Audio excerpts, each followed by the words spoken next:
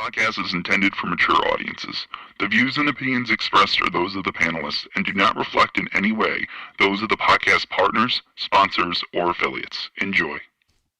Hi, this is Michael Buffer, and you're listening to the Voice of the People. Let's get ready for Boxing Voice. Every day I'm hustling, hustling, hustling, hustling, hustling, hustling, hustling, hustling, hustling, hustling, hustling. Every day I'm hustling, every day I'm hustling, every day I'm hustling, every day I'm hustling, every day I'm hustling. You're gonna see it on MGM Grand. Only one will stand. And Bill Haney, William E. Haney come with that fight plan. They didn't think niggas out of Oakland was gonna push up on their ass. You dig? TheBoxingVoice.com. Well, tell the truth and shame the devil that Devin is a bad motherfucker. WBC, the lightweight champion of the world. To come get the real belts, not this ain't franchise shit. That boy is good. Bill Haney, say his name 3 times, pop up like candy, man. When you talk about that, you talk about one of the best fighters in boxing. SDS Promotions. Because you thought tonight's crowd was pretty crazy, 80,000 in Australia. But the crowd doesn't win fights, I do. WBC, the lightweight champion of the world. You ever been to Australia? No, I never been, but I look forward to it. Going to go pick up some belts out there. Didn't have to sell a chain to make a fight. All we got to do is make that flight. You gonna hide behind them judges, but Lord Devin Haney gonna stand above. I'm serious, George Gambosi. Go! I'd like to wish you all a very warm welcome to Australia, everyone. I want to show all my experience, everything that it took to get to this point. I want to show the world. Well, who's the best young fighter in the game? Me, by far. For the 54th consecutive round, Devin Haney has outlanded his opponent in total connect. He can hit the mitts, he can hit the bag all he wants, but it's different when you're in there with Devin Haney. Gambosos, you in trouble. TheBoxingVoice.com. You said a lot, you did a lot. Tomorrow, you're in trouble. Pussy. I'd fight you in your backyard if I had to, because I know that I'm going to beat you. And you'll see June 5th. Wow. The universally recognized undisputed lightweight champion of the world, Devin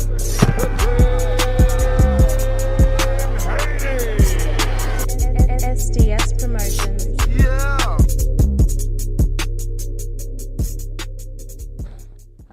What up, what up, what up? Welcome back, ladies and gentlemen. It's Fight Week. So we got to review a couple of All Access and full episodes that Haney and Regis did. I think it's important that we talk about and that we watch the content that they created on their own. Outside of everything that Matchroom and DAZN are making, both of these fighters drop All Access videos. Now, obviously, for Regis, his is called All Access, and for Devin, his is just Inside Haney versus Prograis Episode 1. Regis is Haney versus Prograis, All Access Episode 1. So we're going to be reviewing both of those.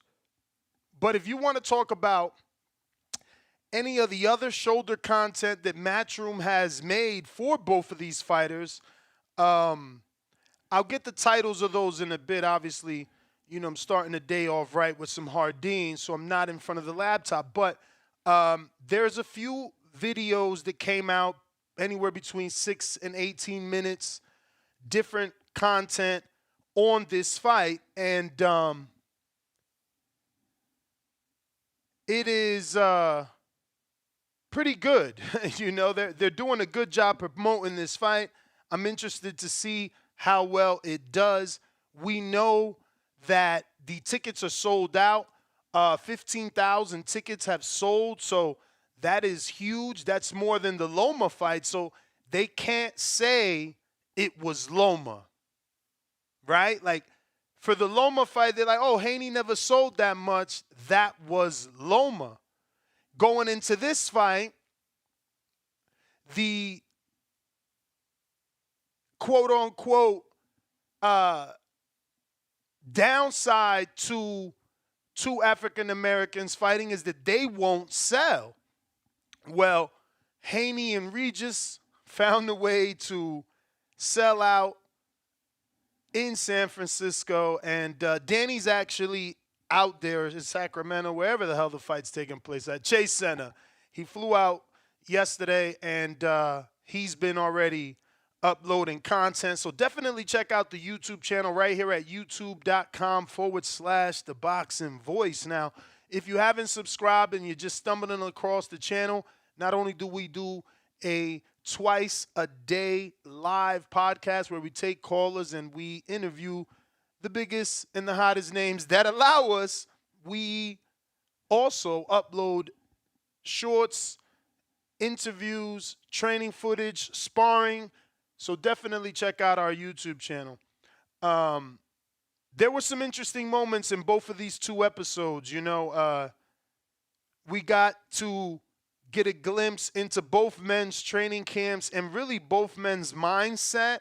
They're both going into this fight 100% believing they each will win. So it has got me hyped.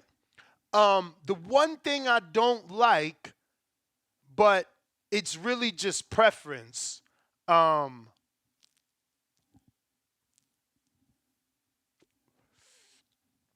you guys tell me how you feel. Sometimes I guess it's not a big deal. We've seen fighters stay home, stay local so that they can be with their family. And that's kind of what Regis is doing. He held camp in his house.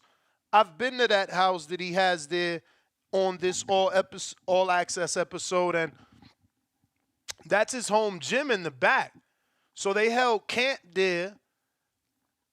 And I guess that's cool because, they got that one drone shot, very high aerial shot, and you can see there's about 12 cars lined up in his driveway, which means, that could be the day they flew in. I mean, they got it. The work came. The sparring came, just to stick to my narrative. Because my narrative is, if you're training at home, how good is that work? You feel me? And, yeah, man. I don't know. Like, people always go away for camp. Now, on the other side, Devin hasn't gone away either. He's here in Vegas too, but he's not training in his, on his estate.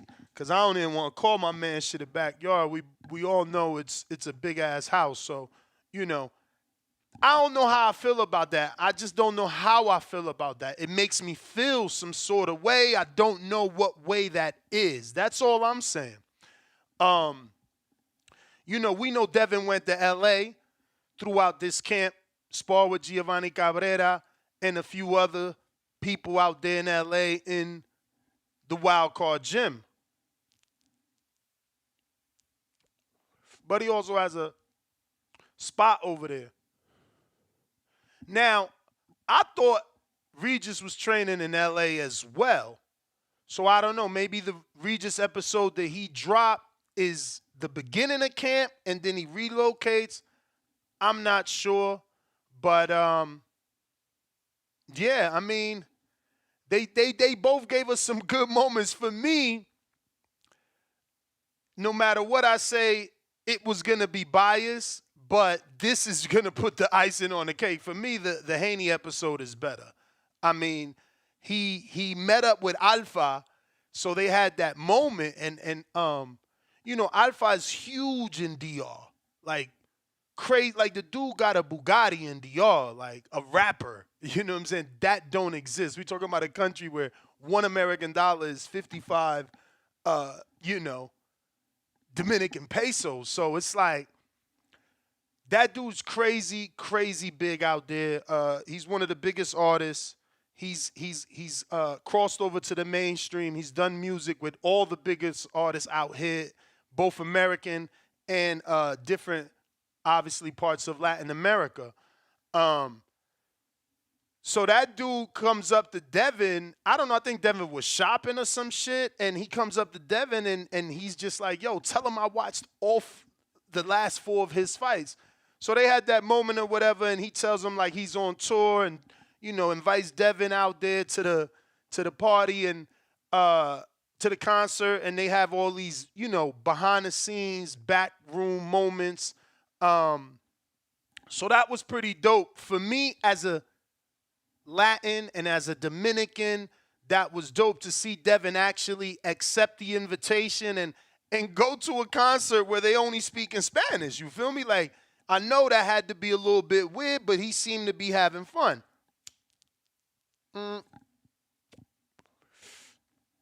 In Devin's episode, I'm a car guy.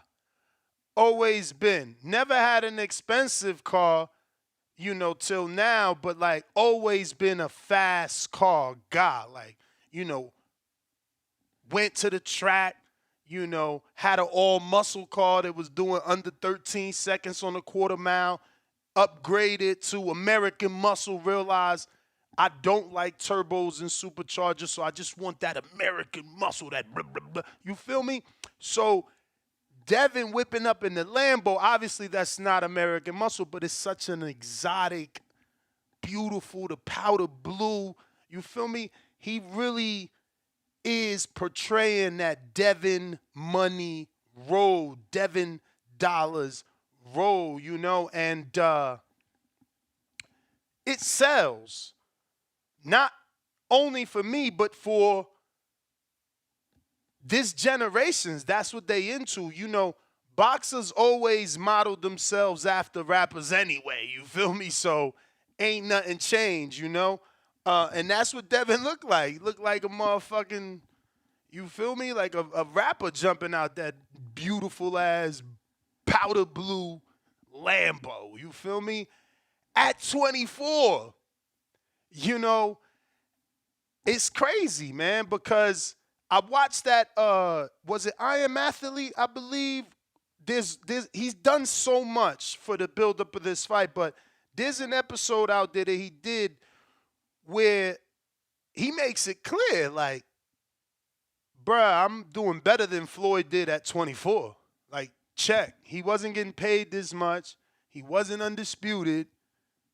You feel me? And he wasn't, you know what I mean, driving around in the shit I'm driving around in at 24. So the kid got to be respected. Outside of that, there's a lot of training footage and mountain footage. He's on that 10,000 foot elevation on the mountain, which he's gonna need because Regis is coming to fight. You know, Regis is coming to hurt him, quote unquote. These episodes got me hyped. They really did. The face-off, I watched the behind the scenes that they dropped to that face-off. I think, again, I'll find the title to that in case anybody want to watch those. But they did a really good job promoting this fight. And the ticket sales are obviously, you know, a direct response to the good promotion because the undercard ain't that great. Shout out to them. I'm going to be real. Like, you sold 15,000 tickets, so it's safe to, it's okay to get some criticism because the criticism still is going to be received as compliments because at the end of the day, bro, they sold this shit out just the main event. Like, no one's coming to see Andy Cruz versus whoever the fuck he's fighting that just got announced. That shit, nobody's coming to see Ebony Bridges from Australia fight Yoshida. I just got my ass beat. First of all, I robbed somebody on Broadway boxing. Then I got my ass beat on, like, Red Owl boxing versus Sharetta Metcalf. So, like, no one's coming to see that. Shame on you, Eddie. Shame on you. And Amari Jones, Calisto Madera, come on, man. We only know about that shit, the hardcores, you know? So, man, salute to Devin Haney, Bill Haney, Regis Prograis, and the Prograis team. They did that. They did that. I mean, bro, honestly, I'm going to ask the question rather than saying the statement. Is this the worst undercard of the year? And there ain't no disrespect, Dev Dollars. Don't receive this like, yo, what's up with Ness? He on some hate. No. We the voice of the people. Shit ain't adding up. This, you know what I'm saying? Like, I fuck with Shamar. I'm DHP. So, yeah, I'm excited Shamar got a good fight. I want to see that. I'm DHP. I want to see Amari Jones versus Callisto Madera. I want to see how he do versus how Kevin Newman did from TMT. I want to see that. I wanted to see Andy Cruz. I wanted to see that, but I don't know who he fighting. I wanted to see Ebony Bridges, but I'm not happy she giving a title shot to a girl that's arguably coming off of 2 back-to-back losses. You know, so they got to take the good with the bad. You know, as do we.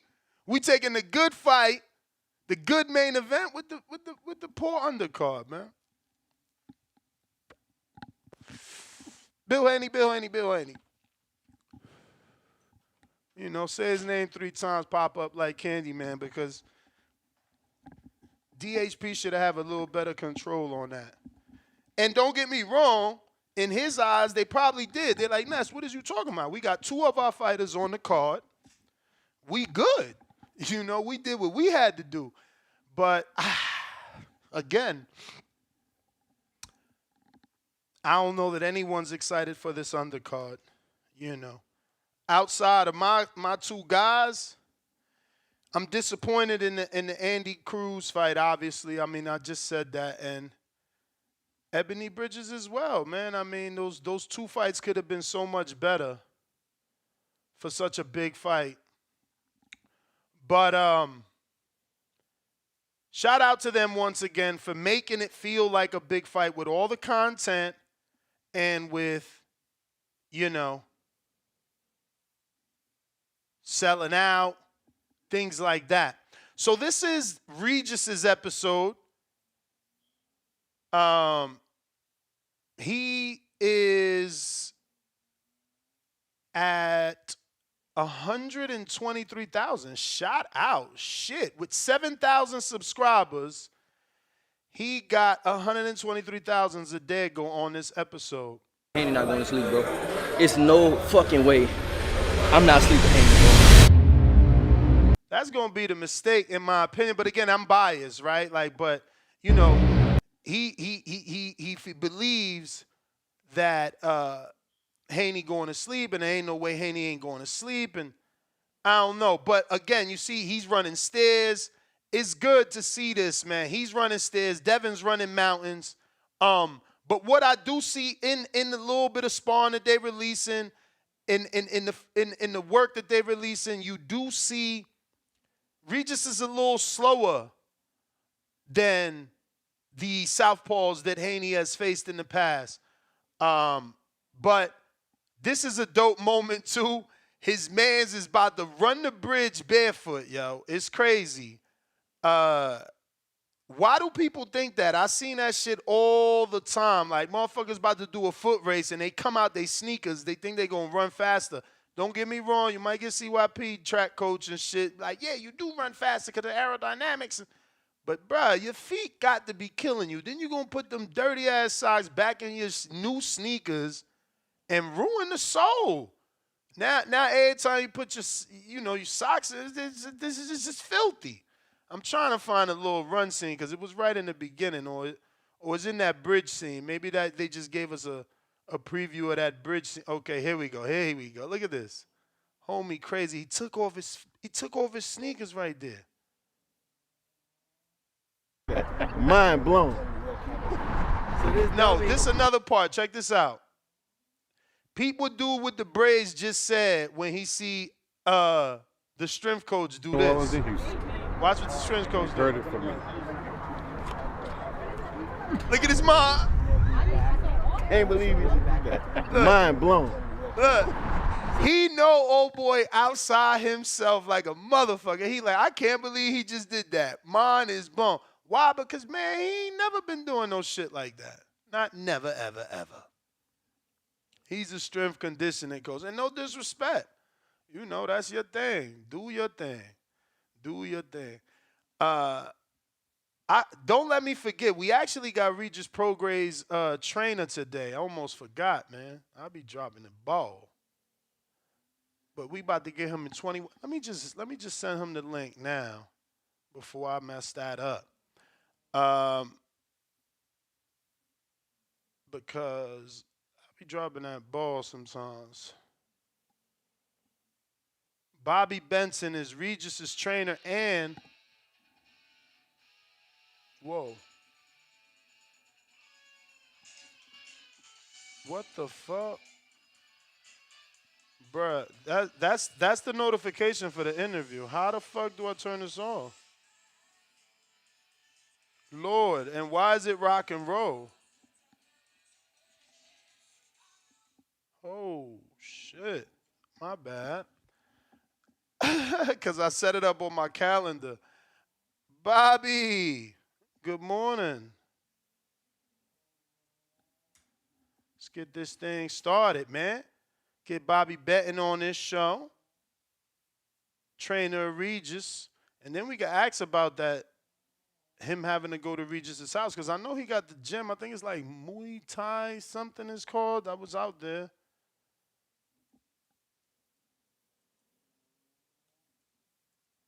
But if you guys want to call in before we get Bobby, or there's any moments you want to talk about in either two of these episodes, let me know. Because we didn't get flagged screen sharing the last one. When we did the face-off, which is actually the zone content, you know. So I figured, hey, let's keep pushing the ball. So I just sent them the reminder. We'll see what he says. We'll get back to, okay, he's ready. So I'll send him the link so I don't mess up. That's what I got to start doing, sending people the link before the 6:30 mark. This way, when I get into the show and I forget, that ring just rings. But let me go to the foot race. This is hilarious. This dummy, he's gonna try to run. See, at least me and Regis on the same page. He said, this dummy gonna try and run. And see his speed. Now, I ain't calling him a dummy, but Regis did. Look, he took his shoes off and he's stretching. And I bet, look, the sad part is he probably took those off not to crease them. Not because he think he gonna run faster. Let's be real. He probably like, man, I ain't trying to crease my shits in the front. Everybody be off that. So this is just funny to me, man. I'm just, you know, it's funny.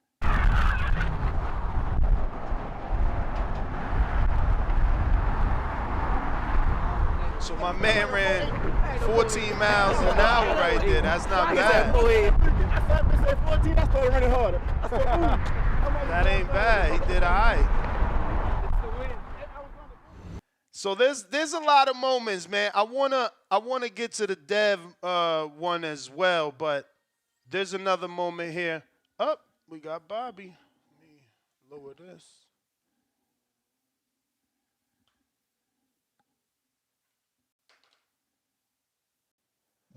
Bobby, how are you? Good morning. Hey, good morning. What's up, Ness? Oh, man, happy to have you, man. Happy to have you.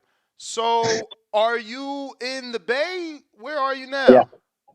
Yeah, I'm in San Francisco. Oh, my God, you're such a sport. So, you're up early, like me. I'm here, actually. I'm used to Houston time, Central time, so I'm up at 4 a.m. every day. I was up like 2 o'clock here, went to the gym, did all kind of stuff this morning, so. Okay. So I don't feel bad. I thought I woke you or something. But I'm the same way, man. I'm up at all hours of the night. But I am thankful that you were able to come on the show. Obviously, you got this big fight with Regis Prograis and Devin Haney. First thing I noticed in Regis's All Access episode that he dropped and produced himself is that he was training in his home gym. What were your thoughts on that? I know it's something you guys have done in the past, but for this big fight, did you think that was still the right fit? Well, actually, no. He was only in Houston for 3 weeks. So he was in LA, came back to Houston for his kids' birthdays, and then we've been back in LA for now a month there.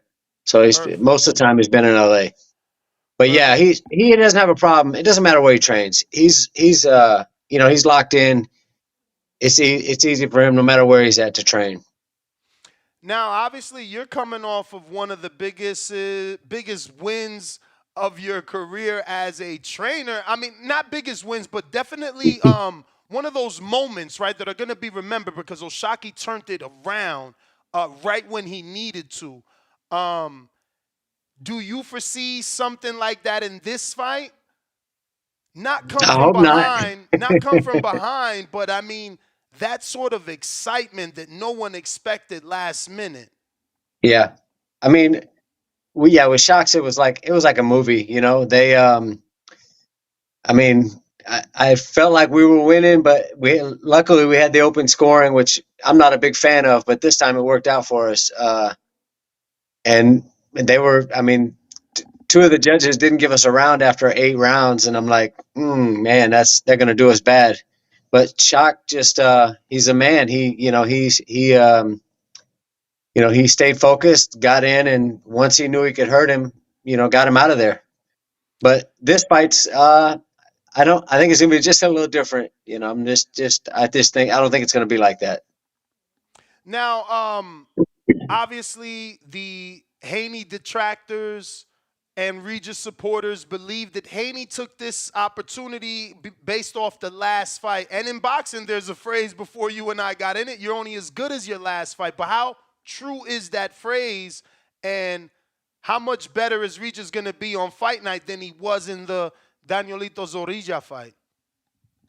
Yeah, I mean, it's not even going to be close. It's I mean, not that we didn't have a good camp for Zorrilla, but I keep saying it over and over.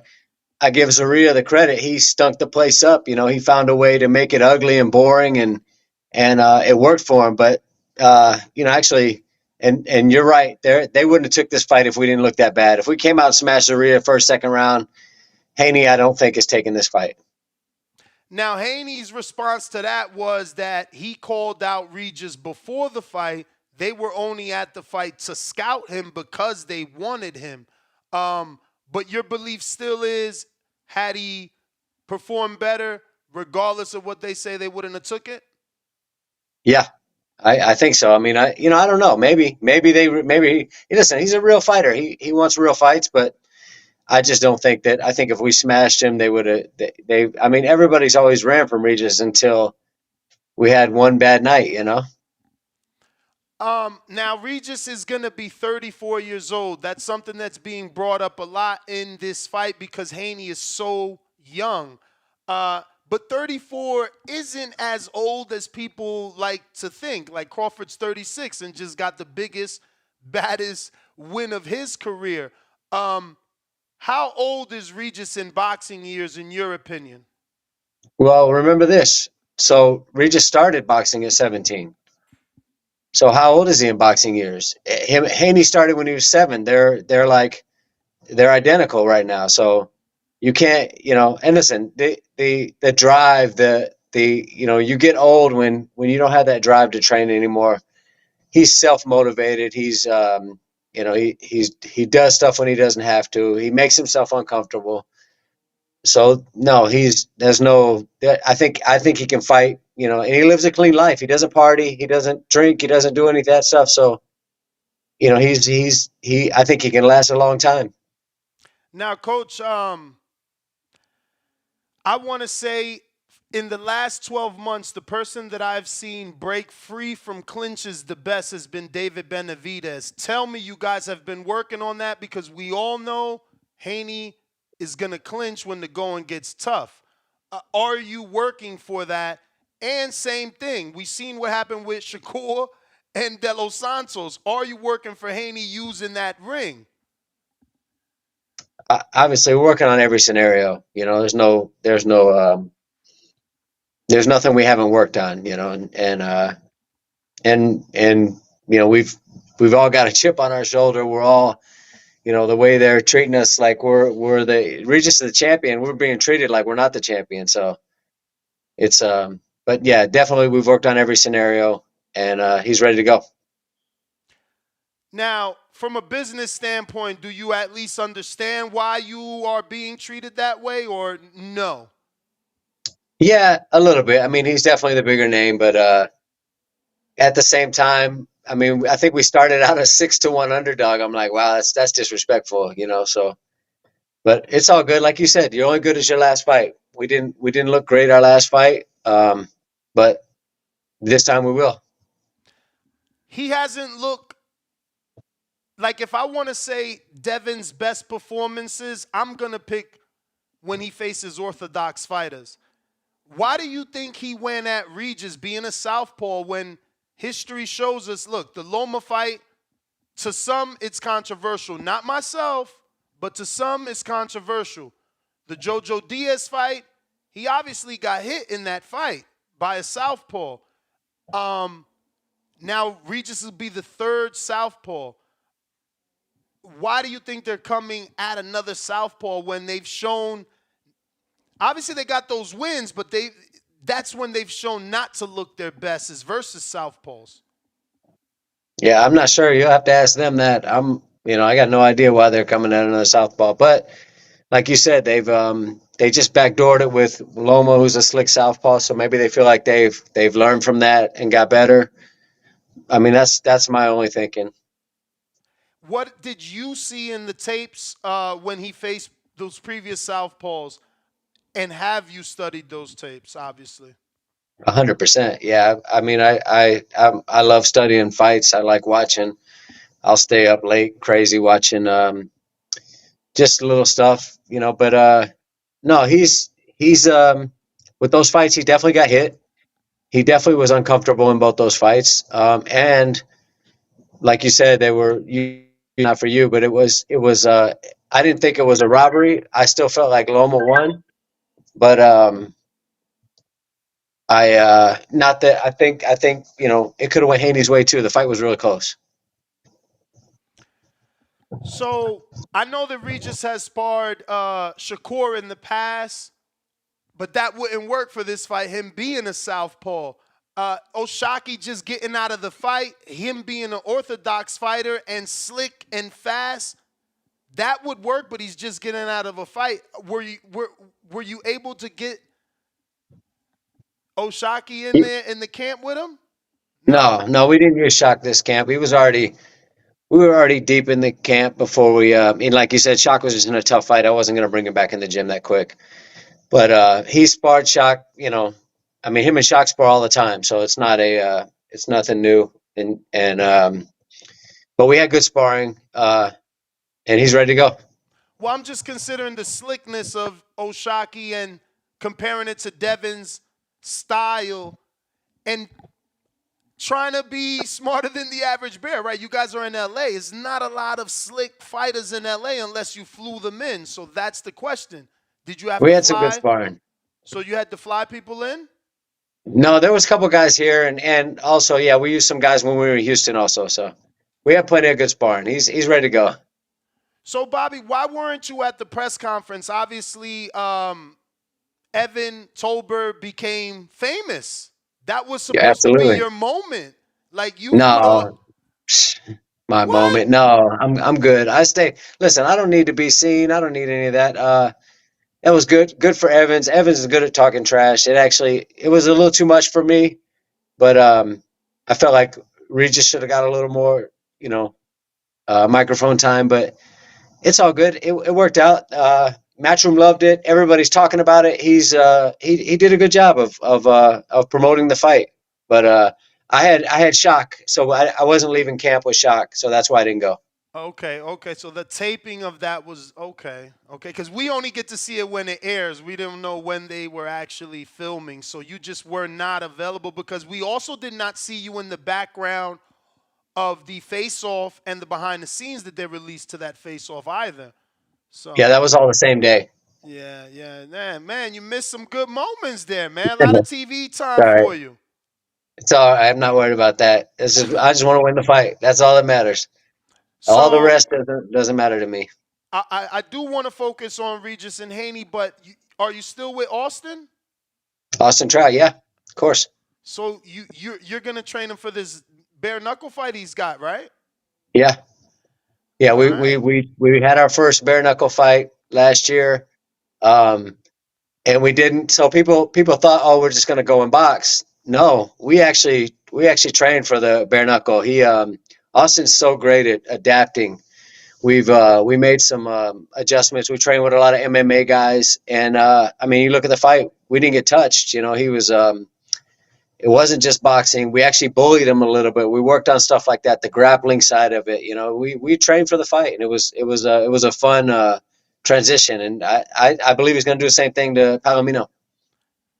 I don't know anything about that. I know Austin. So how good is this opponent? Because ironically enough, about 2 weeks ago, before I seen that Austin was fighting another bare knuckle fight, one of my listeners said that I need to, because I do a betting show. So he's like, you need to start looking into bare knuckle. I'm like, bro, I don't know nothing about that. And then boom, Austin Trout is fighting a bare knuckle fight. I'm like, hold up, let me see if there's gonna be a good line here for this fight. So how good is Palomino? I never heard of him. I'm gonna have to do research. He's a champion. I'm not sure if he still is, but he was champion in 2 different weight classes at the same time. So I mean, that's how good he is, you know. And but it's, you know, it's a whole different game, and Trout welcomes it. He's a smart guy. So he's the current champion. So Trout is actually going up for a title shot in this. It's for the world title. Yep. And is he done with boxing? Because he was so close to 47 and he didn't get an opportunity. And I feel like 47 still needs him. Like Jerron needs a former world champ like that. Conor Benn. These are big fights for Trout. Why can't you guys get a welterweight fight? Well, I mean, he's the welterweight fights. I don't know if he can. He made it a couple times. I mean, I guess if we had enough time, he could probably make it. But we're still rated number 6 in the WBA by, you know, at 54. He just had a fight in Germany and won, so he's still active. You know, we're just kind of just picking our spots, waiting till we get one of these big calls. You know. And is he no longer with Al? No, he's not. Legacy. The guys over in Germany, these Legacy guys, they've been doing shows and bringing them over to Germany, and they're doing the same thing, just trying to keep us busy until we can find a fight we like, you know. Mm-hmm. I feel like the Legacy guys aren't. They had Mike Perez, the cruiserweight, signed at one point. Yes, they still have him too. Yes. Okay. So getting back to Regis Haney, obviously, again, before we got into this sport, they say you box the brawler or you box the puncher and you brawl the boxer. So this is like classic style matchup. How do you break that? Is it just being stronger than the boxer? You'll have to see next Saturday night. I mean, we've got like I said, we've prepared for everything. So, man, no tips. Okay. I got James Valdez, San Antonio, Texas. Most sports leagues represent their state. If boxing did the same thing, which state would rep the most? Some people believe Cali has the greatest fighters, and some feel Ohio runs boxing. But me, I got to rep my state, Texas, breeds world's champions. What's your thoughts, Bobby? I'm a Texas boy, so I gotta go with Texas. I mean, you look how many champions are in Texas right now. And there's, you know, you've got both Charlos, you've got Errol Spence. Well, he's not anymore, but you've got, you know, Regis, Oshaki. I mean, there's and then Bam. You got. I mean, how many? There's Texas is underrated as a boxing as in the boxing world. Now, Regis has a habit of like doing this. That right hand low. Are we picking that up for this fight, or are we just gonna let him be him? You'll have to see Saturday night. Come on, Bobby. This is murder. Regis is gonna be Regis. Regis is gonna do what Regis does, so you'll see. But if he still got this hand, that jab of Haney is gonna be an issue. That hand has Okay. to be, or is that like to come over the jab with a hook? Talk to us here. You the trainer. Nah, you're gonna have to see Saturday night after the fight. After the fight, we'll talk about everything. All right, 2 questions from the people and we're done. Alex from West Palm Beach, Florida. Brad Goodman of Top Rank says if Xander Zayas wins this weekend, they will line him up with former world champion. Would you and Austin Trout want that fight? Perhaps on Puerto Rican Day Parade weekend in New York? Absolutely. Absolutely. Trout's never look at his track record. I mean, he fought every single buddy and all the fights were close. You know, I mean the only fights that was Lara. Lara was a nightmare for us, but the rest of his fights were fairly close. I mean, we were winning the Swift fight, but at that time Swift was just kind of bullying everybody. But, listen, Trout will fight anybody as long as they make it right, and it's for the title. We're all in. Rod from LA. Coach, are you surprised that everyone is counting out Regis? Me, personally, I believe Regis stops Devin. After being victorious December 9th, is Matisse next? Regis versus Matisse will be a hell of a fight. They definitely want you guys because I had Coach Panda on yesterday, who's the trainer of Subriel Matisse, and they're going to the fight. Well, he's going to the fight, and, he happened to mention that Regis talks a lot and that they want to shut him up. So if he wins, they are going to give him the fight. Listen, we're like another one. We gotta worry about Haney on Saturday night, and then we'll talk about everything else. But same thing. Regis, he wants the biggest fights out there. So I'm sure if everything goes well, we'll welcome that fight too. Well, since this fight is Saturday and you don't want to give away anything, we're gonna talk about the new fight announced with Abraham Supernova. What's your thoughts on that? I mean, it's Top Rank's going to promote us. We needed somebody. We blue collared this all the way through with this manager, Keith Mills. We didn't have, as they say, the big homies with us, but now we do. We got Top Rank and we got somebody backing us, and they're going to promote us. So it's great. It couldn't be any better. So what date are we looking at? I think in February. Hometown, or you don't know yet? I'm not sure yet. And what do you think of Nova as an opponent? I mean, he's a common opponent with Robise, the gold medalist, world champion now, and I believe he beat Abraham Supernova, right? I mean, Adam Lopez. Yeah, no, Nova's definitely he's a real fighter. He's just, I mean, at this level, they're all going to be like that, and he's going to come with his best stuff to try to upset us, but Shaq is by far the highest IQ guy I've ever trained. He's super special. He hasn't even showed everything he's capable of doing. So now that we got somebody behind us, is a process now, and he'll be busy, and that'll be he'll get to show exactly what he's capable of doing. How happy are you for him? I know trainers are like fathers, and you know his story better than anybody. I mean, he's really had what boxing calls that Cinderella moment, right? I mean, he's gone to jail.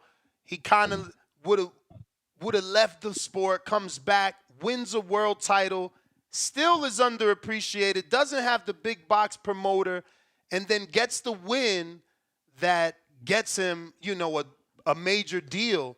How's that make you feel, man? You've been there for the ride. Yeah, I just got chills when you started talking about it. It's definitely been, listen, that fight was like a movie. His life is like a movie. They should really, I mean, he's overcome a lot, and he's became, we all make mistakes in life, and he's really a success story. He's really been there. He's been in that position where, life could have been over, and he's turned it around, and now, I mean, they've given him the key to the city in Orange. It's really special. To me, it's one of the, it's been a fun ride. And luckily, like I said, Keith Mills has backed us and helped us with this, and we blue collared it. We made him world champion, and it's been fun. Now, like you said, now the fun part starts. So the rumor for that fight is MSG Hulu Theater. How happy would you be if it was in New York rather than anywhere in Texas? That'd be nice. I mean, like I said, they're going to promote us. Look at their track record. Look what they've done. They built stars. All the guys that came out of there from go back in history. How many guys they've turned into superstars? They know how to do it. Hopefully, they can do it with us.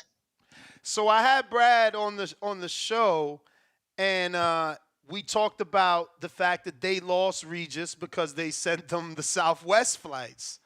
And I said, hey, but it looks like you guys got Foster. He's like, yeah, we learned from our mistakes. So how good was that flight? Yeah, well, listen, I've known Brad my whole life. My dad used to work for Top Rank doing some booking and stuff. Really? And so Brad and Bruce is really good friends with my dad. And Brad and I have always had a good relationship. So it's a blessing to finally get a real fighter with them. Nice. So my last one, just so that everyone knows, because you look so young, and now that's 3 world champions that I can count. I don't know what you're going to tell us in terms of the history you've had in this sport, but why'd you get into this sport, and what's the total world champions now?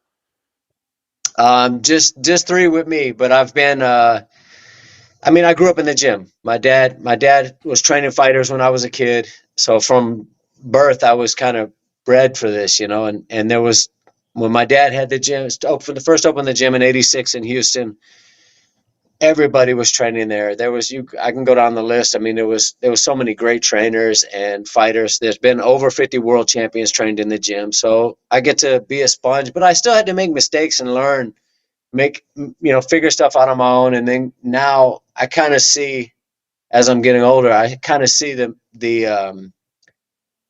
why the old trainers did certain stuff. I think just simplify boxing. It's when you're younger, you think you have you can fix every scenario, and you can't. You kind of got to let the fighters be themselves. I know I said that was my last one. Super duper last one is, right. Now that you say you only had those 3 champions, I know you got Jiffy Morales there, and it's kind of the easiest for women to become champions. Now, I know she got some losses, but can you turn that around, especially because it's women's boxing? Ebony Bridges is fighting on this undercard that you're going to have with Haney Prograis, and, she lost her 4th fight and still got she lost her 4th fight in a title shot, still got a title shot in her 6th fight. So can Bobby Benton make Jiffy Morales a world champion? I'll do my best. Like I said, it's all with her. There's been some bad luck. Like, she's really, to me, she's only got one real loss, was the loss in California. The 2 losses in Texas were I felt like we won pretty easy. So like I said, I can't explain it, but she's one of the hardest workers in there, and she's getting better every day. So it's a process. Anything cooking for her in terms of a fight date? Because she does have the personality. She's like the female version of Big Baby in terms of ring outfits. So she would do good on television. She just got to get there. Yeah, it's just a process. We got to figure something out, and we're trying, and that's part of it. Well, I don't know if you know, because you've been busy, but Red Owl Boxing just came to Houston, and they're gonna be back. They're doing a lot of shows out there, but so that maybe that's a phone call for you. But thank you so much, Coach. I don't know, you do have a social media, so go ahead and give out that social media for anybody that isn't following can do so. And thank you again for getting up early with us. I thought you was. I didn't even know you were on the. I completely forgot we scheduled this for fight week. I'm sorry. No worries. It's all good. It's all good. Nothing going on right now. Yeah, my Instagram is BobcatJBC, and then the rest of my stuff is just Bobby Benton. All right, Coach. Appreciate you. Thank you so much. Thank you, buddy. Appreciate you, man. Likewise.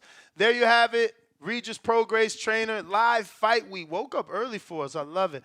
It's so crazy. You see and it's a generational thing, right? Like you see, Nez gets along with all the trainers.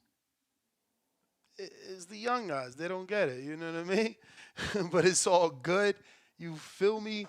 Yeah, you guys got to check out Jiffy Morales. Hopefully they could turn it around. That's interesting that he told me he believes she only has one loss and that those two in Houston, aren't the real deal, because I think she has the personality and the ring outfits, but you need the skill. Now, obviously, if I've seen her work, but not live fight. But getting back to the review, before we open up some phone lines, I just want to do this opening scene here. This was hilarious from the Dev one. Run, but you can't fucking hide.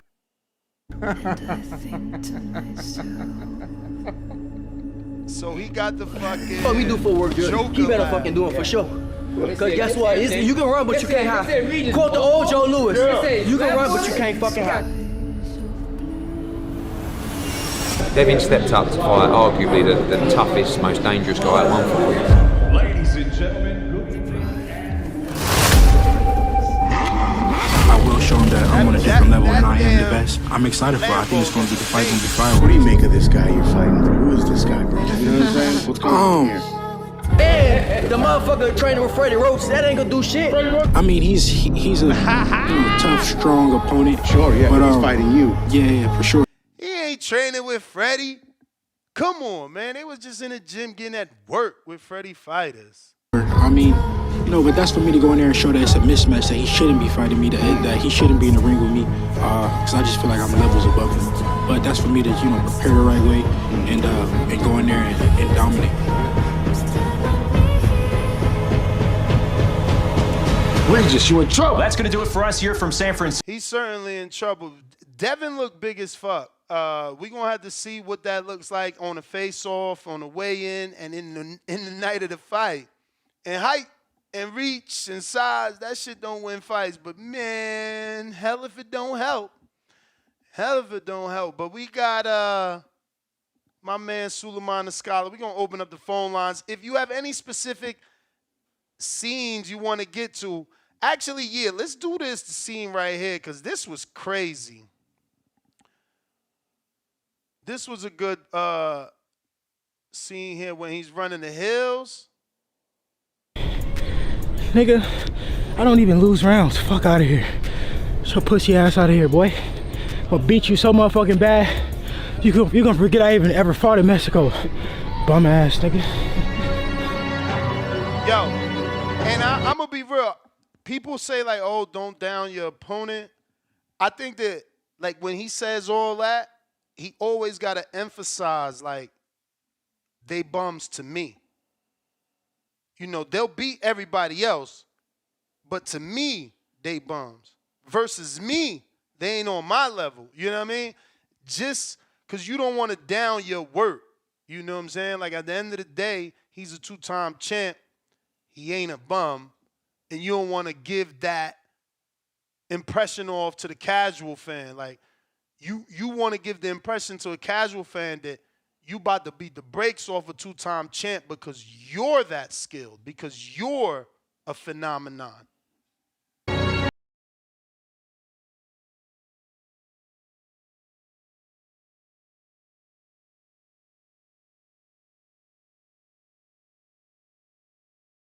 Gonna pay off fight night. Hey, yo, I was mad as hell at Danny that he didn't get an interview with that strength coach. I'm like, bro, how the fuck we meeting the strength coach on All Access and you in there every fucking day? Go, empty the tank. Let's go. This is for real.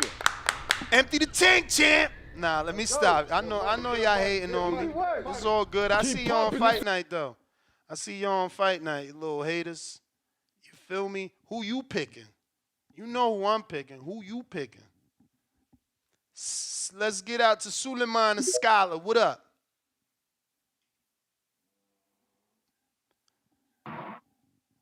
Yeah, how you doing this? How you doing this, man? Yeah, man. So yeah, man, this is this is a good show, man. Google it's gonna be a good fight. You're gonna have Suleiman, let me fighters, ask you. world class fighters. Let me ask you. Did you watch any of those episodes, or you're not into the build-up? You care more about the fight.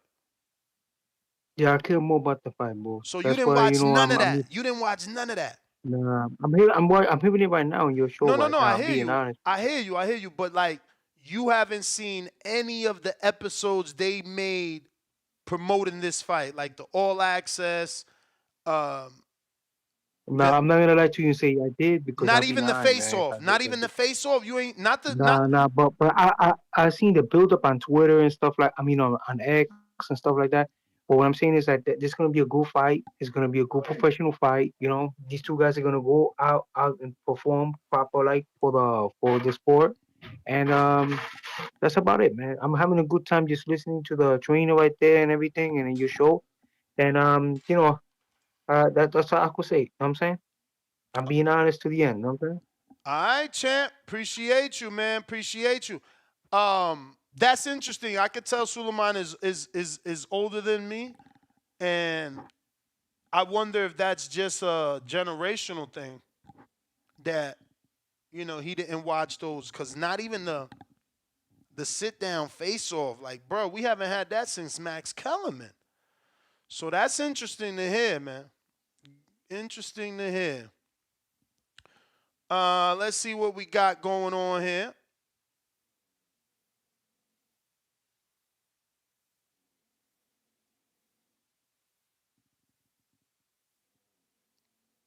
Okay, we got ourselves a new caller in Ohio. What up? Who's this? Hello? Yes, sir. Who's this? What up, man? It's your boy Will Hill out in Toledo. Will Hill? Yes, sir. Yes, sir. Ice water, agua frio. Oh, my bad. Hold on. That's the car. But yeah, they will call me ice water, agua frio, you know what I'm saying, when I get started. But I'm about to kick off my I'm about to kick off my amateur career to Commission 1, 9 fights. And after that, I'm about to tear 140 up, bro. Okay, so you going pro as well. Yes, sir. Yes, sir. So hopefully get registered with USA Boxing this year. I had a little shoulder injury. I was supposed to start in November, but you know what I mean, you know how that goes. But, I'm coming back stronger than ever, baby. Nice. Well, so what's your name? Yeah, I've seen the episodes. What's your name? Your full Will name? Hill. No, your full name, because if you're gonna be amateur, so people can follow you. Oh yeah, so Will Hill. I'm gonna start going live on TikTok and all that shit. I still need to set all that shit up. But ice water, agua frio, cause I'm a switch hitter. You feel me? So ice water is my when I'm in orthodox. Agua frio, you know what I mean? That's when I be salsaing for real. You know what I mean? But what gym are you out of out there in Toledo? New Generation with Coach Ron. Okay. And so I don't know DeAndre Ware. He fight out there. That's really like our biggest dude for real. But he was just on the Jared Anderson card on the undercard and shit. And so going up though, man, for real. But yeah, my bad. I didn't want to make it all about me. You know what I mean? But yeah, the episodes was good, man. Like it's crazy, bro. Like, cause I just know, like I'm so far removed, you know what I mean. But I just know I could fuck they ass up. But yeah, I got Regis. I got Regis cause he older, and I'm a little bit older. But I think Devin Haney about to, you know what I mean. Honestly, but but that's my time, bro. I appreciate you. All right.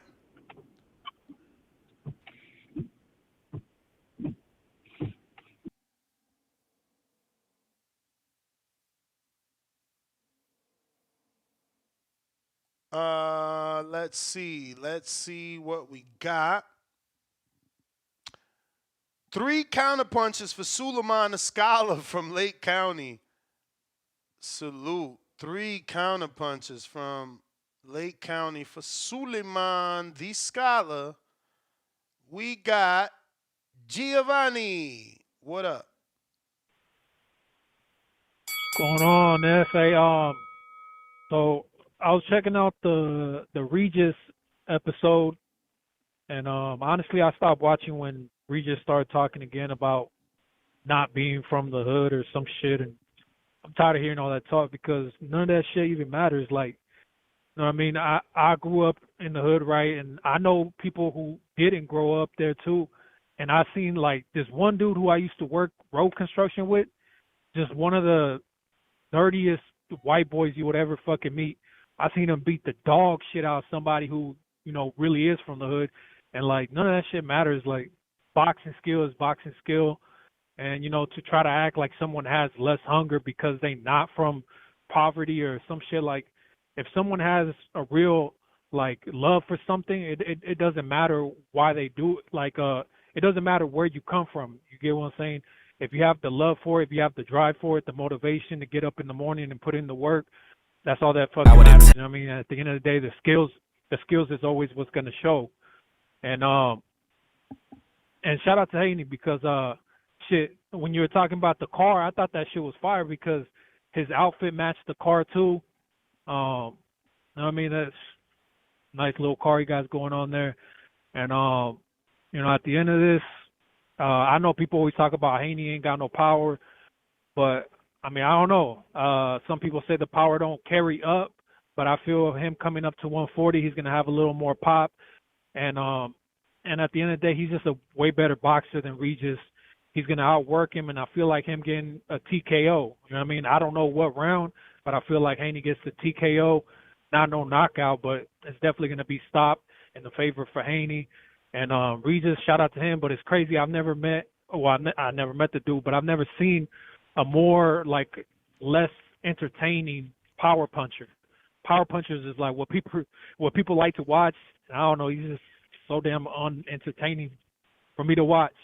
But shout out to him, shout out to Haney, and Haney TKO later rounds maybe. I don't know, probably 7th or 8th. Fuck it, that's my call.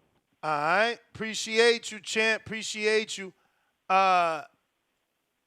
I was showing some of the footage from Regis's episode where he was in the gym, and I got to see this fight on Fight Night. He just looks slow, but here goes another gym session. And I hope, you know, that ain't the case on Fight Night, but he just looked too slow for Dev. Look.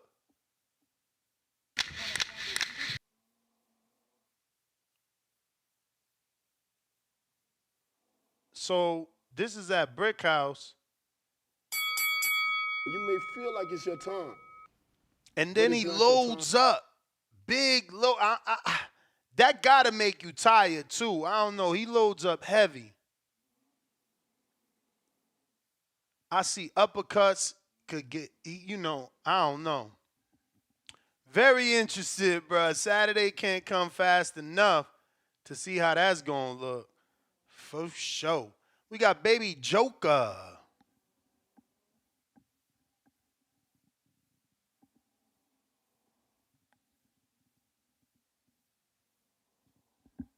Baby Joker. Toledo Treese. Yo, y'all see my Carmel Moulton shirt? Let me see if I go. No, let me not fuck with that and move over. Yo. The big deal. I got one for y'all. We're going to do a little raffle. I got one for y'all. This shit fire. I've been trying to get this for a minute. Shout out Coach Fareed. I hope it's an extra large, my nigga, that you gonna get for the big nigga. It is. It is extra. I got an extra large right here. That's the one I'm doing a giveaway. Feel me? I bought one for me and one for y'all because this shit fire. For sure, for My sure. boy, shout out to my guy from Toledo who just called in too, Will Hill. I hope you get right with that boxing shit. Shout out to you.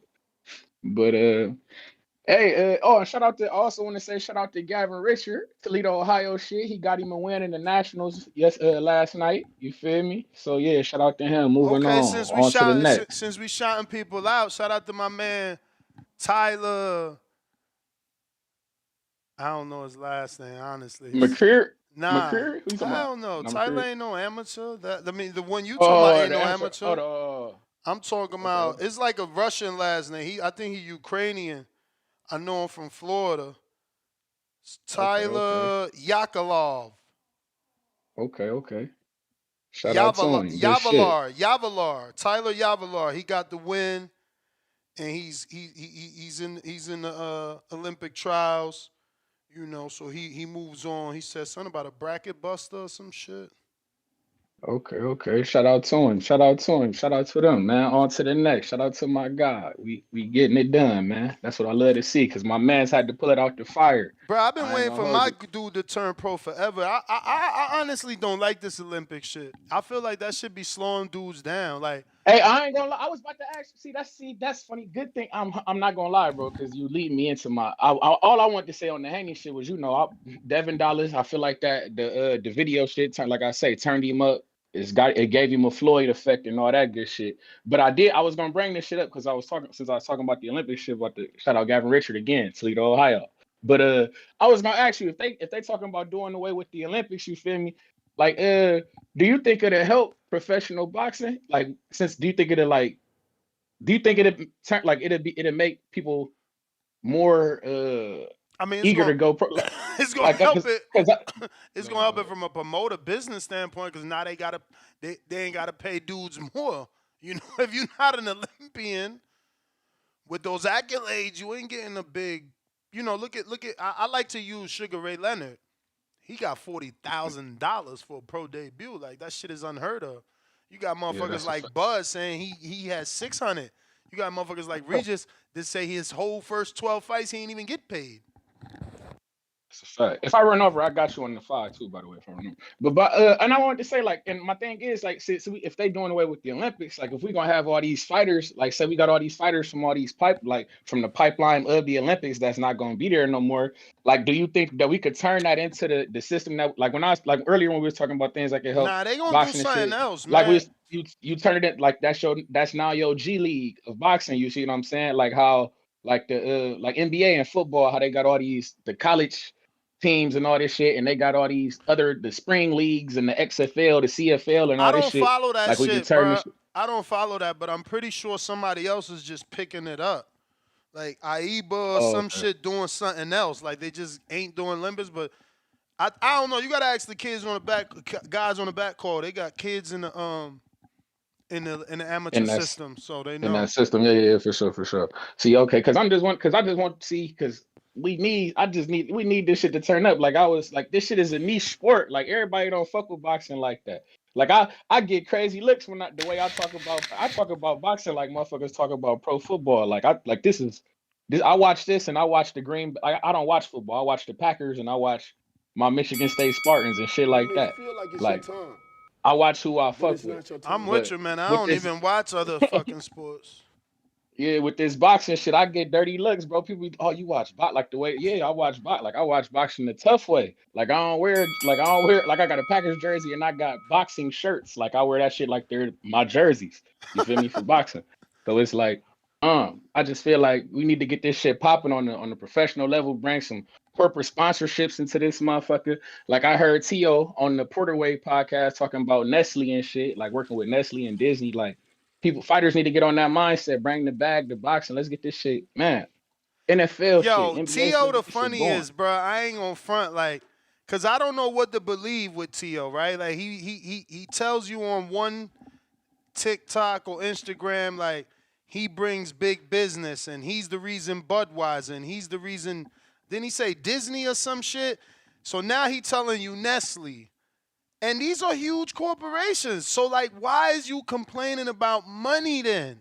It can't be both. You can't be this I see, that's the thing, though. That's the thing. I don't think he complaining about when I listen to Tio, that's the thing, bro. I had to break it down. Like, I'm a real nigga. It ain't about him feeling underpaid. It's about the nigga feeling undervalued.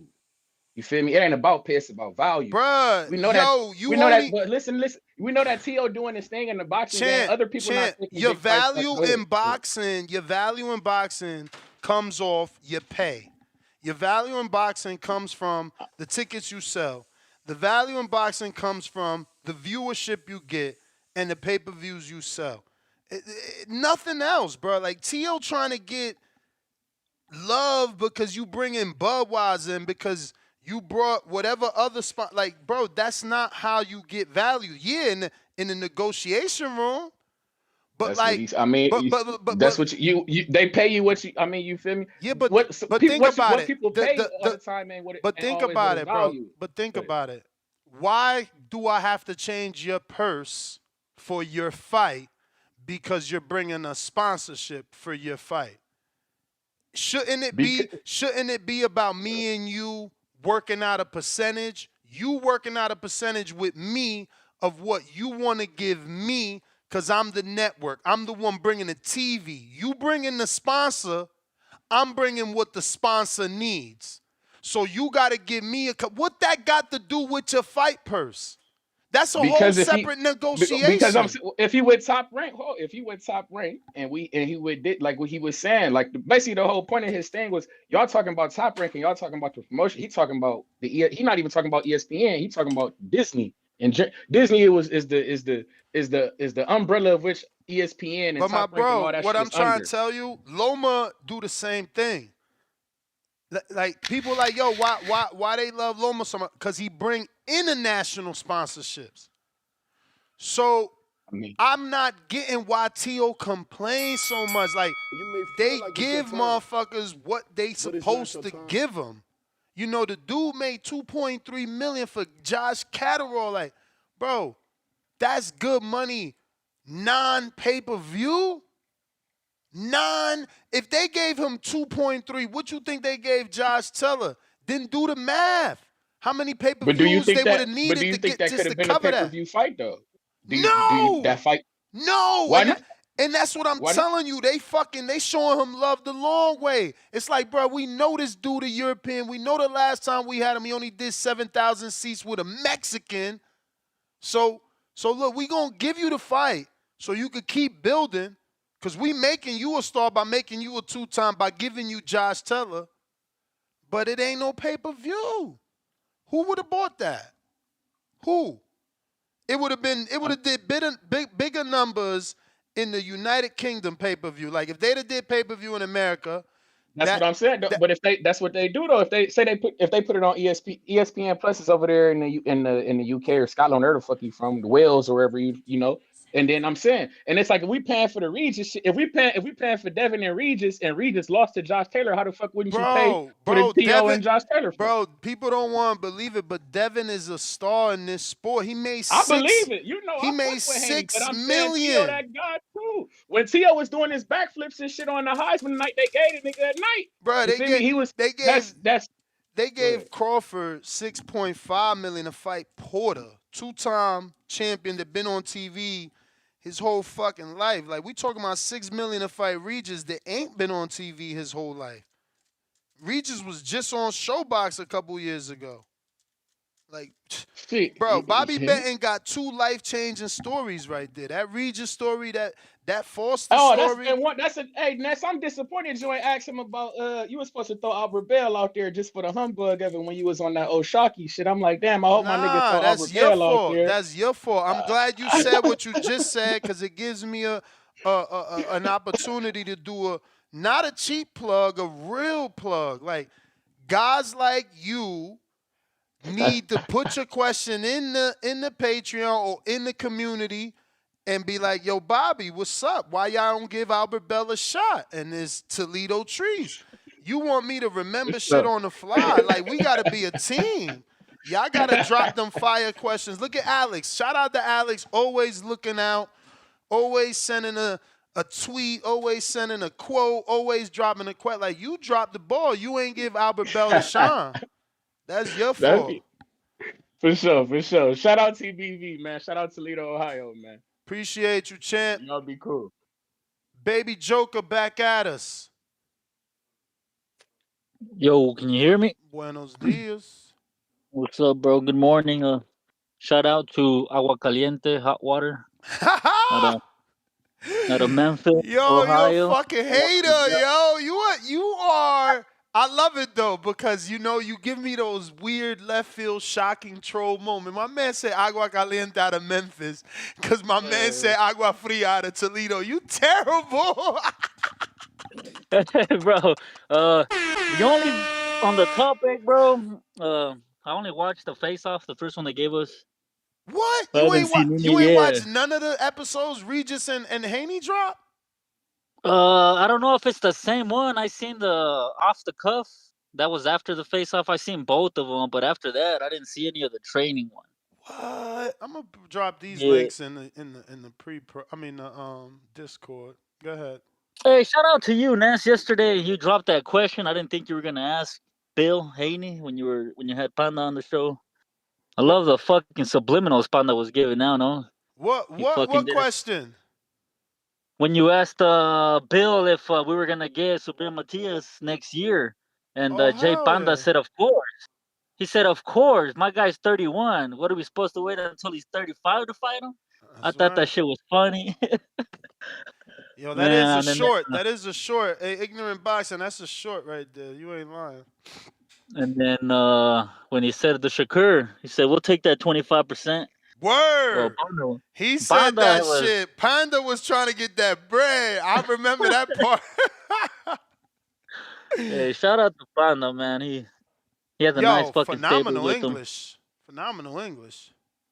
Yeah. His stable is crazy, bro. He's stacked. That dude's working with some of the best. He got the Cuban too. He got that new Cuban that's 2-0, 2 KOs. He's a phenom out here. I haven't checked out that other Puerto Rican cat that he has, but I heard he's pretty damn good as well. Here we go. I just sent him the Yoenis Hernandez. I sent him the boxer yesterday to make sure he's training him. Yeah, bro. I'm excited for this fight. I got Haney winning, but I think it's gonna be closer than what everyone thinks. I think Regis is coming to fight and not box this man because I think you want it to be closer. I think you want it to be closer than everyone thinks because you it's gonna give you ammunition to troll. Nah, I see it as a close fight. Everybody I've been hearing, they said it's pretty much a whitewash, an ass whooping.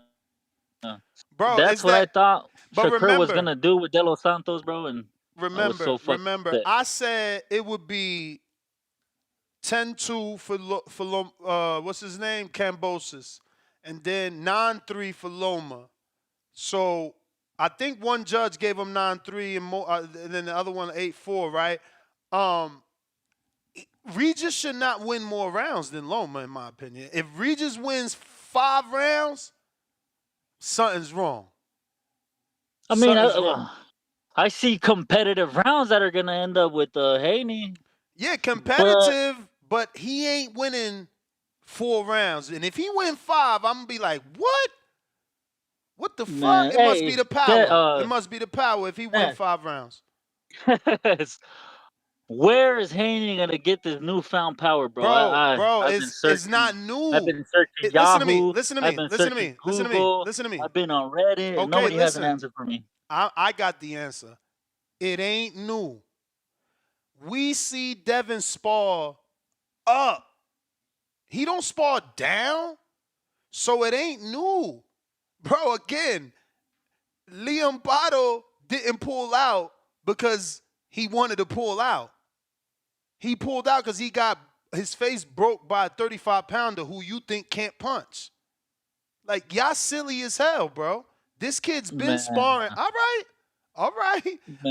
Bro. Every time someone moves up, it's always it ain't someone. It's his power gonna carry. Someone. It ain't someone. Every time someone moves up, bro, it's his power gonna. Now, with Haney is he going to have power? But brother, let me just explain something. Let me just explain something. No gym I ever been to, no gym I ever been to makes a dude jump on a scale before he spars, bro. Like, no one weighs 35 when they sparring Devin. What you think, that Bill's running around here with a scale in his pocket? In his gym bag? They get 35-pounders. They get 40-pound. They spar Maurice Lee. He 47-pound. Now, what you think Maurice weigh when he ain't got to fight? Last time he fought was in Korea. So how much does Maurice Lee weigh? And keep in mind that Shakur sparred him and sent him home. Said, you too big. His grandfather told him he was too big. It's on my interview. So what are you talking about? Newfound power, bro. I gotta see it, bro. I didn't see it at 35, and again, you're not I was thinking nervous. boxing. You're not thinking about what trainer only lets you spar with people that weigh 35 or 135 pounds? Like, it don't happen, bro.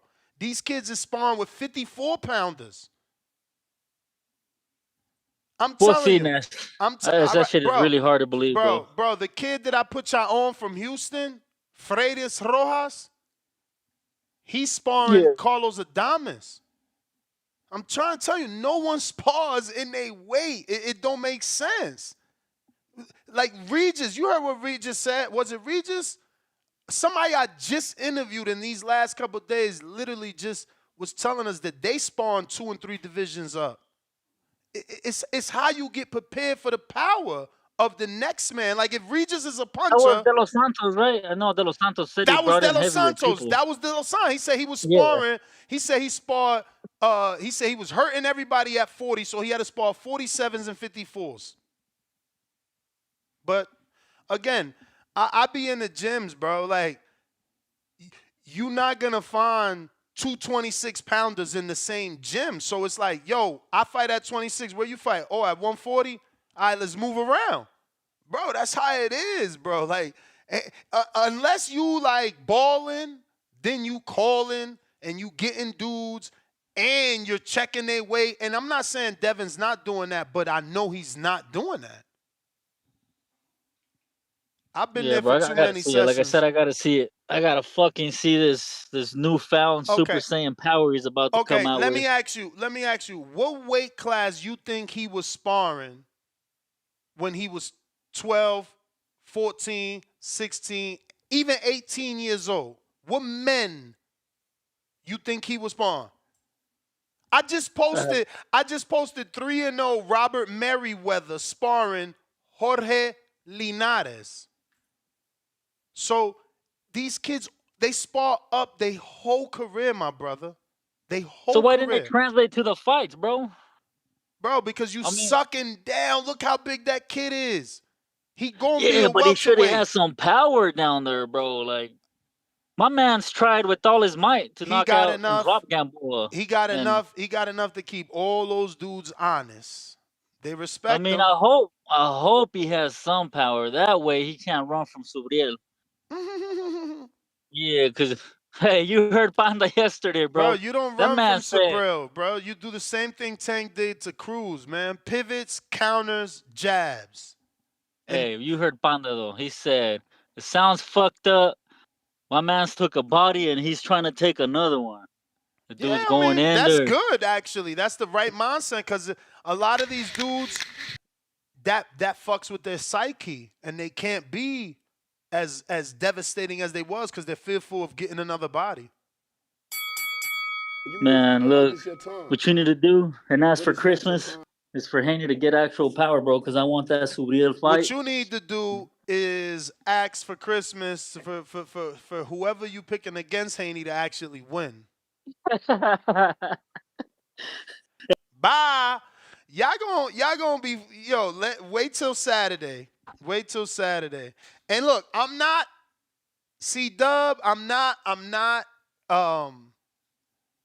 counting out a knockdown, but I highly fucking doubt it. You feel me? But I'm not counting it out. Counterpunch, Suleiman Escala, 1 of 3. Yes. Yeah, so man, so to me, like, this guy has excellent boxing ability. The guy, like you said, he's looking slow. That last fight, that was a substitute. That was supposed to be a guy he was supposed to spark. He didn't spark him. He also, like, he has money now, from his recent fights with the Josh Taylor fight. He's a 2-time champion. He got accolades, but I think he made a mistake picking Haney. Haney is very hard to hit. Haney moves a lot good. He's a gym rat. He keeps himself in shape. Haney picked this guy for a reason. I think Haney's just gonna win most of the rounds. And then the Matias fight. Matias gets hit a lot. I like Matias, but he has to polish himself up to be a Haney, bro. Even Matias will have problems with Haney. And then the guy that Haney's gonna have to fight because he's the mandatory. I heard is Richard Hitchens. So that Matias fight is not gonna take place till first he got to get Richard Hitchens out of the way. After that, because that's another guy that's mad hungry right now. He wants to show and prove, and he's waiting for the winner of Regis Prograis and Haney. So Haney's gonna have his hands full for a while. But I think Haney's gonna probably Yeah, try that to. dude. But I don't know if you found out the news, but that dude's been ordered to fight Jack Catterall before he could even fight Haney. Secondly, he already said he doesn't like the IBF 10-pound rehydration, so he might not even fight Jack Catterall and not take the order of the IBF. Yeah, because the guy he wants to fight is Haney. Yeah, I know the guy he wants to fight is Haney. He got options because he got 4 regional belts. He's highly ranked, so he got options, and everybody's gonna stay away from Matias. Like Matias is gonna have to, in my opinion, if you don't want to fight second tier opponents at 140, because everybody's gonna stay away from him because of his punching power and his aggression. He's gonna have to go up in weight, like you just said yourself. You proved it yourself that these guys are fighting bigger men. He's gonna have to go up in weight and use his mandatory status as being IBF champion at 140 and fight Javon Ennis. He's gonna have to fight Javon. He has no other choice, man. Matias has no other choice. He's gonna have to call out Javon Ennis, make that fight happen. I don't think Javon Ennis fought a man of that caliber. I think he could create an upset. Javon Ennis is very I'm not saying that his skill level is beautiful, but at the end of the day, bro, Matias, bro, he has that finishing power. He caps up all his combinations with that big left.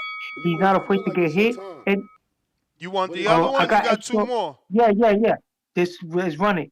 So I think this young man, bro, he has a great ability, bro. Great boxing ability, and being that he is so talented at 140, and mind you, he never even got a regional belt. Like, see, Hitchens, he got regional belts up to the wazoo, but this guy, and I give him kudos for that. But Matias, he never got a regional belt. The only thing Matias had around his waist is the IBF 140-pound belt, and that 140-pound belt, he wants to be a 2-time champion for the IBF. At 147, I was him. I'll try to make that happen. Because nobody's gonna take the risk to fight him there. Everybody's gonna stay away from him because he's a very dangerous fighter. Mind you, he beat a guy that was unbeaten, the last guy, and he knocked him out. And he knocked him out in the 6th round, like he knocked out Alejandro Ponce. So this guy should move up to 147. I think Giovanni is right for him. And then from there, see if he could get the Crawford fight. If he upsets Javon Ennis, get the Crawford fight. You know what I'm saying? And wait patiently at 147, man. Wait patiently at 147. The money's gonna skyrocket for him there. And another thing is, I don't know. I don't like that plan, Suleiman. I mean, I know you're saying guys are not gonna fight him, but right now 140 is pretty popping.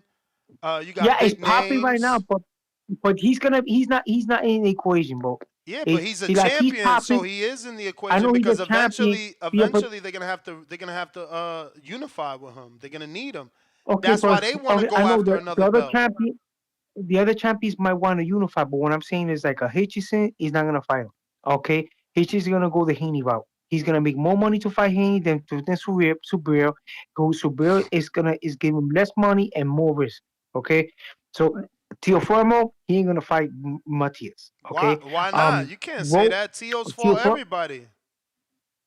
Well, I don't think he almost got leveled by Camboso. So imagine with the damage that Matias will do to Teofimo. He almost got knocked out by Camboso.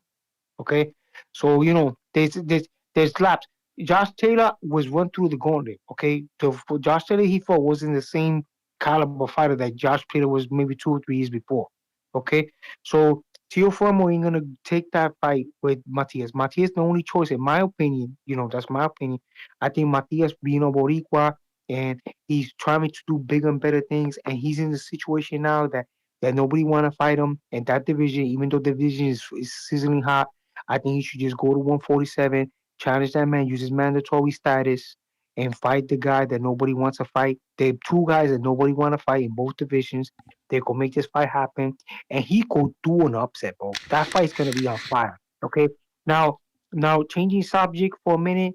I hear that there's a female boxer that just relinquished her belt at 126 pound, the undisputed champ, You running your Serrano. third one? Yes, sir. Yes, sir. Miss Serrano just decided to vacate her belt, her WBC belt, because she wants to fight 3-round fights, 12-round fights, 3-minute intervals, and the WBC doesn't want to do that. I don't understand why the WBC doesn't want to become more modern. Why doesn't want to be equal with the males? You know what I'm saying? They should transition to that. The young lady decided to vacate her belt. She was undisputed, man, 7-time champ. They should give this young lady the opportunity to fight 3-round fights. She's being a pioneer for the female boxing. You know, give the females the opportunity to fight 3-minute rounds, 12-round fights like the males. You know what I'm saying? I think boxing has great referees. They monitoring the females when they fight. They could, you know what I'm saying? So I think the young lady is talented enough. She should be allowed. The WBC should change their mind and reinstate this young lady as WBC champ and give her the opportunity to continue to be undisputed champ at 126 pounds. You know, much kudos for that young lady. Big shout out for her trying to modernize boxing, female boxing, and make it equal like the males. Now, Devin Haney, bro, he's gonna upset the world, bro. I think Devin Haney's gonna be a 2-division champ. I think Devin Haney is gonna be looking at 147 pound. See what's gonna go on with Crawford and Errol Spence, and he's gonna be making big power moves at the 147-pound division. All that star ability you see in 140, that's a temporary thing. That's what's gonna be transcend to 147. You know, it's just a matter of time. You know what I'm saying, my dear brother? And I appreciate for the for giving the opportunity to be get these super chats, and I don't want to abuse it. So I'm happy with the time I was given, and you have a great day, sir. And thank you for having me speak professional boxing with you. Thank you. Appreciate you, Suleiman. You the man. Shout out to my boy Lorenzo Medina, the Latin version of James Toney. He got upgraded, baby. He's gonna be the first fight on the MVP Promotions card. Jake Paul main event, Shadeja Green, Franchon Cruz co-main event, and my boy opening up shit so the world could see him. CYP. Yo. Damn, Suleiman. God damn it. Nah, but I fuck with you though. You cool as hell. You cool as hell now. See why people know this discovery and shit. And I remember I told y'all that, you know, the 140-pounders are B-level emperors. And they all will lose to the 135-pound gods. Listen to what I said. 140-pound emperors all will lose to the 135 gods. That's T.O., Devin, Tank, and Shakur versus Ramirez, Regis, and Josh. Your undisputed got whooped by my number 3 at 135 and T.O. And yeah, I called it. I called T.O. beating Josh easy to help prove my point. Okay, Regis is smaller than Devin, has a very short reach. He hits hard, but does he hit hard enough to win rounds? You see the difference. Like Triple G hit hard, right? But Triple G hit you in one round and shake you, he'll win that round. Does Regis have enough power to steal rounds with his power? I don't fucking think so. There's a difference between power and shakeable power, round winnable power. And let me be honest, man. I think when T.O. was talking about the takeover, he was actually talking about the 135-pounders taking over 140. That's what the takeover really means. And lastly, before I jump about this motherfucker to spice shit up, all you crybaby bitches who complain about a fighter missing weight, right? All of y'all. He missing weight, he getting an advantage. But then y'all online crying about the super cruiserweight division so fighters don't have a 50-pound advantage when they jump into that ring? You motherfuckers are hypocrite hoes. Triple H's, and I'm spitting water in your face. Y'all need to cut that bullshit out, because the truth of the matter is, you really mad at Wilder. Because you don't want Wilder to be a 2-division champion easier than anybody's been champion in history, because you know nobody his size could fuck with him. But remember, he has no skill, he sucks, his resume's trash, but I find it so fucking funny that y'all so worried about nobody from 200 to 224 pounds being able to beat this man who sucks so fucking badly. I've never seen it in my life where a man could be so successful, so rich, have a winning streak so much, but suck at what the fuck he do. So I ask y'all motherfuckers, what y'all suck at? CYP out.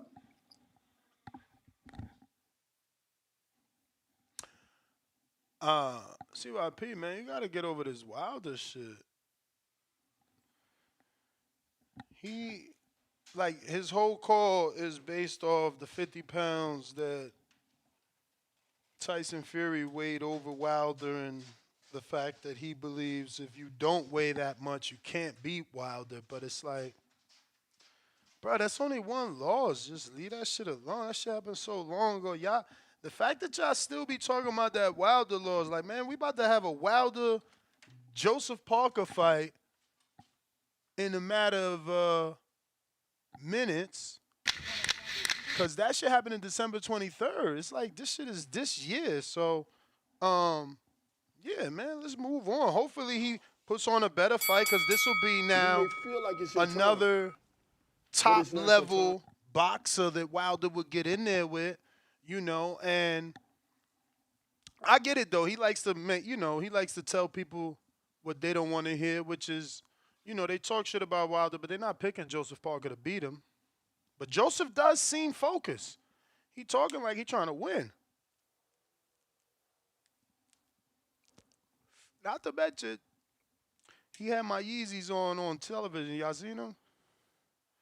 So I fuck with Joseph, man. Remember Joe let me in his house a while back. It's on YouTube. We did a little all access behind the scenes with Joe by the pool in his house. He's a good guy. You know? Got a good jab, too. You know, that jab won that Andy Ruiz fight. I know some people think it's controversial. I actually watched it live and went back right before that AJ fight trying to see, could Andy do something. Man, I don't know shit about boxing, because I went back to see that fight to see what could Andy do versus AJ, and all I noticed is that Andy really lost to Parker and that he can't do shit with AJ. And I guess technically I was right, because AJ got the win in the rematch, but goddamn did he shock me in that first fight. I didn't expect Andy to do any of what he did in that first fight.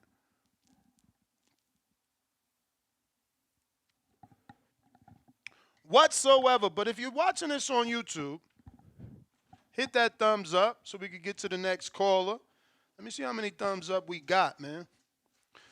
Let me see, are you guys showing love to the Breakfast Club of Boxing? You feel me? What do we got here?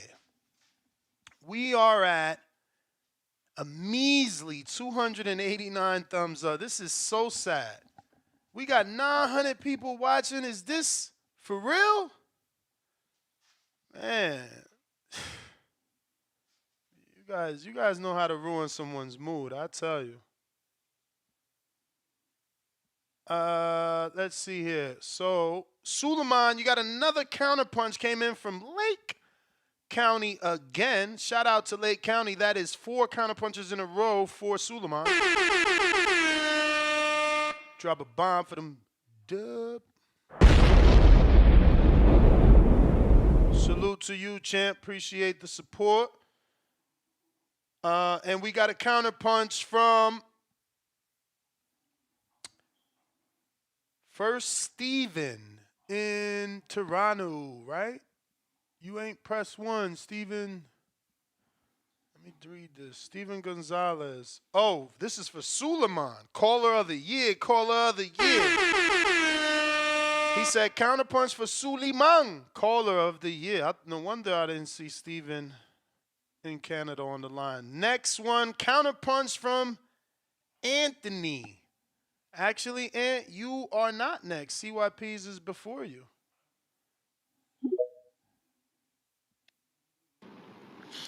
Yo, we got to get this shit established immediately. I know we ain't asking somebody who loves boxing to let something go. Are we asking boxing fans to let something go? The most hold on to the past ass motherfuckers in the world? I'm just How many asking motherfuckers? you because it's No, like fuck that shit. it make I'm you not doing look it. like you're not over it, I and I say know you I are. say no. I say no. I'm not doing it. I'm not doing it. Because last time I checked, motherfuckers be sending me shit that ain't got nothing to do with me. These motherfuckers put a picture up of Wilder on the new division. And Wilder said he don't even want to be on it. But for some reason, you got thousands and thousands and thousands of people that want to shit on the man's name when he said, dog, I ain't interested in that shit. So what I'm going to do is I'm going to be the defender. Dun-dun-dun-dun. That's what the fuck I do. I throw that shit back in people's faces. Y'all want to talk about Chavez record. Well, I'm going to tell you the 80 bums that he fought, and I'm going to name them motherfuckers. Y'all better be the fuck quiet. Y'all want to talk about, well, Floyd got 3 or 4 losses. Well, I'm going to talk about what Chavez lost to Whitaker. And you know that. You want to bring that shit up. I'm going to tell you how T.O. really lost. I'm going to tell you how Danny really lost. I'm going to tell you how Canelo really lost to Triple G. Shut the fuck up bothering me, and I won't bother you. I'm here for all of you thousands of motherfuckers who come to my Instagram, who send me shit, who vote against me, who vote for me. I'm the motherfucking king at throwing shit back at your fucking faces. Leave shit be, and I'll leave you be. Until then, you cannot sleep at night. You cannot come downstairs, because everybody know what's down there. Him downstairs. CYP out.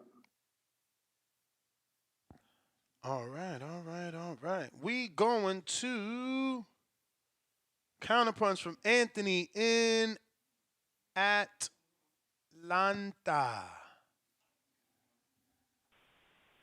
Man, CYP, the queen of not staying on topic. I can never understand what the hell he's saying because he's just all over the place, man.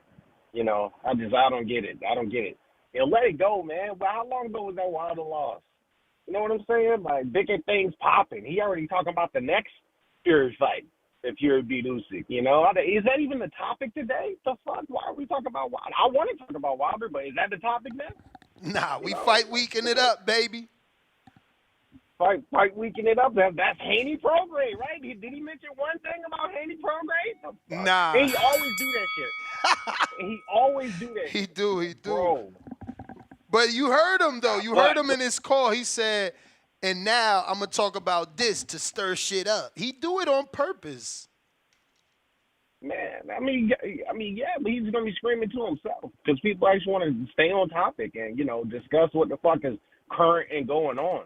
You know, there's going to be a time for that in December 20, whatever it is, you know? And I mean, he ain't going to pick fucking, you know, Parker anyway, right? Ain't nobody picking fucking Parker to win that fight. It's just fucking whatever. That's what I'm saying. Haney You arguing with people that ain't really going to pick Parker anyway. Like, they just talking shit about Wilder, but when it come push to shove and it's time to pick, they going with motherfucking Wilder.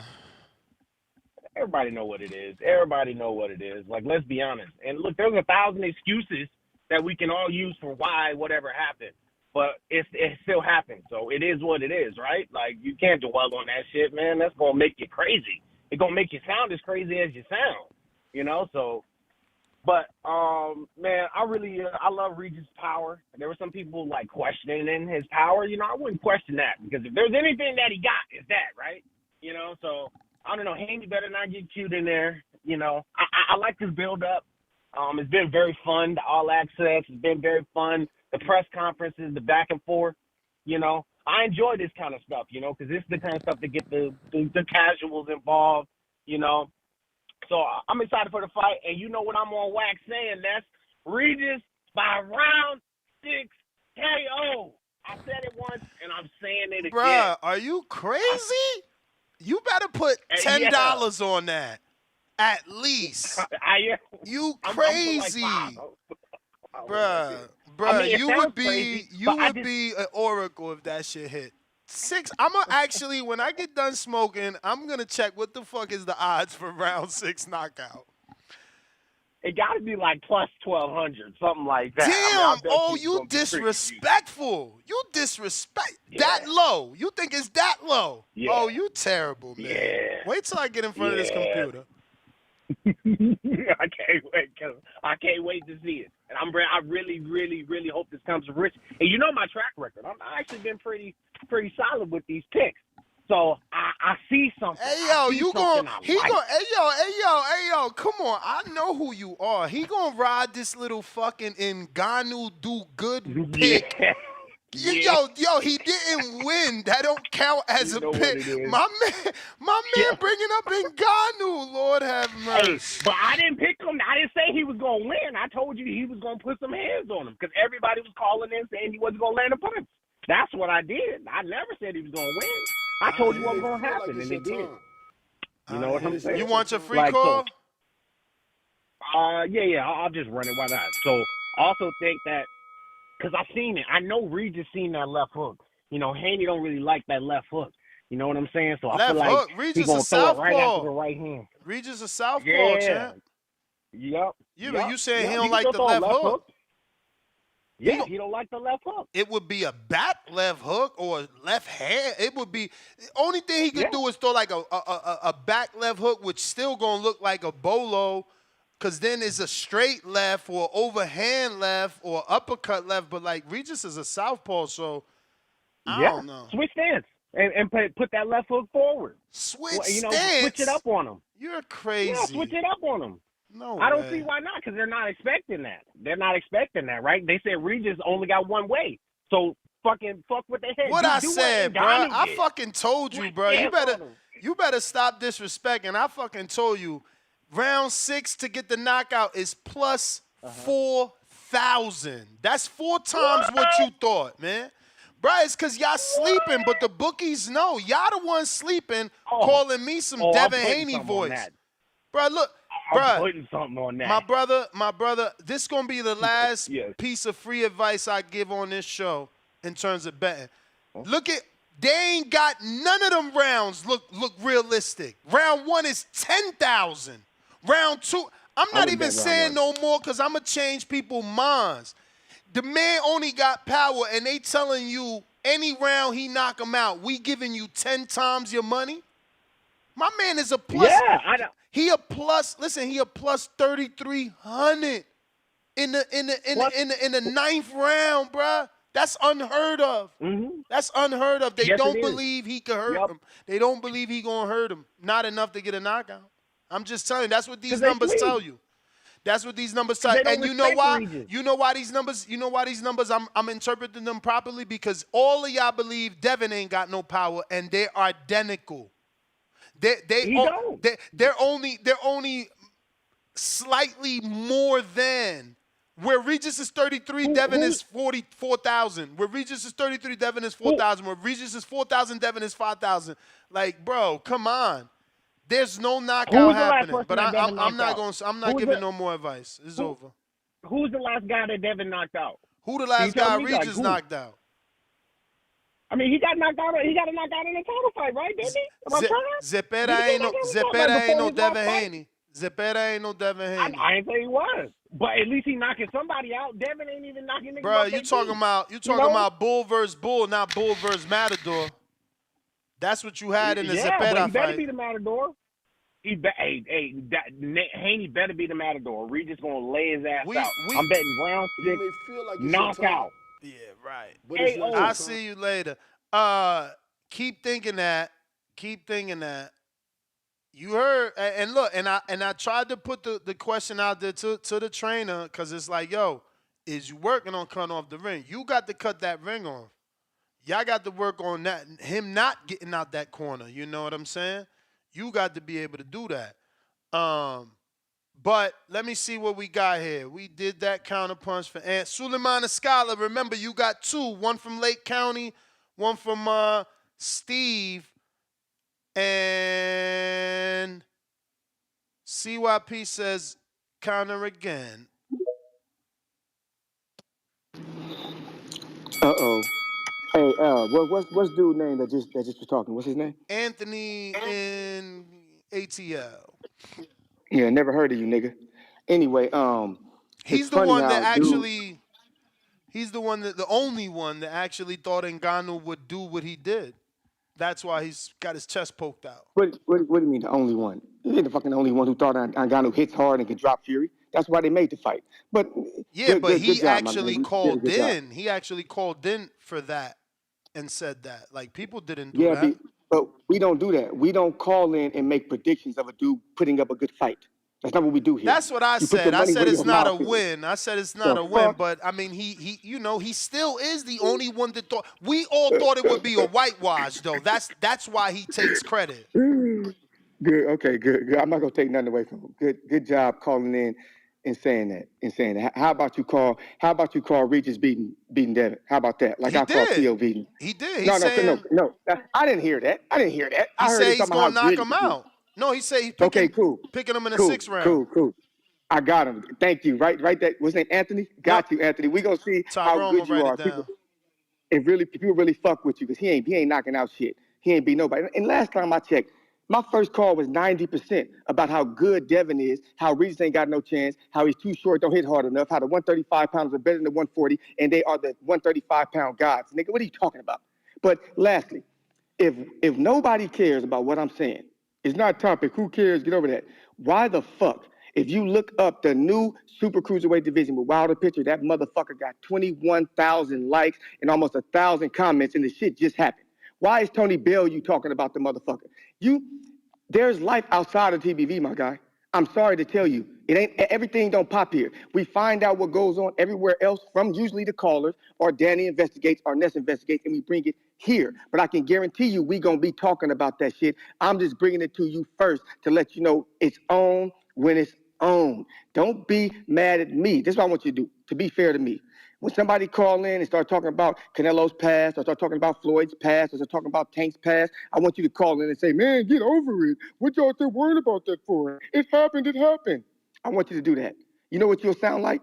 Nobody, because nobody does that shit. All of us bring up the fucking past. Boxing is about the fucking past. Y'all just mad that what CYP been saying, the boxing organizations agree. Think about that. What y'all say don't mean shit.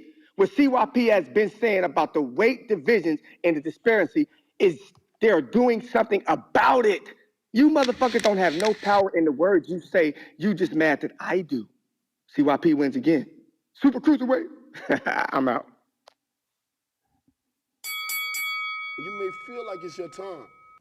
I but it's honestly not your don't time. get it because Wilder said he doesn't want to fight in that division, so I don't even get what's the point of talking about it. Like, it's not going to have good fighters yet, and the ones that have been allegedly fighting in that division in the past, I mean, the best one retired. That was the Colombian kid. What's his name?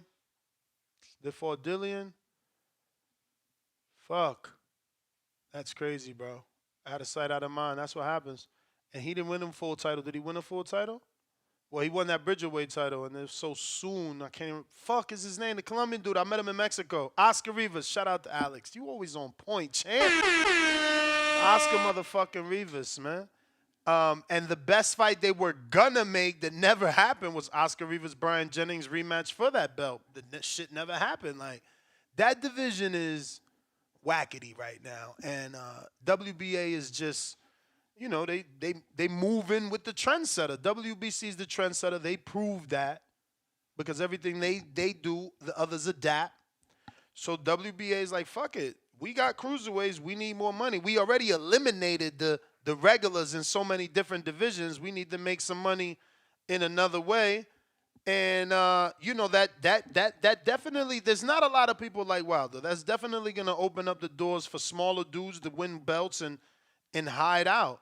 But in terms of Wilder, I had talked to him about that before in the past because this is old. Bridgerweight is old. You know, what's new is WBA taking on the Bridgerweight title as well and creating that division. But yeah, he never felt that. He just felt like, in a way, it was like a fake division. Like, you know, if you the baddest man on the planet, you don't worry about weight. That's why I don't get his fans worrying about weight. Like, the baddest man on the planet ain't using the excuse of weight. You should probably not. Who we got? Swift out the 813.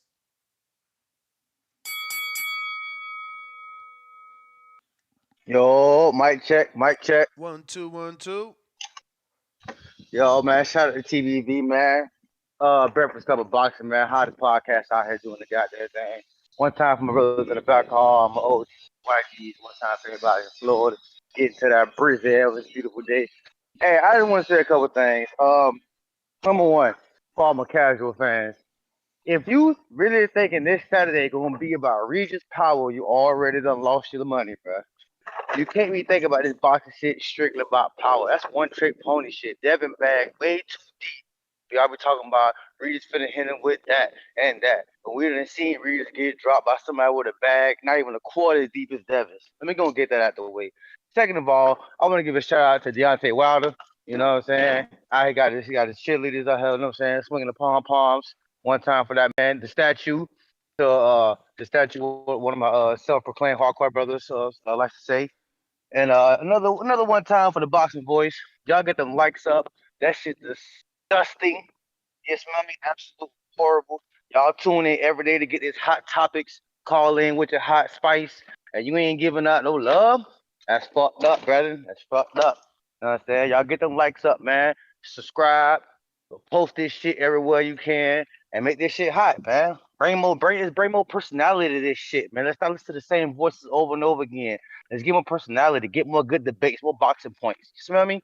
So one time for my brothers out there getting to that money, and one time for niggas on the couch. Swift out. All right. Q, no. That's good. You can hear me? Chilling, yes, sir. Yo, one thing, first of all, on the topic, the all accesses or whatever they put together, it's just dope, especially since the fact that they had their own teams and seemed like put them together or whatever. So it's just dope. Yeah, that was good of them to self-produce, man. Yeah, that was fire. I mean, Dev been doing that for like years, but yeah, they was dope. One thing I want to talk about though is I went back and watched the Loma fight, right? Why nobody talking about like what Bill Haney about to put together? So you know what I mean? Everybody talk about what Dev got in his bag, but I'm watching the Loma fight and I'm like, yo, Loma started to download the shit and started to react late. But everybody that was saying Devin lost, I don't see it. I watched that fight like 5 times and Dev was jabbing him. But it's just like the effects of the punches. You like, oh shit, but that ain't how you score fights, man. Not completely how you score fights. But I'm looking at the fight and I'm like, yo, whoever went to Loma body like that? And as I'm thinking it, the fucking commentator started to say it like, wait, nobody ever really went to Loma body like that. And that's what won him the fight. Like, and I'm pretty sure that was a Bill Haney game plan. Every time that fucking straight came, Devs, not every time, it started getting hit. But in the early rounds, he was slipping, boom, to the body. Slip, boom, to the body. It's like that's what he was waiting to do. Is slip, go to the body. He was barely going. And then he started to go to the body and then go up top with the overhand. And I'm like, Loma head might not be snapping back, but if you watch that fight enough, you're going to see like, damn, that was like a hella shots on him early. Like, so I don't get the controversy that he got robbed. But, casuals will see a motherfucker get his ass beat for 3 rounds, but lose the other 9, and casuals just say he should have won the fight. So, I mean, people don't understand how boxing is scored. But I just want to put a little spotlight, even though I called in and was saying, like, Bill and Dev was capping what they were saying, but put the spotlight on Bill Haney for the game plans, because the Kambosos fight wasn't the same game plan as the Loma fight, which wasn't the same game plan as JoJo fight. So you got to give Bill his credit. And I'm very curious to see what the game plan. Fuck what Dev got in his bag. We all know Dev got almost everything in his bag except for like raw power. But I want to see the game plan that they put together to fight this southpaw with power, because Dev was stepping to Loma at points that I'm curious, is he going to step to Regis? Once he land a body shot and Loma step back, Dev will take a little step forward and try to throw a jab or throw a left hook. Curious to see if he's going to take that same approach against Regis or if he's going to take a more Matador approach like y'all was saying. You may feel like it's your time, but it's not your time. Q and Nork, appreciate you. Remember, Discord available, Twitter Spaces available. JB, what it do? Yo, Ness, you hear me? Loud and clear. Yo, man, what's up, champ, man? How you doing today, man? Everything all good? Can't complain. Man, what the hell is CYP talking about, man? He said he's the first one bringing up some old shit or whatever, some shit that we don't care about. Wilder potentially being super cruiserweight, some shit that we know he's not Bruh, he got to interested keep in. his boy relevant. You know how it is. Oh, my nigga, man, that's a piss poor job, man. How's CYP gonna do that, man? Isn't he a former 3-time caller of the year, and this is what he took time to bless us with today? Come on, man. That's sad, man. Other than that, man, yo, that boy Ant, he's tripping as hell. Like, there ain't gonna be no knockout from Regis. I mean, that's highly unlikely. You said the odds are what, plus 3,300 for the best round? The best round is plus 3,300. Meaning the highest probability of him getting a knockout in that round. Yo, that's crazier than that. I think you remember back in the day when I sent you that that technical decision win for Caleb Plant for Canelo. That shit was like a plus 30,000 or some wild shit like that or whatever. Mm-hmm. It's wild like that. It's highly unfucking likely, man. Look, man, just accept it, man. You know, these niggas want to talk about the past, the good old days. Devin's the future of boxing, man. Just accept it. Devin's going to whitewash Regis. Devin's going to do whatever he does at 140 or 147, man. You know, Ness, you're not the Haney voice, man. You just pretty much, you saw what other niggas are not willing to see, man. You seeing greatness before it actually evolves into what it's going to blossom to be. Other than that, Ness, man, look, man, just keep educating these callers, man, and keep being patient with them, man. Don't go too hard on their bullshit takes, man, all right? That's all I'm asking for today. I'm going to fall back and listen. Shout out to the back call. Shout out to the community. I'm out, man.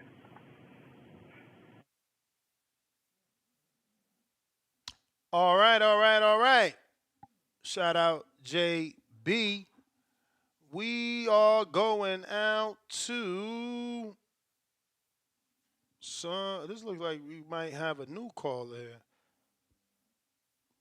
If you're watching this on YouTube, hit that thumbs up. It's going to help with the visibility of the show. We got Superstar AT with the $20 super chat.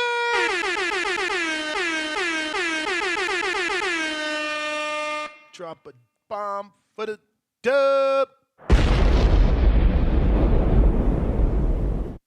Salute. He says 140-pound killers only look like killers because they all sit still and punch. Tio proved that against Taylor. It's the 35-pounders moving up that's really bringing a skill. Haney versus Regis is going to look like Mayweather versus...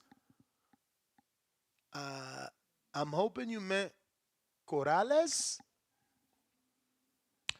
We got King Keedy. Welcome to the prospect level. Appreciate you, champ. Might as well upgrade to that chip level because you know we about to make this bread this weekend. It's such a big weekend of fights.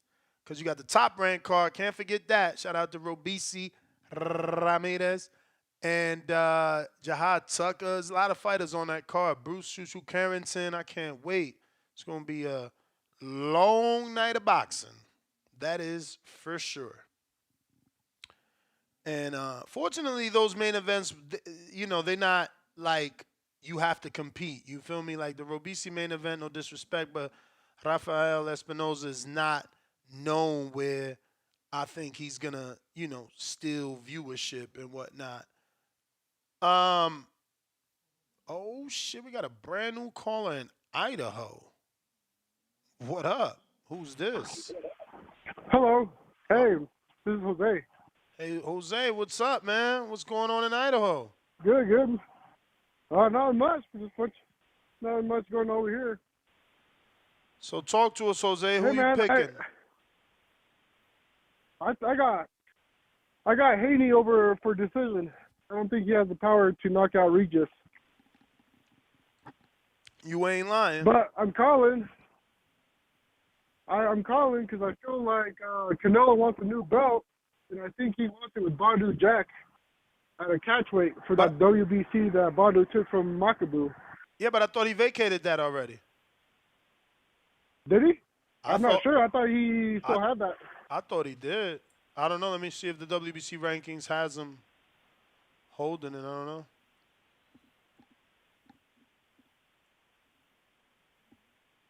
But is that all? I imagine that fight could be done. I imagine he could do that fight in the catchweight since Badu Jack went up to cruiserweight, and I think he'll be open to do that. And you said, what is that, Bridgerweight or cruiserweight? Cruiserweight. I think he beat Makabu for that title. Yeah, nah. Pedro Diaz fighter has that belt. Noel Milenkian, some shit. Oh, okay. I see. The Armenian. Well, that was my call. All right. Badu Jack is not even ranked in that cruiserweight division from what I'm seeing. I guess for vacating the belt. Maybe is he champion in recess? Oh, champion in recess, Badu Jack. That is weird. They better not do Badu Jack and Canelo for that champion in recess. I don't even know what that would be. That sounds so weird. Canelo better stay away from that division because this kid right here, he is a fucking problem. And he will punch a hole through Canelo's face.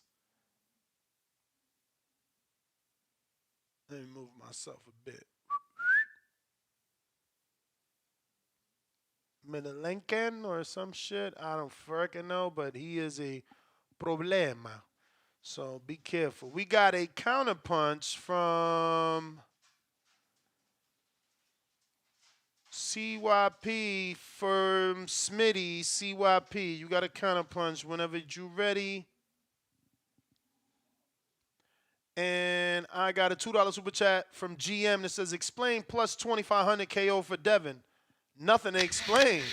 You knew he wasn't knocking people out before this fight, but the one you thought was knocking people out, you can't explain what the fuck the bookie's telling you there. You making a $2 joke because your shit cheap and corny. What up, champ? You funny as hell, Ness. Yo, what's up? Good morning to the Boxing Voice. I hope everybody doing good, having a blessed day.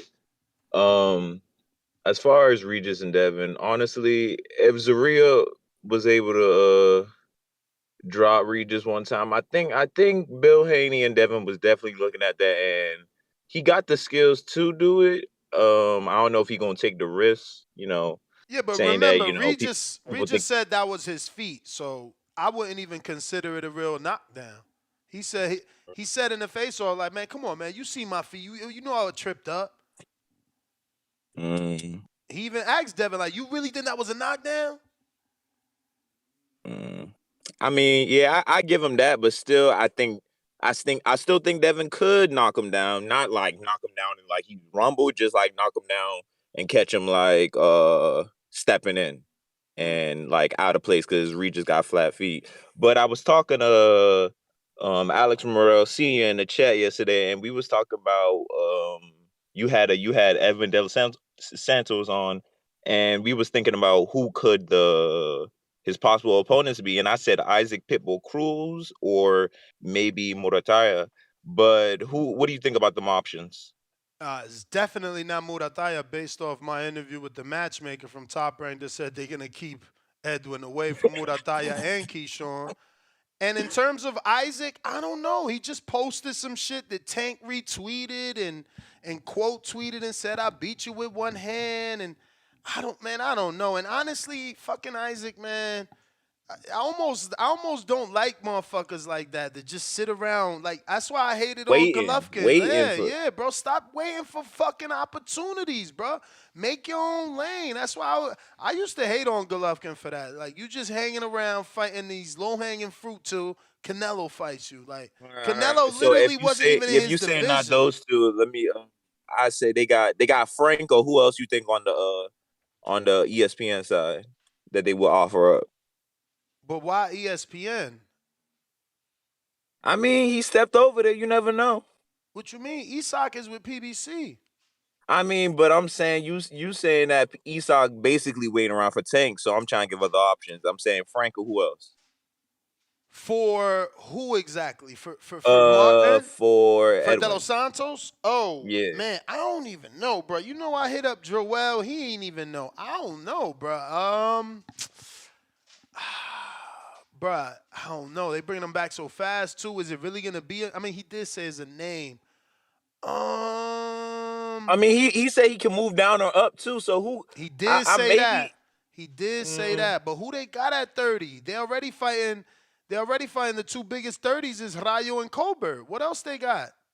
I don't know what PBC got over there. Maybe they might give him but Colbert is about to fight Rayo, so he's not gonna fight for a while. Edwin, damn. And I mean, that's they a plotting the cut. That's a catchweight too. That 30, that Edwin fight. Lamont Roach, world title. Even though I see Roach out here, saying he agreed to a fight with Christopher Pitufo Diaz.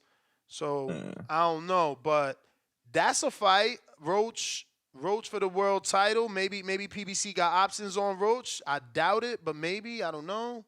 What he fight? What Roach fight on? Don't he fight on ESPN?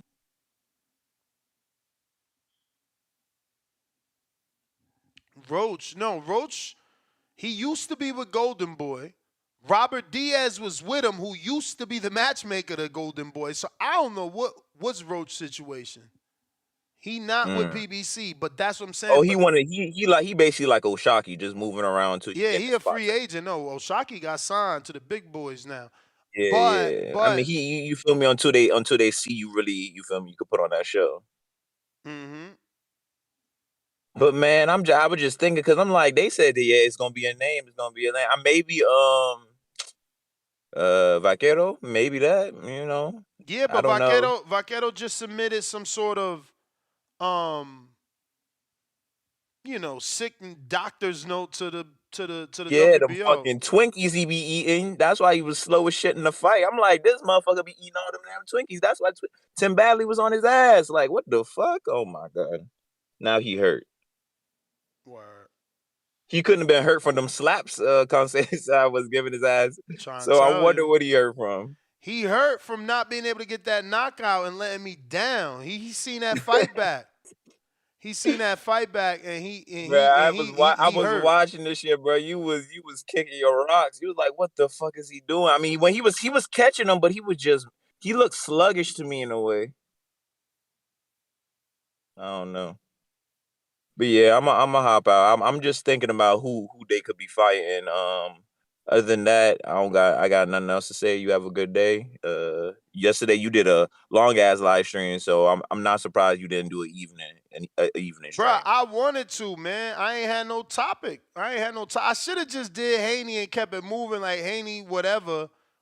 I mean, I ain't gonna lie. The production is crazy for this Haney shit. Like, I'm only been watching the clips and people talking about it on YouTube just because I've been busy.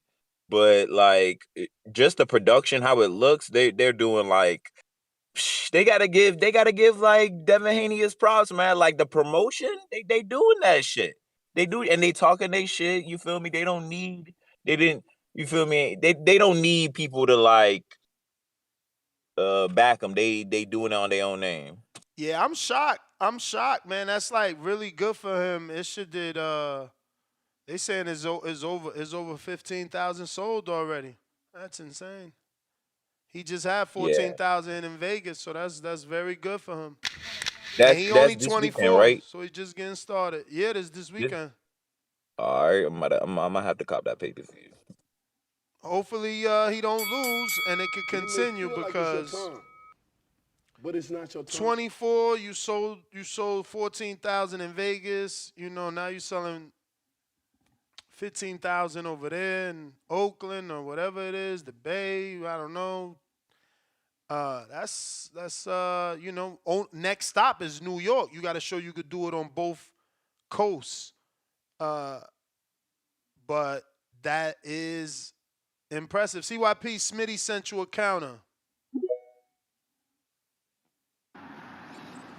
James Benitez. James. Hey, man, I'm gonna give you some advice. Step your game up. You've been trying to play this heel for about a year now, and nobody gives a fuck. Think about that, James, because you're usually cool as fuck. You've never actually came at me because we used to be real partners. We used to be brothers.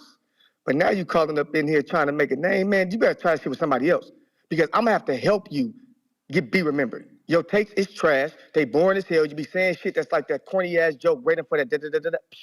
Ain't nobody be fucking laughing. Leave me the fuck alone because I'll spark your ass. Hey, all you backcar niggas, straight up. Y'all already know how I feel about y'all. Suckers. If y'all got problems, come and say something. But last time I checked, you ain't the leader back there. Last time I checked, you ain't the man in those streets. Ain't nobody about to drop a dime on your ass. Motherfucker, you better stop it. You better go talk to the leaders. You better go talk to J Mac and JT and see if it's okay for you to step in front of these bullets, boy. These motherfuckers, bum, bum, bum, bum, bum, bum. They hit hard like Wilder, motherfucker. They drop bombs on you. And the tanks come clear like Tank. And they will send the lions on your ass to eat the scraps. We don't play games over here, my man. But listen, we going to ask, I just want to ask the audience something. Tank ducking Loma, Clenbuterol Canelo, Benavidez losing his belt, AJ losing to Usyk, Devin staggered by Linares, Devin possibly losing in Mexico, Wilder versus AJ failed negotiations. All that shit took place longer than Wilder losing to Fury. But you motherfuckers seem to bring that bullshit up and have topics on the shit and talk about the shit. Motherfucker, that's all we do is bring up the past to see what the future's going. Are y'all slow or do you need me to rewind that motherfucker? Tank versus Loma, Clenbuterol, Benavidez, AJ loses, Devin staggered, Devin possibly losing, Wilder versus AJ failed negotiations. All that shit is in the past. That dates back longer, my guy. Get your shit together. It ain't gonna stop. It ain't gonna stop. Your turn. I'm gone. Appreciate you, man. Appreciate you. Real quick, man, shout out to my man. Let me get on cam because I want to shout out my man Chugo the Way and his son Xavier El Perro Orozco. He's an amateur and, he suffered a loss. They felt they got the win. But, he's a young kid, only 10 years old, 90-pound division. And, you don't want them being discouraged, you know what I mean? So keep grinding, champ.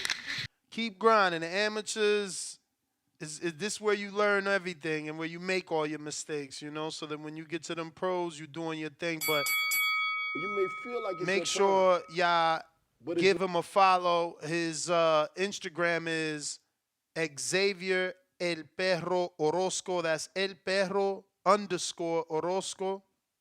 And shout out to his dad, Chugo the Way. They've been listening to the show forever. Always dope to see father sons listening to the show, man. You guys, you make my day. You feel me? Who do we got next? Adrián, Uruguay. ¿Cómo estás, Nes? Un placer escucharte todos los días. Tranqui. Gracias. Me alegro. Shout out to you, Nes. Shout out to you for putting the work every day. I think you put on like three long interviews on the same show yesterday. So, shout out to the Boys in Boys for that. And yeah, I watched the episode, the Inside Devin Haney versus Prograis, the one that is produced by Tim Haney. And I really like what I saw, man. I really like what I saw. You get to see a little bit of, everything. You get to see a little bit of Devin training, doing drills in the sand, hitting the bag and stuff. But there is one exercise in particular that caught my attention. They show it just for a second, I think. He's like pulling a string and holding a dumbbell on the other hand. That's a great exercise for building endurance and keeping your hands up while when you're tired. When you're fighting and you're tired and you're trying to keep your hands up and you are struggling with that exercise builds endurance for that.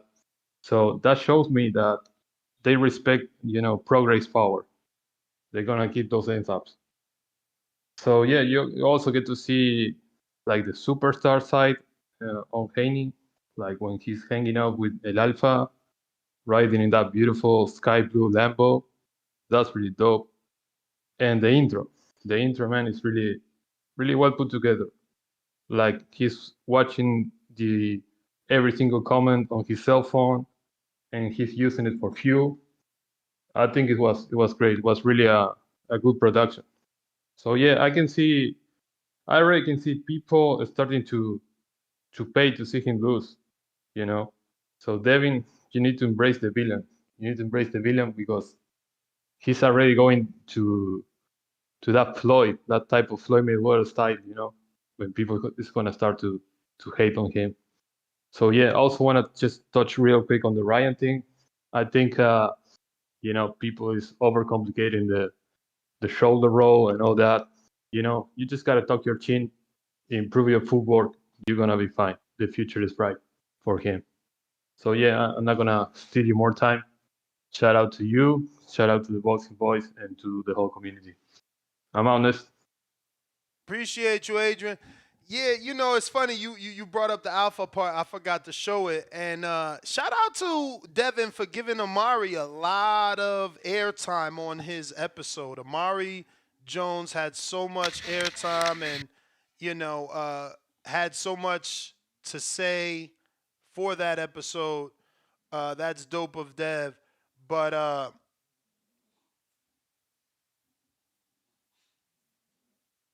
hold on a sec. Oh shit, my man is ready. I'm a fucking do it. My man Raphael Espinosa, he's gonna be taking on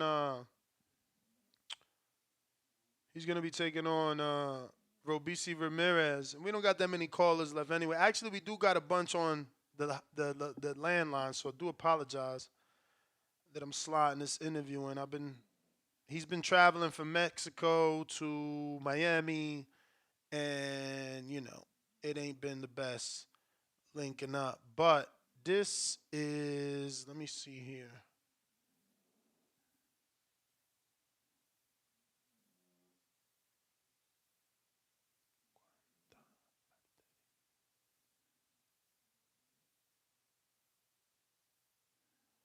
Keep it short, champ. We'll do 10 minutes. Let's see. In the meantime, let me take a caller. Hopefully you don't get interrupted, champ. Who do we got? I don't know nobody's number here by heart. Nope. So, going to Philly. Oh shit, he about to really connect right now, Philly. Let's see.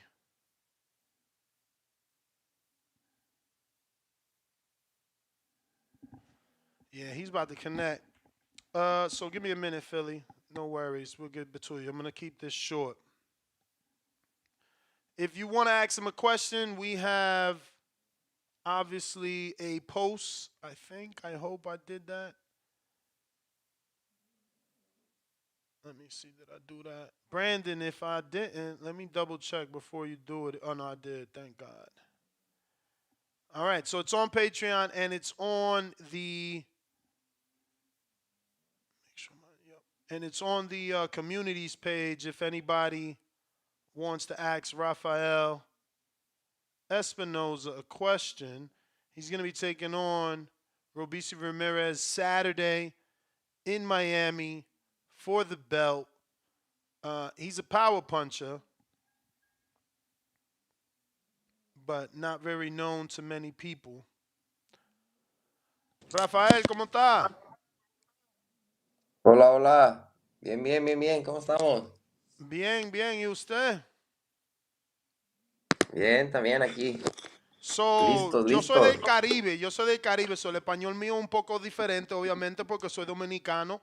El programa mío es en inglés, so yo voy a tener que traducir porque el compañero mío no está aquí porque está en la pelea de Devin Haney para Okay. el Fight Week. So, hablaría contigo en español y después lo traduzo porque estamos en vivo.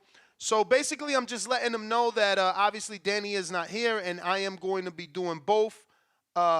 Translating and doing the interview in Spanish and then translating it to English for our audience that is obviously an English-speaking audience. But, we wanted to make sure we bring you this interview with Raphael Espinosa, who's going to be taking on Robeisy Ramirez. So I'll just open up, I guess, with the first question is, I'm hoping he's very familiar with Robeisy because of who he is in the gold medal. So mi primera pregunta es que me imagino que tú lo conoces bien a Robeisy Ramírez simplemente porque él es un olímpico. Obviamente ha tenido la medalla en oro y ahora es campeón también. So, tú no hay sorpresa para ti, ¿verdad? Sí, yo sé que es un gran campeón y pues eso me llena de mucha motivación porque pues al ganar, voy a ganar todo y pues lo voy a ganar a uno de los mejores peleadores que hay actualmente. So he says, yes, I know that he's a great champion, and that's what gives me the motivation because I plan on winning, and then I'm going to win in great fashion, and I'm going to win versus a great champion. So obviously it's going to be an honor. Now, he's relatively unknown to us. All his fights come in Mexico, but it is a perfect record of 21-18. So yo le estaba diciendo a mi audiencia que para nosotros tú no eres tan conocido, no te conocemos, toda tu pelea ha sido en México y lo bueno que tienes es que tu récord es perfecto y tiene mucho pegadas por vía knockout. Pero ¿qué tú no puedes decir sobre tu estilo? Porque, otra vez, no hay mucha gente que tenían chance de ver tus peleas en televisión. Sí, no, pues mi estilo pues soy muy alto para la división, entonces trato de aprovechar muy bien mi distancia, pero me gusta mucho también ir hacia el frente como mexicano que soy, me gustan los golpes, entonces pues a toda la gente que no me conoce, este sábado 9 de diciembre van a conocer al Divino y van a conocer al nuevo campeón. So he says, he's very tall for the division. And, for those that haven't gotten an opportunity to see him this Saturday, you're going to be able to watch him fight and conquer. So he's very confident, which to me, I don't know where it comes from because I don't even see regional titles on his resume.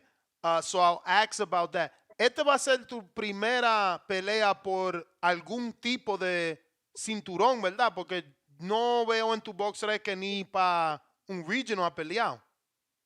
No, es mi primera oportunidad, la oportunidad de mi vida y pues qué mejor que ir por un cinturón y que sea el del campeonato mundial.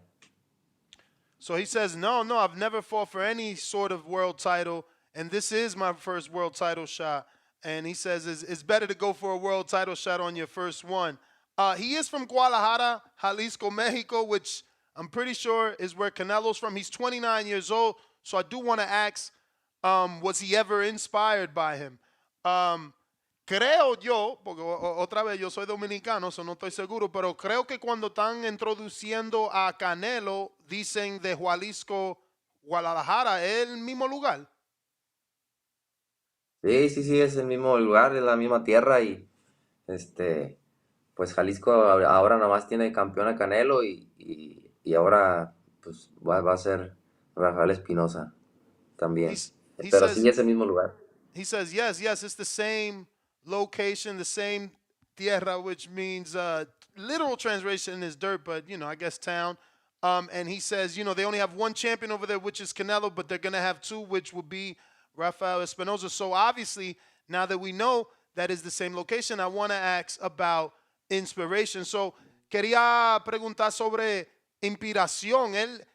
¿Tú has cogido inspiración de lo que pudo ser Canelo siendo de la misma área o no importa lo que ha hecho, tú tienes tu propio estrategia? No. Wrong word.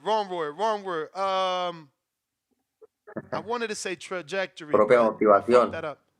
No es motivación, it's trajectory, trayectoria, but ¿cómo fue? ¿Qué palabra tú dijiste ahora? trayectoria. Trayectoria, damn. Ok, eso es. Gracias.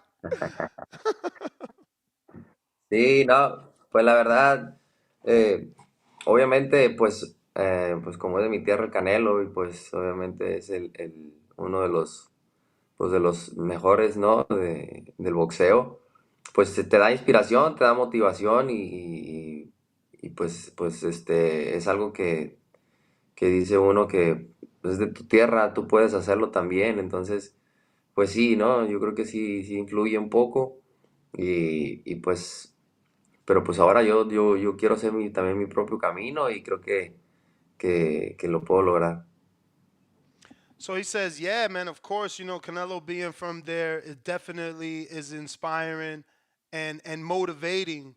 Um, and they say he says they say if he made it out of here, he can also if Canelo made it out, he can also make it out. But knowing that Canelo gives him motivation and inspiration, he still says that he wants to have his own trajectory and his own journey, and it starts obviously on Saturday. I want to ask about his reach and his height, obviously, and does he use it? Because we weren't able to see tape on him.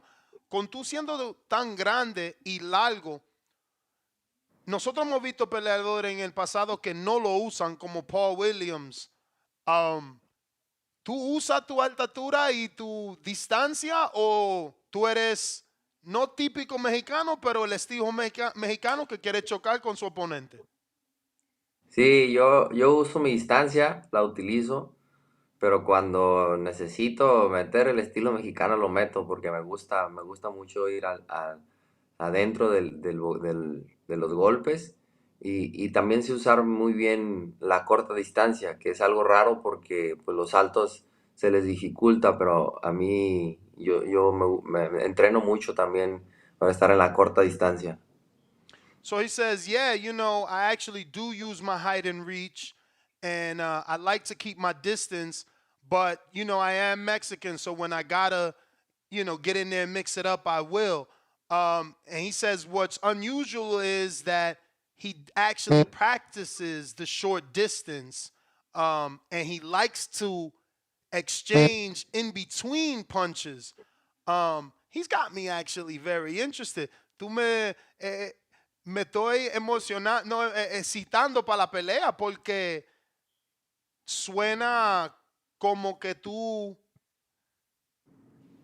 le puedes dar mucho problema. Obviamente tú eres alto y si usas tu distancia, como dices, y también obviamente sabe pelear en la corta distancia, como dices, son todas cosas que hay que ver, pero está diciendo las cosas está diciendo la cosa como debe ser, eso nos está dando nosotros, ¿cómo se dice?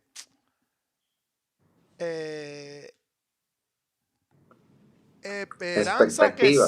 Esperanza que sí tú vas a poder sacar la victoria. Victoria, yes. Sí, la verdad, pues en mis peleas, como la gente no ha podido ver lo que realmente soy, lo que mi boxeo realmente, mis oponentes, pues no me han sacado lo mejor de mí. Pues es por eso que la gente no sabe cómo boxeo, no sabe cómo es mi estilo. Entonces, pues, esta pelea, cuando la aceptaron, pues dije, pues es el momento, ¿no? De demostrar todo lo que soy pues creo que lo van a ver este 9 de diciembre. Y a lo mejor para que esté más interesante la pelea, como las apuestas están en contra mía, si apuestas un dinero conmigo, vas a estar más emocionado, entonces puedes ganar dinero y vas a estar más emocionado. Yo, he is funny. He said, obviously, since he knows that the odds are against him, you should put a little bit of money on him. This way you can be more excited as you're watching the fight because he believes he's gonna get it done, and obviously it'll add to the excitement. He said he was shocked that they took this fight, but I'm shocked he got the fight. Let's be real. Like it doesn't. He hasn't proved that he's on this level. So I want to ask about his trainer. Quería preguntar quién es tu entrenador y manejador, porque tú saliste de nosotros no, tú sabes, tú eres lo que se dice en inglés out of nowhere, right? Tú saliste de donde nadie te conoce. So, ¿quién te está entrenando y quién es tu manejador? ¿Cómo llegaste a esta posición? Sí, así es. Bueno, mi entrenador principal es Hugo Casillas Ramos, es un chavo de Guadalajara que ya tengo por 4 años entrenando con él. Y pues está en mi esquina Manny Robles, que he trabajado mucho con él. Manny Robles, yo creo que sí lo de conoces. aquí de California. Sí, Manny Robles es mi amigo y me ayudó unas semanas, estuvo en Guadalajara conmigo apoyándome en mi preparación. Y y también tengo otra esquina Espérate, porque Manny, él es un buen entrenador. Él acaba de ganar con Ramala Ali. Tú sabes, después de Charles Monten perder, él fue que lo trajo para atrás. So, cuando tú dices que él estaba contigo un par de semanas, nada más para este campamento, ¿cuántas semanas has tenido tú con él? Pues tuve 2 semanas, las 2 semanas más fuertes donde tiré mis cierres de preparación, que fueron los 12 rounds. Otra preparación que me aventé 15 rounds de sparring con mis sparring. Estuvimos manopleando todas estas semanas y en comunicación y te voy a decir algo que me dijo él. Me dijo, cabrón, tú puedes ganar. Entonces, tú conoces a Manny y pues ahí es un claro ejemplo que pues que bueno, soy desconocido para la gente, pero creo que ese día me van a conocer. So, ¿él va a estar en la esquina ese día? Sí, él va a estar conmigo ahí. Okay, let me traducir. So, when I asked about his trainer, his head trainer who's been with him for 4 years se llama Hugo, ¿cómo? Tu entrenador de los 4 últimos años? Hugo Casillas. Hugo Casillas, but he's also being trained by Manny Robles. Now, Manny went to Guadalajara only for the last 2 weeks of camp, and obviously they were sparring 12 rounds and 15 rounds. And he says that Manny told him, listen, motherfucker, you could win this fight. And he says to us that if we know Manny, we know what Manny brings, and, you know, if Manny thinks he can win, which that does change everything, having Manny there. But I want to ask, has he only worked with Manny 2 weeks, or has he worked with Manny for other camps? So ahora, tú dijiste que tú nomás trabajaste con Manny para 2 semanas para este campamento, pero ¿en el pasado has trabajado con él o esta es las 2 semanas que tú has tenido en tu vida con él completa? No, en el pasado trabajé con él durante 1 año y medio más o menos. Trabajé con él cuando estaba con Oscar Valdés, el campeonato mundial, con Jesse Magdaleno, con todos ellos. En ese tiempo estuve yo con ellos. Después también ellos fueron a Guadalajara a hacer una preparación. Estuvo cuando Andy Ruiz también estuvo preparándose en Guadalajara. Entonces he tenido mucho tiempo con Manny. Nos conocemos desde hace muchos años y pues ahora que se vino la oportunidad, pues le pedí el favor de trabajar para llegar mejores a la pelea y pues nada, estamos listos. That's great. So basically, he listed off about 5 different camps where he was with Manny. So, you know, where he may not have gotten a bunch of weeks with Manny for this particular fight, they have worked together in the past. He was with him for a whole straight year once. And like I said, he listed off many camps where he was brought in to help or to work with Manny. So it looks like he's fought under Zanford Promotions, under a Zepeda and Munguia card on the Zone. So, una de tus peleas estaban en the Zone. Sí. Oh, ok. Ahí En la cartelera de Zepeda y Munguia. Cepeda, de Munguía. He peleado 2 ocasiones en Munguía, en la cartelera de DAZN. Y en como unas 5 veces. Ese es tu promotor, Zamfer. Sanfer, sí. Sí, el señor Fernando Beltrán es mi promotor. Y se me olvidó decir otro promotor, porque dijiste que pues de dónde, ¿no? De dónde había salido No, es que ahora con esta entrevista estamos averiguando, tú ves, Zamfer tiene peleadores buenos, Manny entrena peleadores buenos. So, para nosotros, tal vez no te conocemos, pero ya estoy viendo, me estoy dando cuenta que tú puedes ser de calidad. Como quiera hay que ver el sábado. Claro, Pero se está notando evidencia. Dame traducir. So I was just letting them know that, obviously with everything that we're finding out, there is traces of evidence that he could be a top fighter because he's in top camps, he's with a top trainer, he's with a top promoter. Zamfer really knows how to find Mexican talent. So they're starting to show us signs of this not being your typical Mexican fighter. Let me get to some of these people's questions here. I got James Valdez in San Antonio, Texas. It says, have you ever watched the junior featherweight fights of Israel Vasquez and Rafael Marquez? If so, what did you think of these fights? And he says, Viva Mexico, cabrones. So, James Valdez quiere preguntarte de San Antonio si tú algún día has visto la pelea de Israel Vasquez contra Rafael Marquez y cuáles son tus pensamientos sobre esa pelea. Israel Vázquez con Juan Manuel Márquez. No, con Rafael Márquez. Ah, sí. No, pues unas guerras. Creo que esas peleas ya no fueron, al final ya no fueron de táctica ni de técnica, sino de puro corazón. Y así creo que se lastimaron mucho. Pero pues realmente ese es el boxeo mexicano y eso es lo que le gusta a la gente. So yeah, he said he certainly watched it. Those are, legendary Mexican battles. That's what the people like.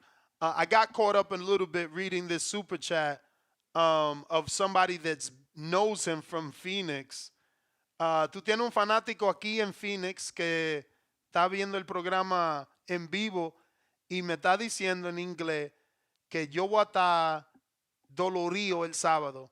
Que él estuvo diciéndome a mí para mucho rato sobre Raphael Espinosa, que tú vas a ganar este fin de semana, que tú eres el divino salvaje, tiene 22 ganadas, 19 knockouts. He playing on knocking out Robici this week.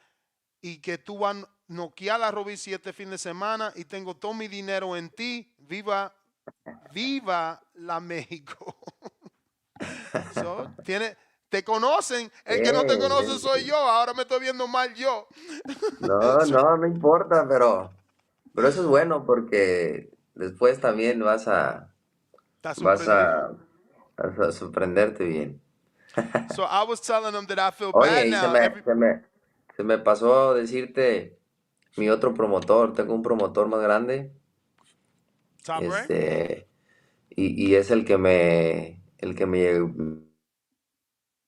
He froze up in the middle of telling me he's got another big promoter. Does he mean Top Rank or is it going to be a joke? Because he froze up.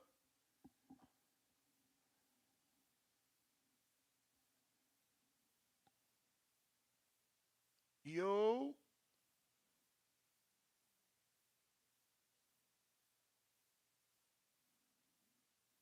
Raphael, damn, he froze up. He's in that hotel internet. In the meantime, in between time, I got a $2 Counterpunch Lake County. Shout out to Lake County. More fats, less CYP. Suleiman, where you at? Save us. We got Max Axel, $10, celebrating his 5th super chat on a live stream. Can you rewatch the Zone pay-per-view? I'm going to miss the fight Saturday. I don't know. I'm going to buy it on the Zone because it's only $60 for me, so I don't know. Yeah, I'm struggling with the Spanish today, Jaime. I know. I'm trying my best to. Hello. Se pausó, ¿no? Sí, se frizó. Ya. So tú me estabas diciendo que tú tienes otro promotor y se frizó. Ah, ok. Mira, yo tengo otro promotor y que es el más grande que tengo y es el que me puso mi pelea y es el que hizo que aunque la gente no me conociera, aunque pues Dios. aunque la gente no cree en mí, no sé, Dios me puso este camino y me puso este camino para ser campeón, estoy seguro. Entonces, mi más grande promotor es Dios. Okay. I knew it. I told you. I said when he froze, I said, I don't know. He's saying he's got a bigger promoter. I don't know if it's going to be a joke. So it wasn't a joke. It was a sign of faith. He said, obviously, he's got a bigger promoter, and that promoter is God. God is the one that put him in this path. God is the one that put him on this title shot, and God is the reason he's going to win on Saturday. So he's a man of faith. Let me see here. I think I got one more coming in, and then we're going to wrap it up. We got Alex, right? Alex Vega en este es de Alex en Palm Beach, Florida. ¿Ya tú estás en Miami? ¿Mandé? ¿Ya tú estás en Miami o no? Sí, yo ya estoy acá en Miami. Ok. Este es de allá de la Florida. Alex dice, te levantas el domingo por la mañana con la ganada y tú eres un campeón. ¿Cómo cambiaría tu vida si tú le ganas a Robice? Estoy leyendo lento, ok, porque lo estoy traduciendo en inglés. Estas preguntas están en inglés, las tengo que leer en inglés, traducirlo en español, so dame un chance. Hoy te tocó trabajar fuerte. Oh, sí. Oh, sí, pues la pregunta, yo el domingo, yo sé, me voy a despertar y mi vida obviamente pues va a cambiar, ¿no? Va a cambiar sobre los medios, pero mi vida familiar y mi vida emocional creo que va a seguir siendo la misma que hasta ahora, ¿no? Voy a ser el mismo chavo que va a seguir trabajando como lo he trabajado hoy y más fuerte aún porque pues voy a ser el campeón. Entonces, ahora pues, toda mi familia viene para acá. Tengo una hija de 2 años, mi esposa, mis papás. Entonces, ¿Vienen a ver la yo pelea? nomás toda mi familia va a ir a ver la pelea. ¿No te va a dar más presión? Entonces, He's freezing up. He's freezing up. He's freezing up. Te está friseando. Trata de ponerte por la ventana o algo. Parece que el hotel te está dañando el internet. El internet, ¿verdad? Sí. A ver. Ya mejor, ¿no? ¿Verdad? Sí, sí. ¿Sí me escucha? Sí, te escucho. Ok, te digo, sí, pues, va a cambiar mi vida, obviamente va a cambiar mi vida, pero pues van a seguir viendo al mismo Raphael Espinosa que le ganó al campeón Robéis y Ramírez. Y pues nada, voy por todo, quiero unificar y tengo estatura para subir de varias divisiones. So he says, he's going to wake up on Sunday and he's going to wake up as a champion because he knows he's going to win. But he says nothing's going to change. He's going to keep being the same person. Nothing will change with him and his circle and his family. It's just going to make him work harder. And he says at the end that he knows he's going to move up a few divisions because he has the height and reach to do so. So that's the last question. I'm going to just go ahead and have him give out his social media and thank him. Esa es mi última pregunta. Si puede dar tus redes sociales para la gente que no te estén siguiendo. Sí, mis redes sociales en Instagram es Rafa-Espinosa. Y Facebook es Rafael el Divino Espinosa. Pues te conoce de hay... verdad porque él dijo ese apodo, el divino. So Él te está siguiendo tu carrera de verdad. That's good. Ya. Bueno, Y Rafael, después de gracias, esta mano.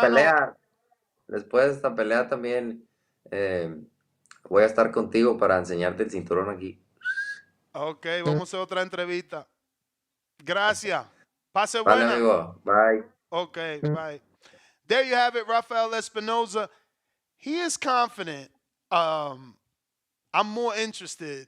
I love doing these interviews. That sucks for betting, though, right? Because now my mind is blown. I'm thinking of gotta sprinkle a little something. You can't be a Zanfa fighter and a Manny fighter and I overlook you. I just can't. I see All Hayes in the chat. I see you and a few other Robisi fans. I see how y'all talking. But Robisi never seen this dude. There's not gonna be a lot of tape. He's an anomaly to the division. 6'1", with Zanfa, with Manny. Nah. When the signs is there, the signs is there. You gotta at least pay attention. C-Dub.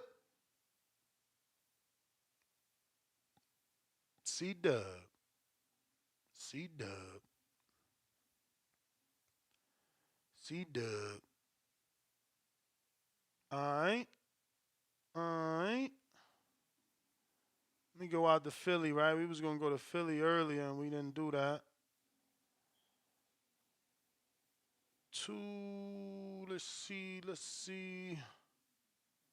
This is Isaiah in Philly. What up? Hey, yo, what up? How are you, brother? Hello? I'm good, bro. Hey, man.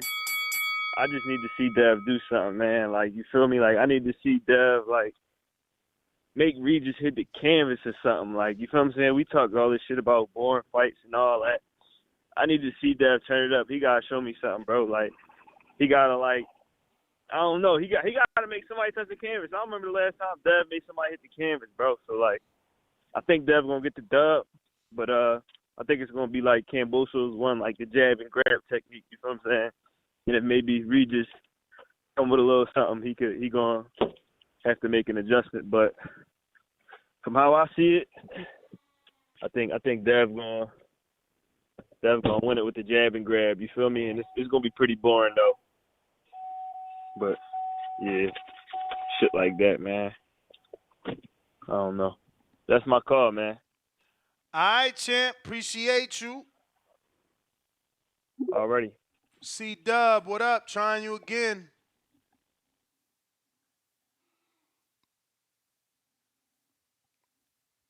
Spider Rico in Oregon.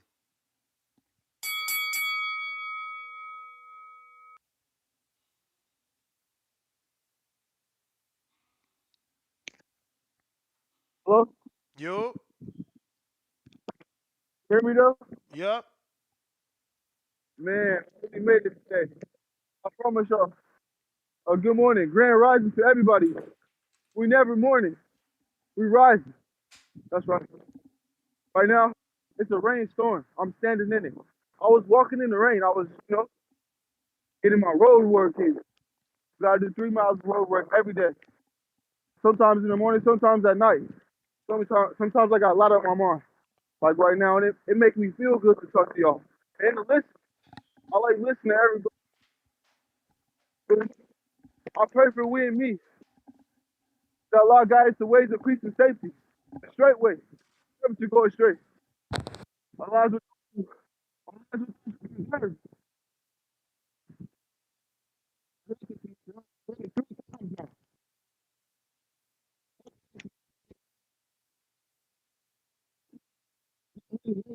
Yo, you got to stop running, champ. We can't hear you. Yeah. You hear me? I can hear you. Yeah, you got to stop running so that we can hear you because you're breaking up, champ. All right, we got to keep it moving then, you bullshit. From Love with Oregon, man.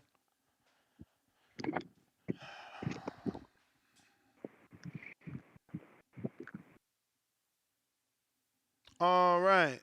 What do we got here? Cliff, Connecticut. Yo, man, that dude, what's his name? Espinosa. Fuck my whole fucking day up, bro. Now I got it. That's why we need to call in that show so bad, so we could openly conversate about these things. But I'll just tell you my perspective. There's been a caller that's been calling you all like last month, talking about this dude that's going to beat him, and I'm like listening to your response, and you basically were laughing at the dude, like, yo, the odds, like you mentioned the odds, and you just really wouldn't get a nigga no type of respect for that, for his opinion, like, and I agreed with you. So I made my tickets like last week, so I have hit with I had hit with the first dude. I had hit on that whole card last week. I had fucking everybody hit, but besides Mosley. One of my tickets, though, I had a couple of them. I had Mosley for money line, so those ones are still alive. But I had to knock out with Ryan. I had money line with Ryan. I had Floyd for the knockout, and that dude, that first dude. So, and then I parlayed it with Robisi and Devin. So I got 3 tickets alive right now, and the only people left on it is Robisi and Devin. And this dude, his interview got me all fucking thinking like maybe he do have a shot. Maybe this is what's gonna kill everything. So now I got double back and try to fucking hedge in my bets and shit. He is 6 feet, and he, everything he said was and the way you were kind of getting interested in him is what's making me feel like maybe he is possibly a contender. I mean, That's there are some signs that as a bettor you got to take heed to. There's some signs there. Yeah, and the odds are really good because he's an underdog. So you should be able to slip him on at least one ticket, and you shouldn't have Just to don't put go wager crazy, too much. man. Just don't go crazy. Whoever could afford it, you bet what you can afford. But I wouldn't go crazy just because he got a good trainer in 2 weeks with him for this camp. Has he been with Robisi in the? I mean, has he been with Robles in the past? Yeah, but for this camp, he only had 2 weeks with Robles. Well, you don't need to go crazy on him because the odds are so good for him. Exactly. He's like negative 700 on FanDuel, and he's positive. Yeah. Excuse me. Yeah, and then on DraftKings he's positive like 650. But this is a great bet. We have fucked up the last 2 weeks. I felt like we didn't do that good as a community. We won last week. Maybe no, you didn't post the tickets for the You Patreon crazy. people because I'm a member on YouTube, but I'm not. You didn't post the tickets, bro. Go check. I mean, you didn't post the tickets, bro. I promise you. But I did watch the show. But we had Mosley for decision, and so a lot of my tickets died because of that. Yeah, you ain't gonna lie, but we had the money line parlay that paid well. I got paid off my money line parlay very well. That's still alive, but I have put Devin and Robisi on it because I'm like, why not make it go the whole week? You should have made 2 separate ones so you could get paid last week and this week. But I hear you.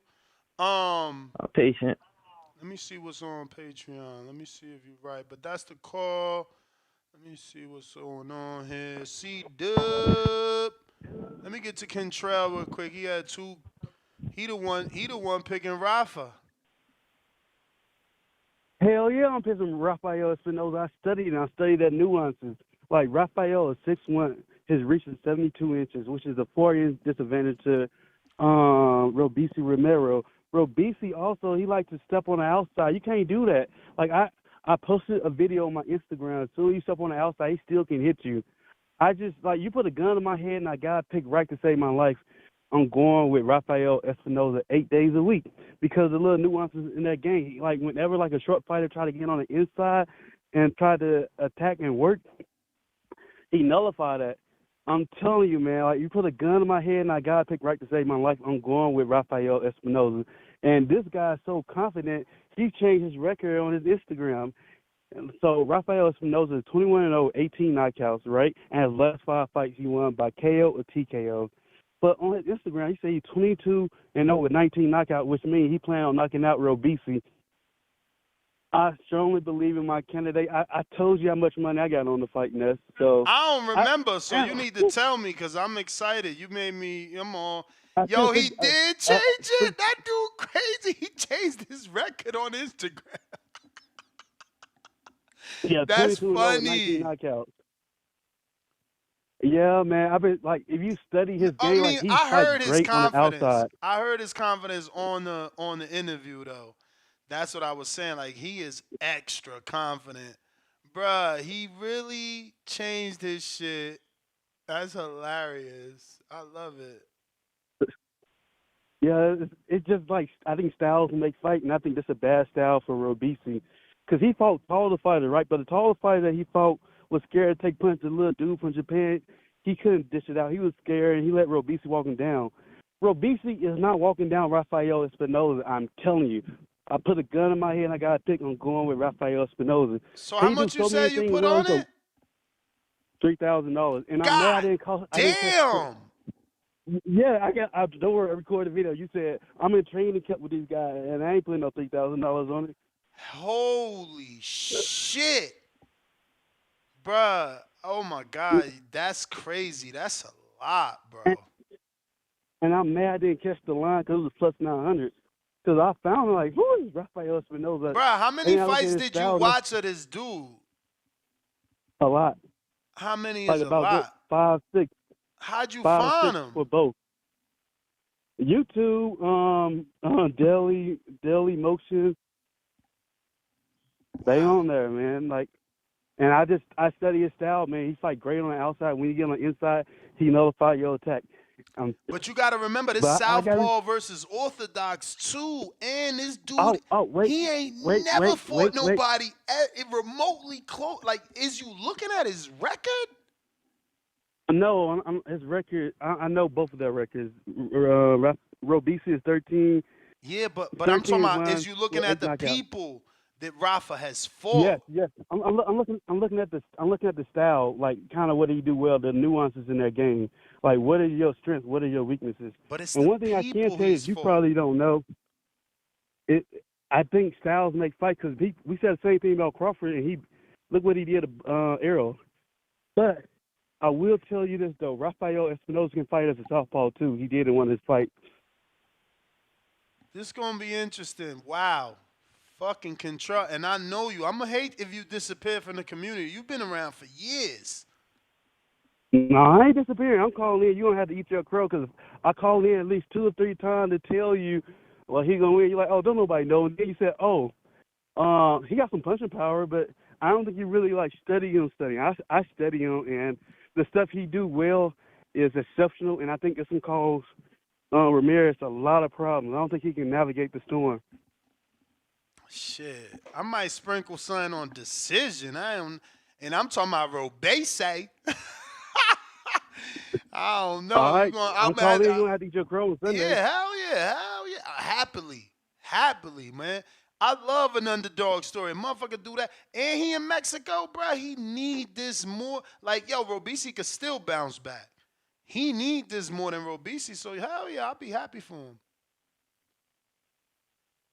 Yeah, bro, I'm telling you, man, my money is locked in. I'm thinking about throwing some more money on Espinosa, but the line ain't as good as it was. It's like plus 650, which is still good, but I'm telling you, I'm geek for this weekend. I can't wait. I wrote Espinosa. He hit me back.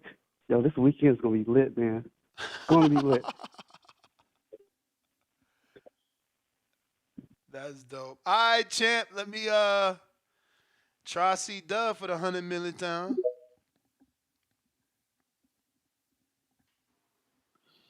Yo, how the audio? Damn, this shit still don't work. Nah, I'm fucking with you. As all.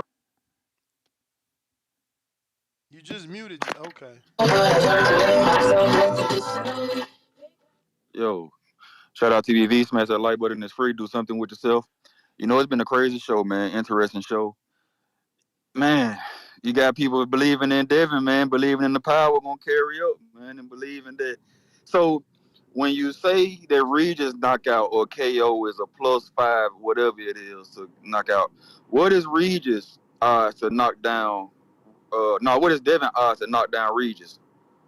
I didn't check for knockdown. I'm talking about knockout in each round.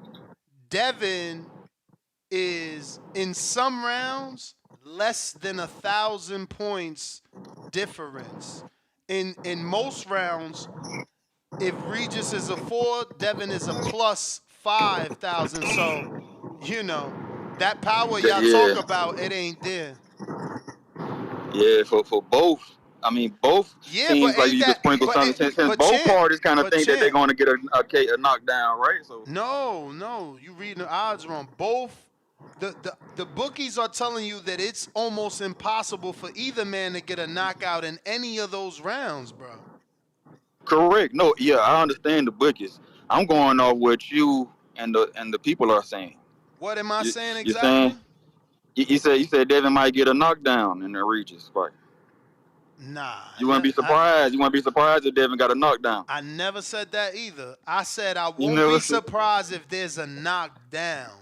Never said Oh, who. okay. I Never said misheard it. who. You wouldn't be Yeah. surprised if it's a knockdown. Yeah. Oh, I thought just because that's my fault. You the Haney voice, we the Haney voice. So I thought that you just automatically put that the knockdown is for And I specifically Regis. said it to you. I said, for C Dub, I thought I used your puncher's chance phrase, and that's why I said I won't be surprised if there's a knockdown, but I doubt it.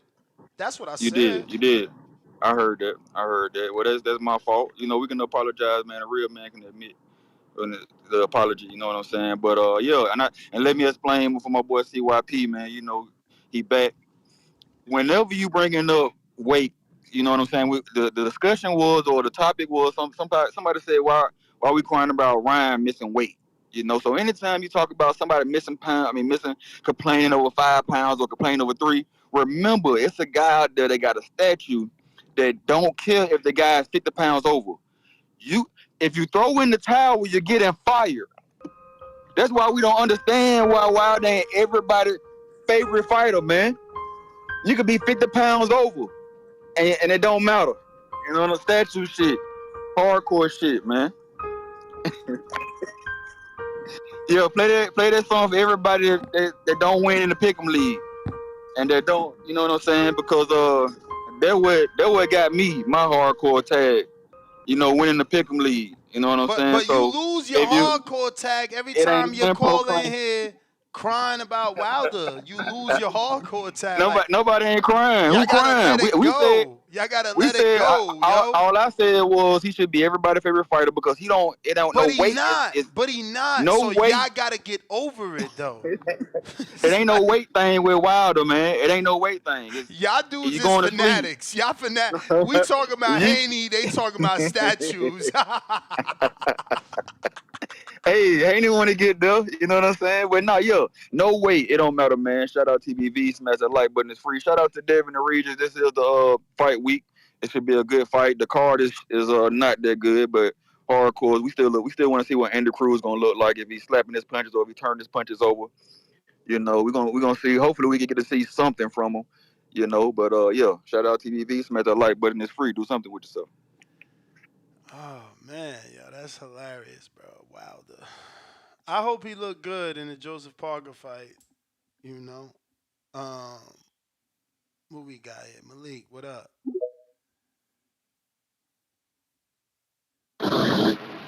Whoa, what up with you, man? Chilling. Hey, man, I just got a couple things, bro. All right, I've been following these books and all that, these line movements and everything, and I just think it's crazy that I told you, I took the knockdown on the Canelo and Charlo fight. I took the knockdown with that fight. I took a knockdown with the Benavidez and Andre fight, and the only one that fucking burned me was the Shakur fight. But them motherfuckers ain't throw at all.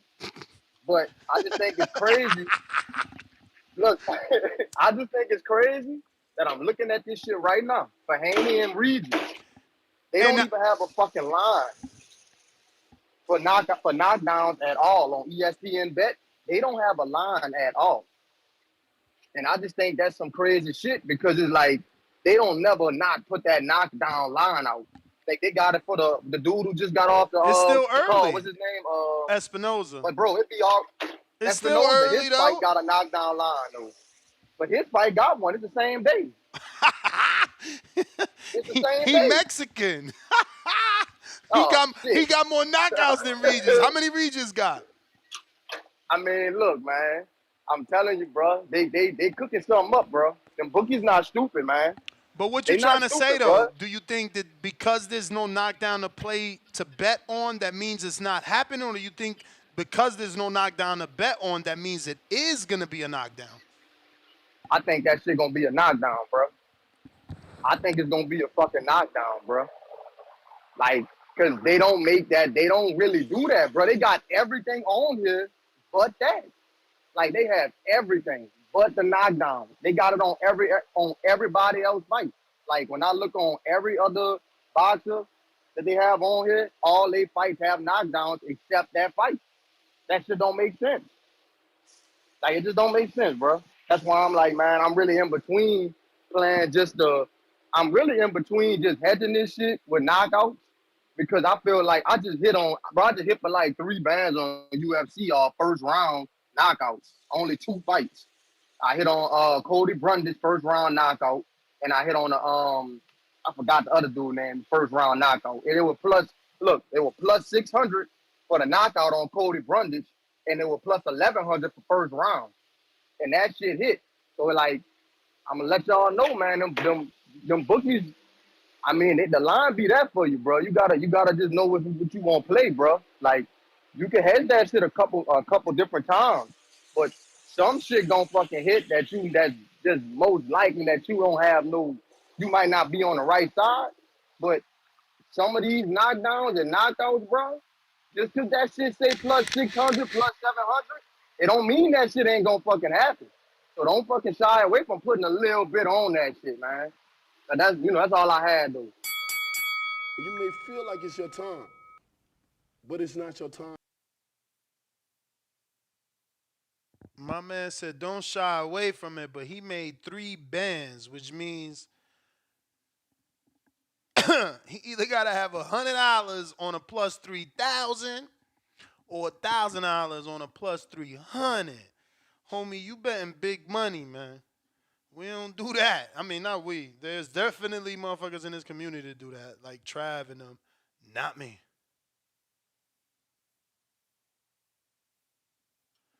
Let me send this dude the link, bro. Damn, he probably was waiting on this fucking link. These interviews be the toughest, man. Good old days when we had Brandon in Houston setting shit up. Motherfucker don't love us no more. Interviews been sloppy, bruh. Even with a calendar reminders, it's just like it's difficult. You know, I be caught up in the show and the flow of that show. I did want to check the line, see if my man is keeping it funky. I mean, it's also the book you got, right? Like depending what book you got, that's where the bet's at. Some books got better bets than others for sure. But let's see what Bovada got for the big fight.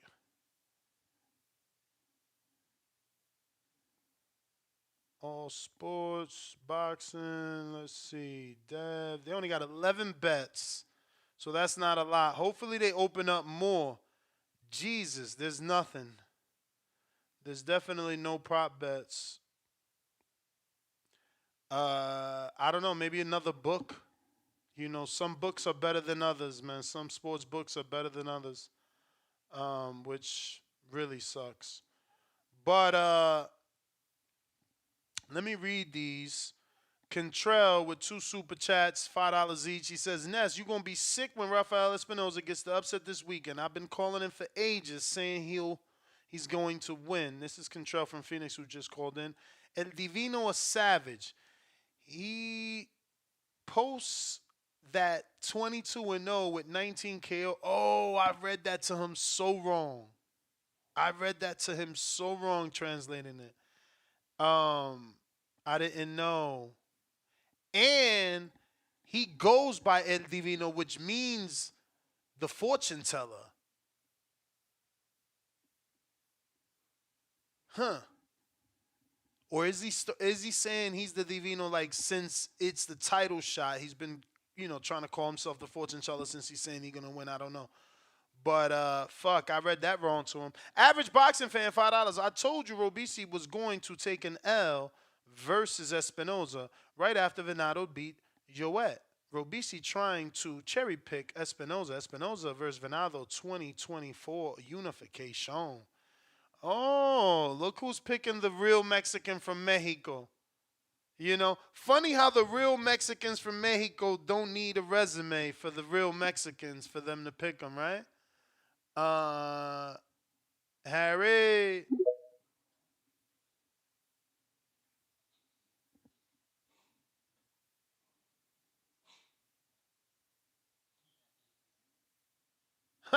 He said all of a sudden there's an Espinoza fan club. I know.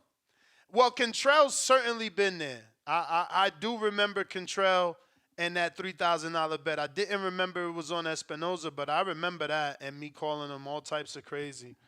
But more because I can't fathom betting $3,000 on a person. Like, that's crazy. I don't care how good I think you is. The more money I put on you, the more nervous I get. The more probable the improbable becomes. If you get what I'm saying, like the things that I like, all of a sudden, like if I try to bet 1,000 on Haney, all of a sudden, Regis's power becomes Thanos, and I'm like, shit, fucking yo, but what if he knock him out? And I talk myself out of it. Hey Harry, you gonna unmute? You might need to jump all the way back in, champ. We not hearing you at all. Any callers on Blog Talk, now is your time to press 1. If you sitting there like, damn, why he ain't never get to me? Like my man Ronnie in Phoenix, I see you. You ain't never pressed 1. I see 616. I think that's Delano County. You ain't never pressed 1. Just saying, y'all gotta press 1 at least one time if you want me to go to you. And if not, we gonna go ahead and wrap things up. Harry, jump all the way out the space, champ. Like all the way out. Not just out of the speaking zone. Like jump all the way out, come back in, and maybe we could get to you. Because right now,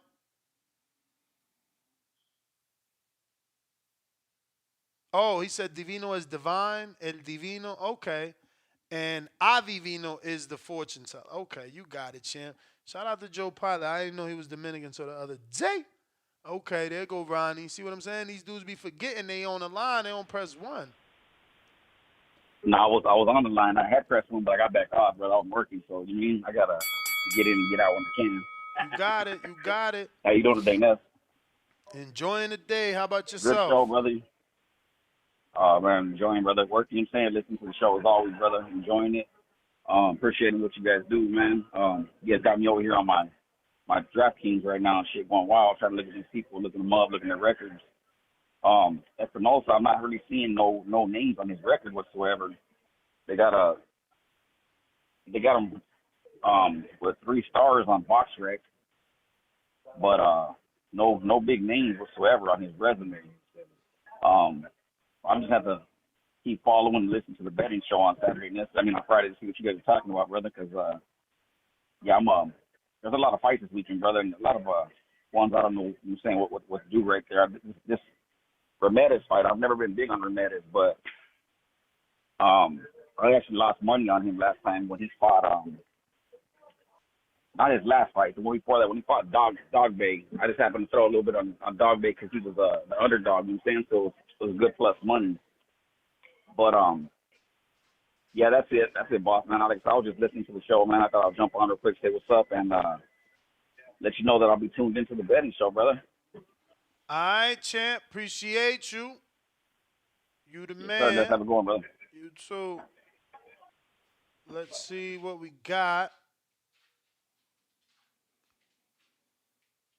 You could call in via Twitter and Discord. Landline is still open. We got G in Cleveland. What up?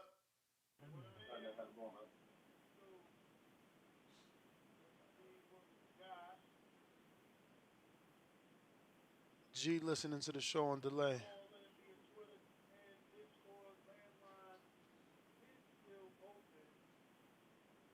I literally hear myself in the back.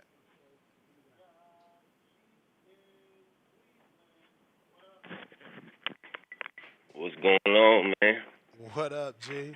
Yeah, hold on one sec. Hold up. All right, yeah, okay, yeah. So, no, I was gonna say about that fight, man, this weekend with Ryan. I felt like he was just doing anything he wanted to do, you know. When he got into the ring in the moment, you know, he kind of froze up, but I didn't see anything added to his game, not at all. Like the jab, his footwork was terrible. I mean, technically, he added. I mean, he the wasn't shoulder defending. roll. That wasn't really a shoulder roll, though. He was exposing his whole. I mean, if the dude would have came overhand with an overhand right, he would have clocked him. You know what I'm saying? Like, he would have been laid out. That was terrible defense. You know what I'm saying? And anybody who applies pressure, that fight was tailor-made for him, first off. You know what I'm saying? Like, he didn't have no, he couldn't get in the range without, like, punching. You know what I'm saying? Like, he would just walk into it. You know what I'm saying? And that's why, like, if he would have jabbed him, he could have just ate him up.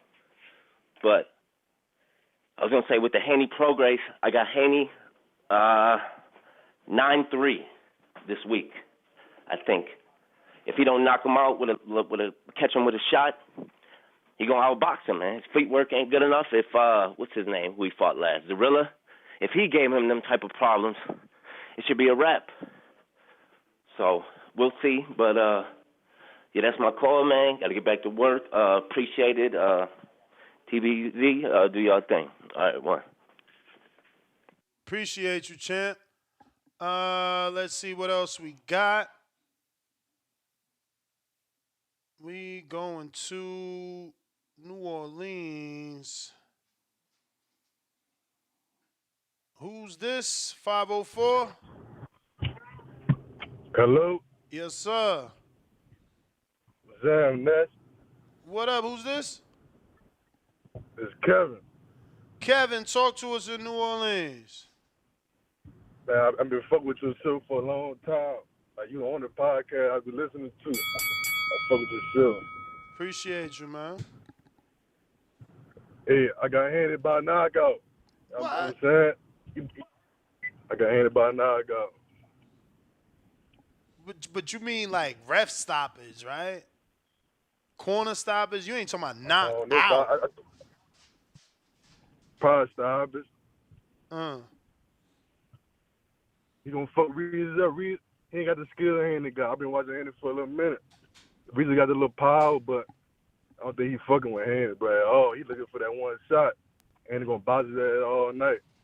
Hopefully he get the knock. I'm pulling for the knockout. I hear you.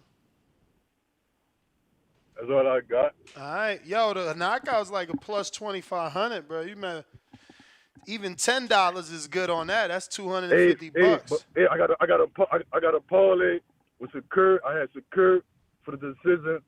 I had David for the knockout, and I put Haney for the knockout. I put $5 down. It'll pay out for like 146. So I'm putting for that knockout, and I made that like way before, like 2 weeks before the Shakur fight. Word. Well, good luck. Good luck. A knockout would be fucking what boxing needed, right? The whole world would go upside down in boxing if he got a knockout over Regis, who never been stopped. And a kid that people think don't have power, that would be crazy. All right, next up on the line, who do we got? If you're watching this on YouTube, don't forget to hit that thumbs up button. It's going to help with the visibility of the show. Put this episode in the eyes of other boxing fans. We got new caller in the 607. Who's this? Where you calling from? Yo, Nuts, what's good? This Superstar 18, man. I'm calling from New York, man. Queens, Superstar repping Queens, but AT, I what live up? upstate. What's good, man? Hey, yo, yeah, I was talking about Corrales on my super chat, man. I think the Haney Prograis fight gonna look like Mayweather Corrales, Damn, with Haney 6 being Mayweather. knockdowns? Get the fuck out of here, bro. 6? I don't think he gonna knock him down that much, but I just think he gonna beat the shit out of him. Oh. Like I don't think nobody at 140 really got skills, man. I've been watching them and I'm like, yo, everybody they fight just stand right there. It's like a slugfest. Ain't no skill. So Ignore that. That wasn't I fair. I definitely got Haney by destruction. However it happens. Whether it's the TKO, whether he just beat his ass for 12 rounds, but I got him killing Regis. And it's been mad shit I've been wanting to talk about. I can never get on. I think Shakur dropped the ball with that fight, man. He could have turned into the new bad guy if he would have whooped De Los Santos' ass, but he ran and was acting scared that fight. He didn't really show no heart and whatnot. Oh yeah, and then I also sent a message and I was talking about with the Earl Spence and Crawford fight and the Rolling and Tank fight. I was at the Rolling and Tank fight and I was up in the crowd. I was saying like, yo, what's up with Tank? He looked kind of scared because his eyes and shit like 90 that. He looked seconds. like how Spence came out. And I think that shit was just fair because Tank did fight a little scary against Rolling and shit like that. He threw that motherfucking punch out there and just happened to knock him out. You know what I'm saying? Like, I think that one was a lucky knockout. And Spence looked the same way. My fault. I think cautious and scary is two different things, bruh. Nah, 60 that's right. seconds. That's a good correction. He was fighting cautious. Because you get in that ring, you ain't scared. You get in that ring, you ain't scared. But I think Spence went under the same thing. I just think that Crawford got Spence hard. I don't think he got a chance against him and whatnot. But yeah, shout out to TBV, shout out to you, Ness, shout out to Danny. I listen to y'all all the time and whatnot. I'm gonna be trying to call in, man. Appreciate you, man. You've been supporting us for a minute, man. I've been noticing your super chats, and we definitely appreciate you, man. Thank you for finally calling in. Know that. All right. Man, shout out to Hardin, B. I just popped open a new little motherfucking half a zippy 10 seconds. of purple haze. I should throw on some Cam right now. You can't smoke no perp without throwing on that Cam album. I ain't even gonna front. I'm excited about this little album. About to blow down. Tip Bellis.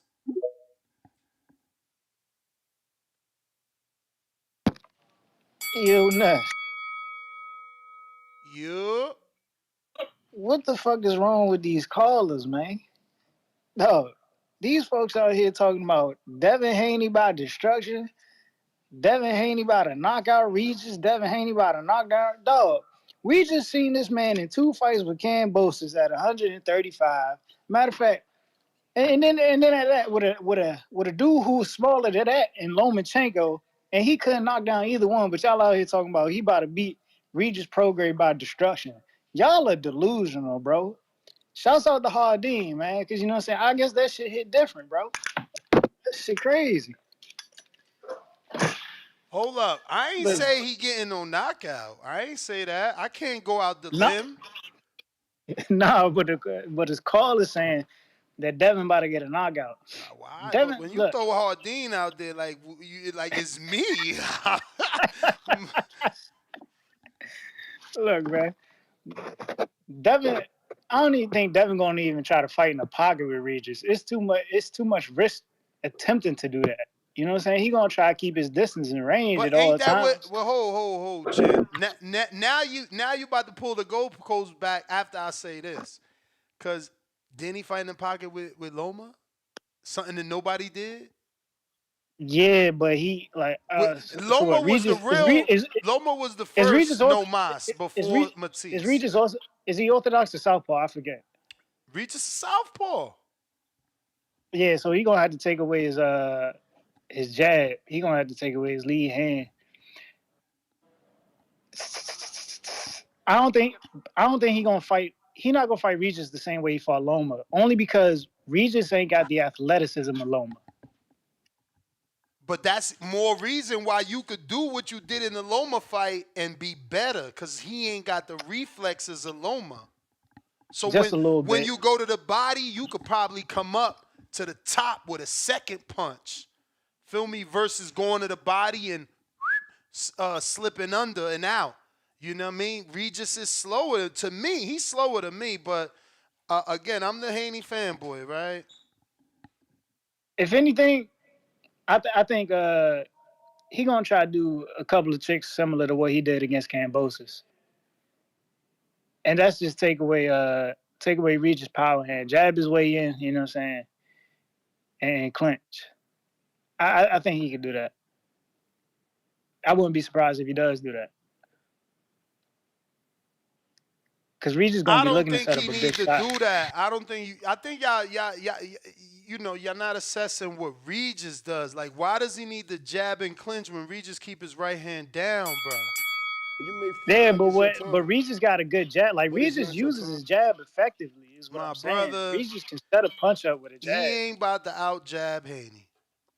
He not, but he not gonna out jab him. And anytime he But swing that motherfucker down like that, he gonna get jabbed in the forehead. Watch what I tell you.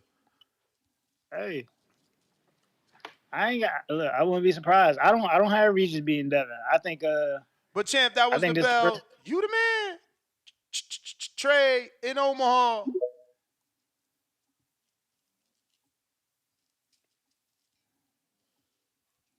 Yo, What up? what up? Hey man, I still got to watch that episode. I ain't tapped into it. But all this bullshit about Regis about to get walked down. Hey man, I gotta say something real quick, man. Down. Who done Yeah, bro, said because this that? is what man, I'm about to talk about their podcast. Man, I'm about to let you know. Hold on. So, man, listen, man, and this is to all the TBV listeners too. The people that watch TBV every fucking day. Hey, all this bullshit about Regis getting walked down, Regis about to get manhandled, Regis about to get bullied, Regis this, Regis that. This the shit I'm talking about where y'all bring fighters down. Are y'all saying all these biased and negative ass opinions? That shit, man, that shit's stupid. First and foremost, Regis is a strong, durable, tough fighter. Y'all forgot what he did with Josh Taylor. Y'all forgot how good of a fight that was. So to sit here and be belittling Regis and all these gay ass podcasts saying, "Oh, Regis this, oh, Regis that." Man, I get it. Devin Haney, a great fighter. He's tough. He's that guy. He was the guy at 35. All right, cool. But this 140, my niggas, and these rates classes is about to get bigger and better. And Devin is coming up. That's not a knock from Devin. That's just saying Devin's gonna be bigger and stronger, just like these guys too. So I feel like a lot of more of Devin fights are gonna be equal. Like I feel like a lot of his fights, some of these guys, they're not going to be on his level. But the guys that we know, they will be on his level. They will give him the fights. And Regis is one of those guys that's about to give him a great fight. Y'all gotta give this So you man. picking Regis because you calling in here with all this Regis support. Go ahead and tell the Nah, world. I ain't picking nobody. Hey, yo, they say I everything except let's fight and I could beat Devin. Hey, look. I'm not in Devin weight class, but I'm not even gonna get into that. But all I'm saying is I'm not picking nobody. I'm done with the picking and the side choosing and shit like that. He ain't picking I just, no more. man, I just want to see a great fight. And yeah, man, I'll be picking out of Fury and Usyk. I'll be picking them next ones, but this one kind of just it's up in the air because we have seen Devin legs wobble. We have seen Regis get hurt So too. you Both guys have been hurt. you want Regis to win, but you don't want to say he gonna win, so you don't gotta eat the crow, huh?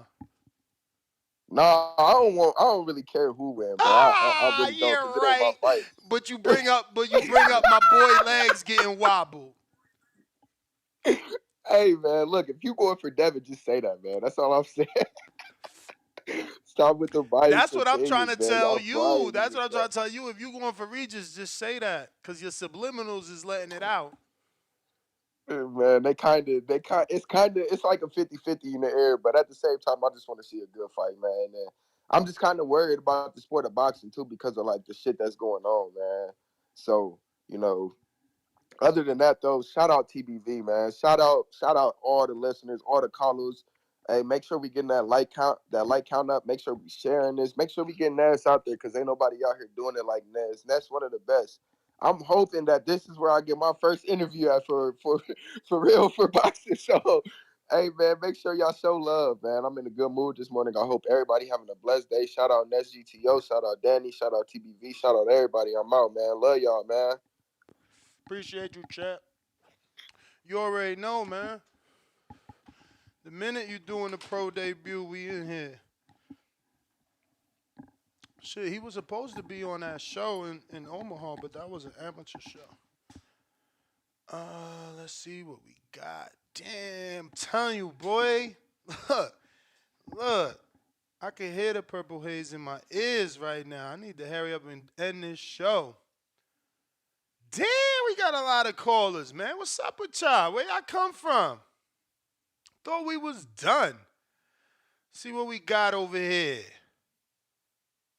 Lou Hop, $2. Regis has to score 2 knockdowns. Ref will be biased. Yeah, yeah. You know what I mean? Hating on my man. Now all of a sudden he getting help from the refs.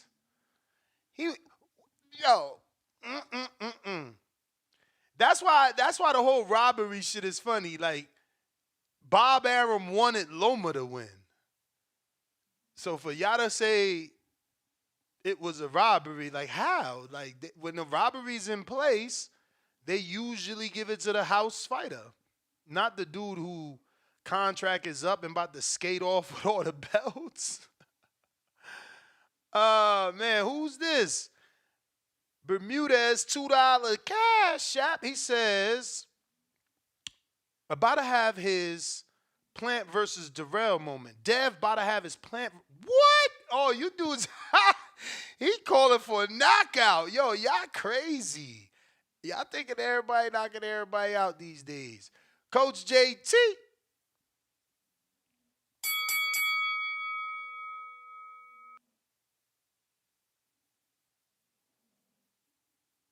Yo, what up, Ness? What up? So, Ness, I heard you compare Lomachenko and Regis. You think Devin go feel comfortable sitting in the pocket with Regis? I said he sat in the pocket with Loma, something that people never did. Yeah, but Devin Haney was bigger than Loma. I think he was able to absorb them shots that Loma was giving. I know you're going to say I'm cutting you off, but didn't Regis himself say that big shit don't mean nothing, which means Devin is way bigger than him? Yeah, but the difference is, and outside of that, I'm going to rewind your time just to say this last thing. Outside of that, a second time on camera, he flexes and be like, oh, that big shit don't mean nothing. So he not only do he think you tall, but he think you big, muscular. Because he's the one flexing, doing the whole flex with the trap shit. Like, bro, he worried about that height. He worried about that shit. Nah, look, all I'm saying is this, though. He might be worried about that, but, all that's going to change when you get in there. I do have Devin Haney winning on the outside boxing because I don't believe Devin Haney's going to sit in the pocket with Regis. I think Regis going to be too strong. He got away with that with Lomachenko because Lomachenko is a smaller man than Regis. But Regis been fighting at a heavier weight class. Even Josh Taylor bigger than Devin Haney. So I see Devin Haney he gonna try to feel how much power Regis has. But excuse me, but I don't see him sit in the inside with Regis too long. That type of fight, if he does, Devin Haney go be getting up off the campus. So I see him out boxing him from the outside, keeping it there, keeping distance in between it. But a lot of people saying Regis is slow and all that. I think he throws his punches very well. So Regis looking more for a fight. Devin Haney gonna be looking for more of a boxing match. So I definitely pick Devin Haney to outbox Regis. But if he do something crazy like he said in the inside with Lomachenko, Devin Haney gonna lose. Might get knocked out.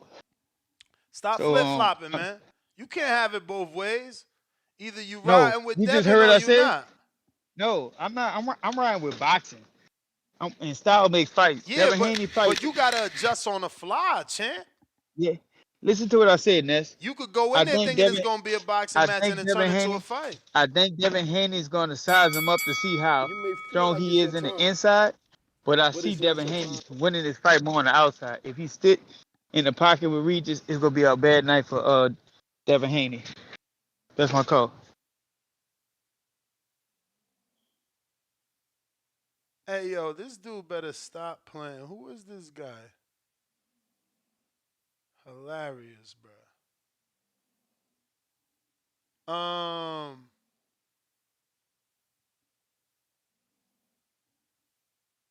I hear you, man. I don't know.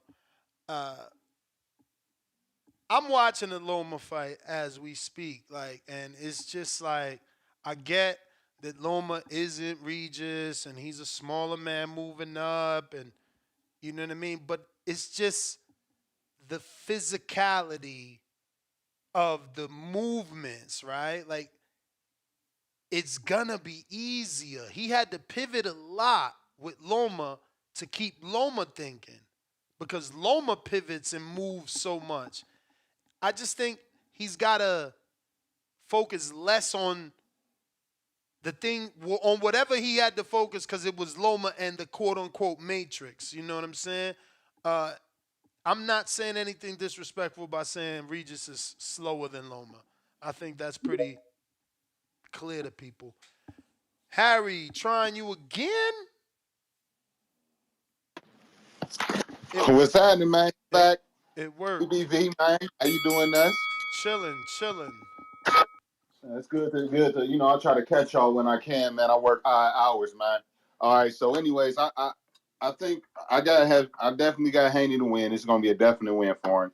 Uh, and as far as it go, like you saying with Loma, not only Loma is smaller, but he's faster, man. So him when he get in the ring with Regis, it's gonna be like it kind of slowed down. This is my opinion, though. It's gonna be like it's kind of slowed down. Regis ain't as fast as Loma is. You know what I mean? Uh, uh, I think Devin. I don't know why these guys like want Devin to fight how they think they want him to fight or fight Regis, fight for him. How Regis want to fight and shit like that, man. That reverse psychology shit ain't gonna work, man.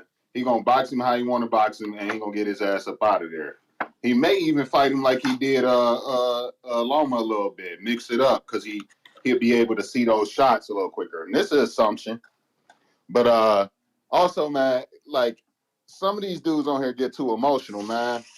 Like, hey, if you want to pick somebody to lose, you pick somebody to win, stick to it, man. Stand by the man, dude. Don't be in here fake fan, like half-ass fangirling and shit. Commit. I know who you Like, talking about. no, I'm talking about a dudes, period, man. Ain't no specific, but man, come on, man. Y'all gotta choose how you gonna choose. I ain't saying no subliminals. I'm just saying there's been a lot of guys on here doing it everywhere. You feel me? And these dudes, like I said, fangirl, because these dudes, man, they get too damn emotional about these fighters, man. I got over that shit when I seen Mike Tyson get his ass whooped, and then Roy Jones, man. So my heart was broken as a kid. I'm over that shit. I'm a fan of boxing. You know what I mean? I like some fighters, but hey, man, ain't nothing to take personal, man. Because at the end of the day, you know what I mean? It's boxing, man. We all here to enjoy the damn sport, dude. I mean, y'all get too attached to these damn dudes, man, and where y'all be getting all emotional and shit. Y'all all up and down, damn near crying on the phone and shit. Come on, man. It's just boxing, baby. We was all hurt when Roy got his ass with by Tarver with his cheating ass. But well, he ain't cheated in that fight, but he took drugs. He popped hot. But yeah, man, that's my call, man. I try to get on here whenever I can, man. Anybody can send a shot at me, I'll come back with a what they call that counterpunch, man. All right, thank you, Ness. Hit that like button, y'all. All right, appreciate you, champ. Appreciate you, man. Who we got? Who we got? Tyron, what up?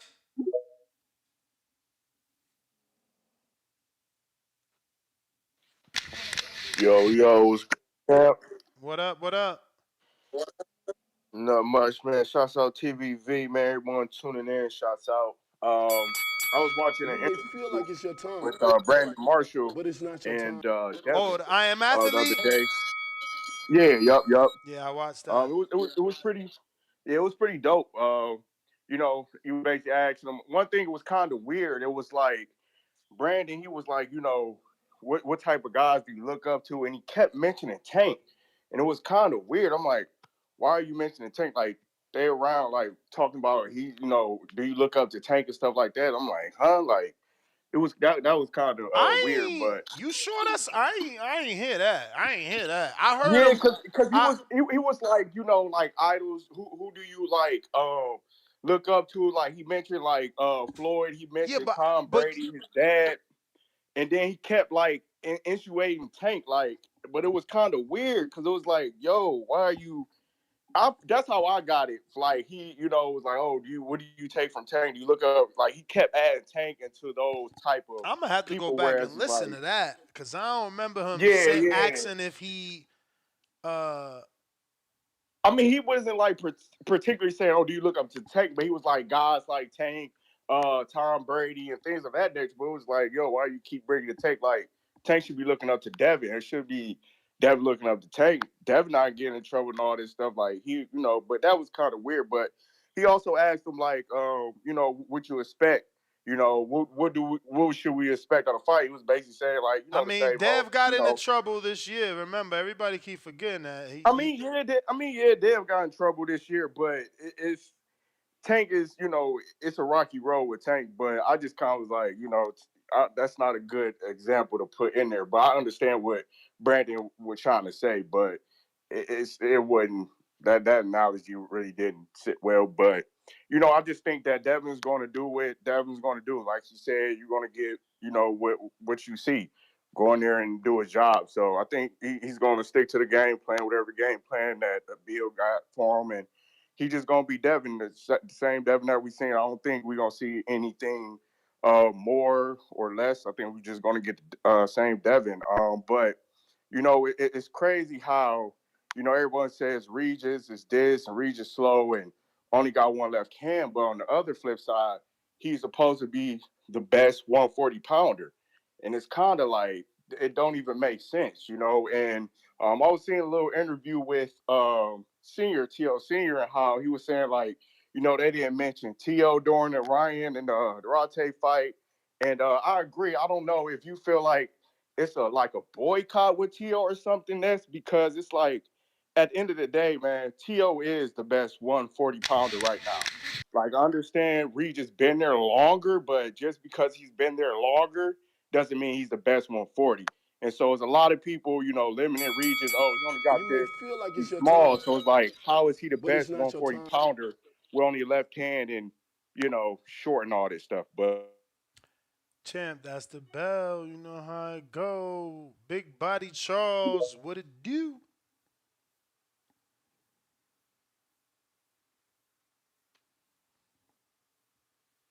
Charles, V, TBV, what's up, Ness? What's up, everybody? what up? What up? Man, I'm just here to ask a question for I know he's not on right now, but he might be watching Mr. Bill Haney. You know what I'm saying? Hey, Mr. Haney, where the after party gonna be at? I'm gonna be in attendance, and after Devin gets this W, where we headed? Where we headed? Gotta let Ness know so Ness can let us know, man. It's a party in the Bay after Devin get this done on Saturday. Mm. I mean, I'm sure it What's ain't up? it ain't Vegas, so it ain't that many spots that is fitting for that type of a after party. I'm sure that shit gonna Yeah, be. yeah. I already had a couple spots in mind that they might have it at, like Vanity and stuff like that. Hmm. The Grand probably. But yeah. So y'all gonna be out here for the fight? Danny's already out there, champ. I'm in Oh studio. yeah. You know me, man. I'm show Ness. Yes, sir. The grinder. For sure. I might see if I hit Daniel maybe before the fight. Maybe smoke something outside or something. Yeah, Get right DM before the him, fight. DM him. Yes, sir. Right on. That's all I had to say. You know what I'm If he saying? don't Hope hit you everybody has a back, good rest of the day. if he don't hit you back, screenshot me and I'll send it. I'll text him. Oh, say no more. Appreciate you. You got it. Who do we got? Who do we got? Oh shit. Jaime Moreno.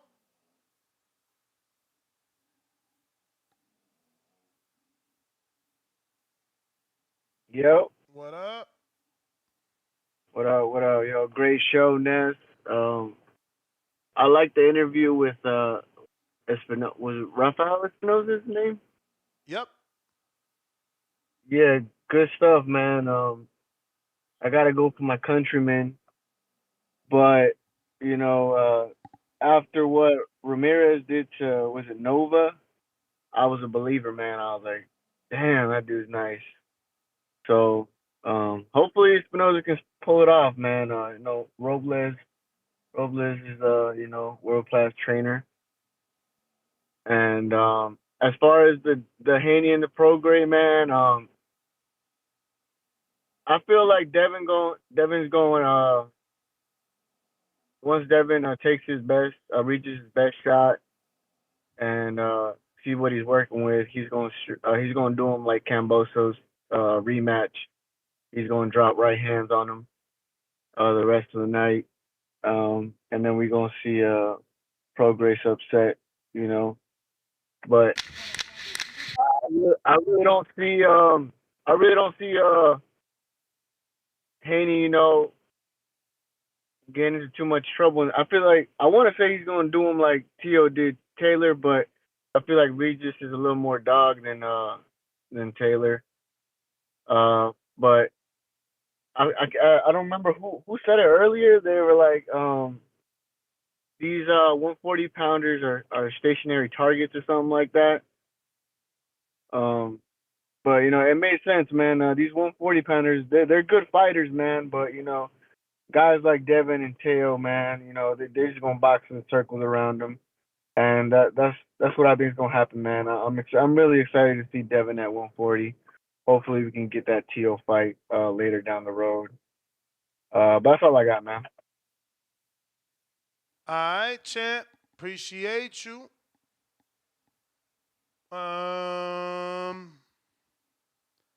Up next, SDX. What it do? Shout out to you, Ness. Uh, keep doing what you're doing, boss. You killing this shit. I'll make my call short and quick. As far as the Devin Haney and Prograis, I'm just interested to see the fight, Ness. I'm staying in my casual bag. I ain't gonna pick no sides because now I'm hearing that if you say what you think Devin gonna do, or if you think you say what Regis gonna do, they say you picking sides and you can't, be in the middle. Goddamn, I thought I mean, boxing's how supposed. how could you be in the middle if you making a pick? Tyrone I mean, can't write you down for both. It's only either we or. make we make picks in the betting show. Shit, we trying to see what's realistically could happen. So though I picked Devin as my guaranteed shit, I might hedge it what Regis could do. So I like to hear both sides. You feel me? That's as a better. That's all I'm saying. Ideally, and that's all I want to say on that is that I just want people to keep the same energy. If Devin goes in there and purely boxes Regis, I don't want to hear that shit no different from what y'all gave Shakur. You feel me? Y'all said that shit was boring.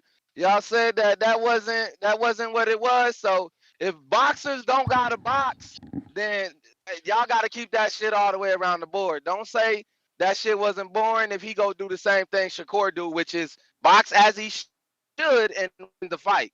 You feel me? But hey, I'm interested in this the guy that you interviewed. I ain't gonna lie, I'm trying to sprinkle Hold something up, on that. hold And that's up, we hold up, hold up, hold up, hold up, all right, hold up. So all right.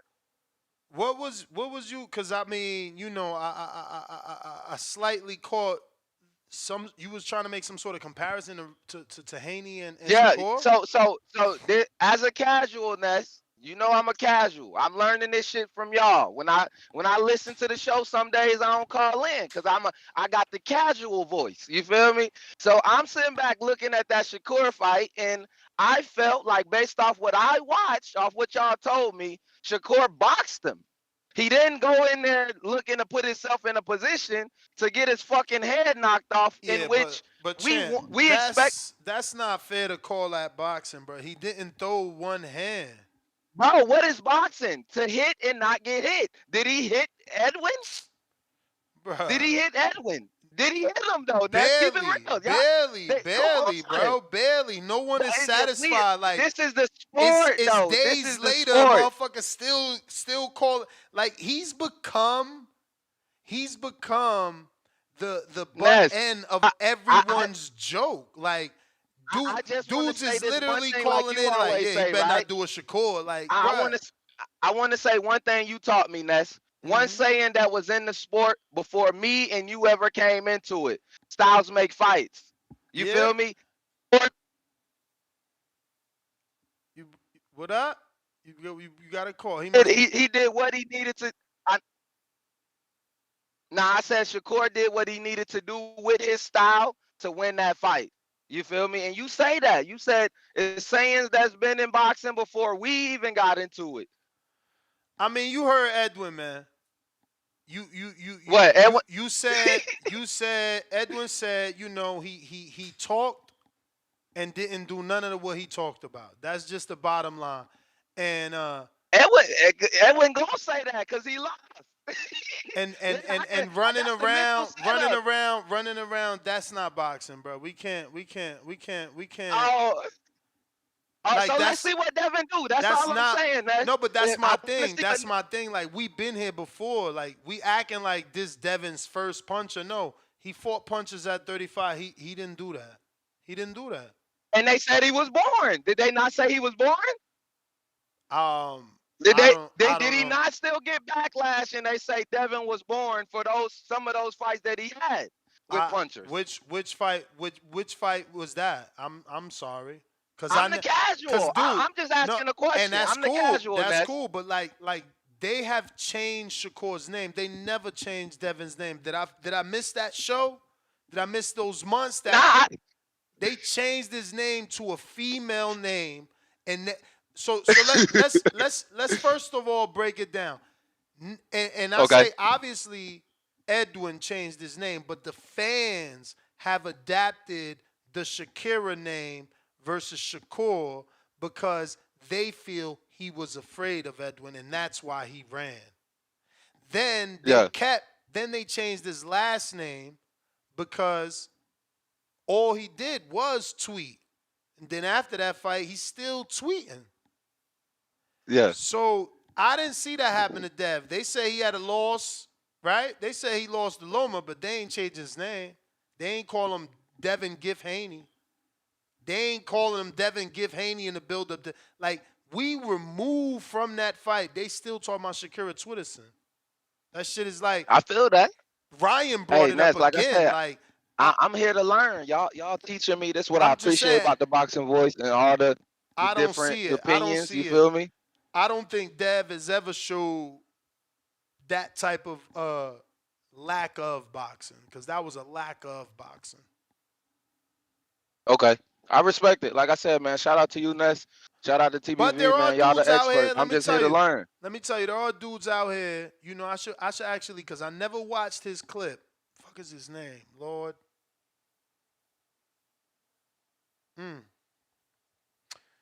Alex Vega. I know you listening, bro. He's managed to PG Sports. He's a 154 pounder. I think Conwell beat him. Maybe no. Fuck. What is that dude's name? He be fighting in Connecticut a lot. He was given. I believe he made I believe he made an entire video giving credit to Shakur. I wish I could remember his name. I would screen share that shit right now.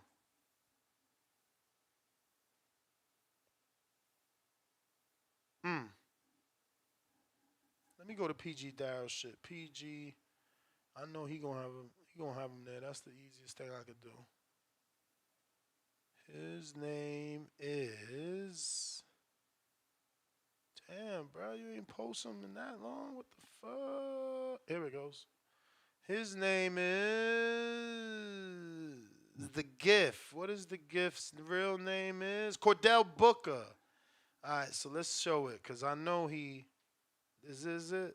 Let me make sure he ain't got a bunch of them shits because I see he doing a lot of these. All right, let's show it, man. Let's see what he was talking about.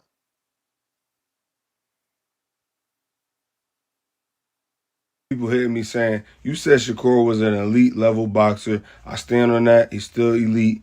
He beat a guy on the top level with one hand, whether his shoulder was hurt, his left hand was hurt, whatever. Something was bothering him. He said he had an off night. Something was going on with him. Whatever it was, he still beat this guy with one hand. On the elite level, they said this guy had superpower. He was a great. He is a great fighter. I don't take anything away from him. Shakur is just that good that he can beat a guy like this with one hand. And I think people need to give him a little bit more credit. Yes, it wasn't a lot of punches landed in the fight. CompuBox had it at the lowest ever. I got people hitting me saying, Oh, damn, that's where he stopped at. Well, I thought he would have said more than that. So okay, that's basically what everybody is saying. You know, he did what he had to do to get the win. Uh, it wasn't pleasing. I just feel like he getting more backlash coming out of that fight with a win than than with a loss.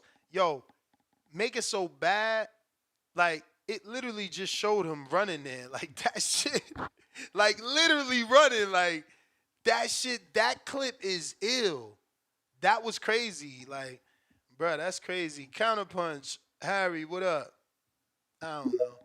I know he gonna fight different. Shit like that make you do different or better. I'm Excuse me. glad you. I'm glad you got me right on her right after him with that bullshit, man. Listen, dude is not a casual. He out hiding under the guys as a casual. Dude, if he was really trying to learn, let me tell you something. Anybody who tried to learn, do you talk while you trying to learn? Do you go back and forth with somebody who teach you something? No. Bruh want to hide behind it. Man, if you watch enough boxing to see boxing, bruh, you know the difference between the actual boxing and running, bruh. Everybody said he was running. Everybody, bruh. Whenever you seen a boxer, when they boxing, doing the sweet science, they jump back about 10 feet, bruh. Come on. Get the fuck out of here, bro. You ain't no damn casual, man. If you a Shakur fan, that's fine. Ain't nobody saying nothing wrong with it, bro. But don't lie to yourself. That was not boxing, man. And then you gonna try to compare it to what Devin Haney gonna do. You ain't seen him do no type of running like that, bro. And that's not Ever, even defending Haney, but you ever. you you you coming up with some bullshit, bro. You have not seen in the history of boxing no boxer. Go back and watch any boxer where they do shit like that, bro. That is unusual, man. Even if I never seen boxing before, I only seen a couple fights as a casual. You know what I mean? I would have, I can tell that that's running, bro. He not throwing no punches. Get the fuck out of here, man. Hey, look, bro. He full of shit. He need to own it, though. He full of shit, though. Let's just say that. He full of shit, bro. I'm saying that I don't because think he. Maybe he was trolling. no, Cause Ness. Listen, he bro. been listening When, for a while. when you Maybe in he was just when you in trolling. class, when you in class, right? Do you sit there and the teacher tell you something, you go back and forth? Because he was definitely going back and forth with you, wasn't he? All right, man. That's I all. ain't even think he was going back and forth. He was saying, nah, this all that shit, nah, bro. I know what I'm hearing, man.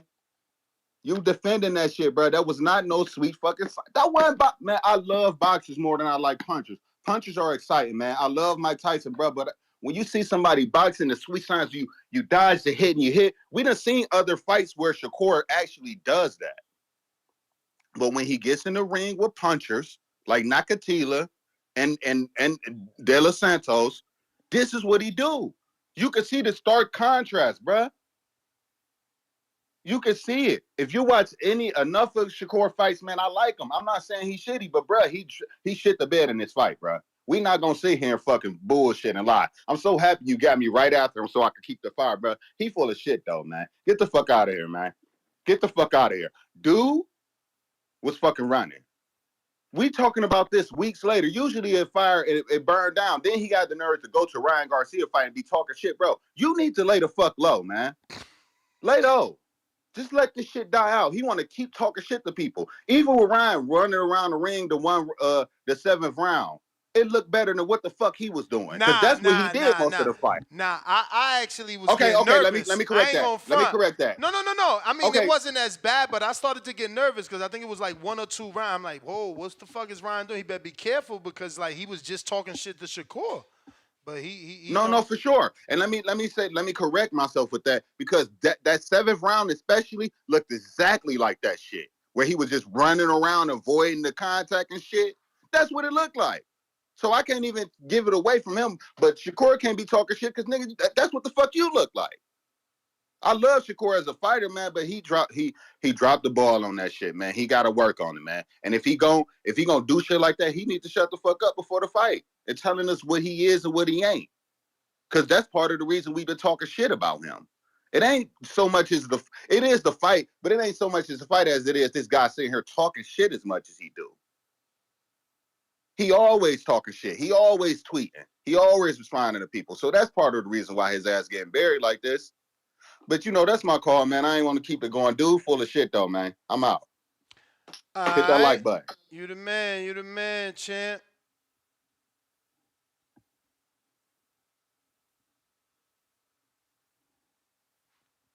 I figured that was coming.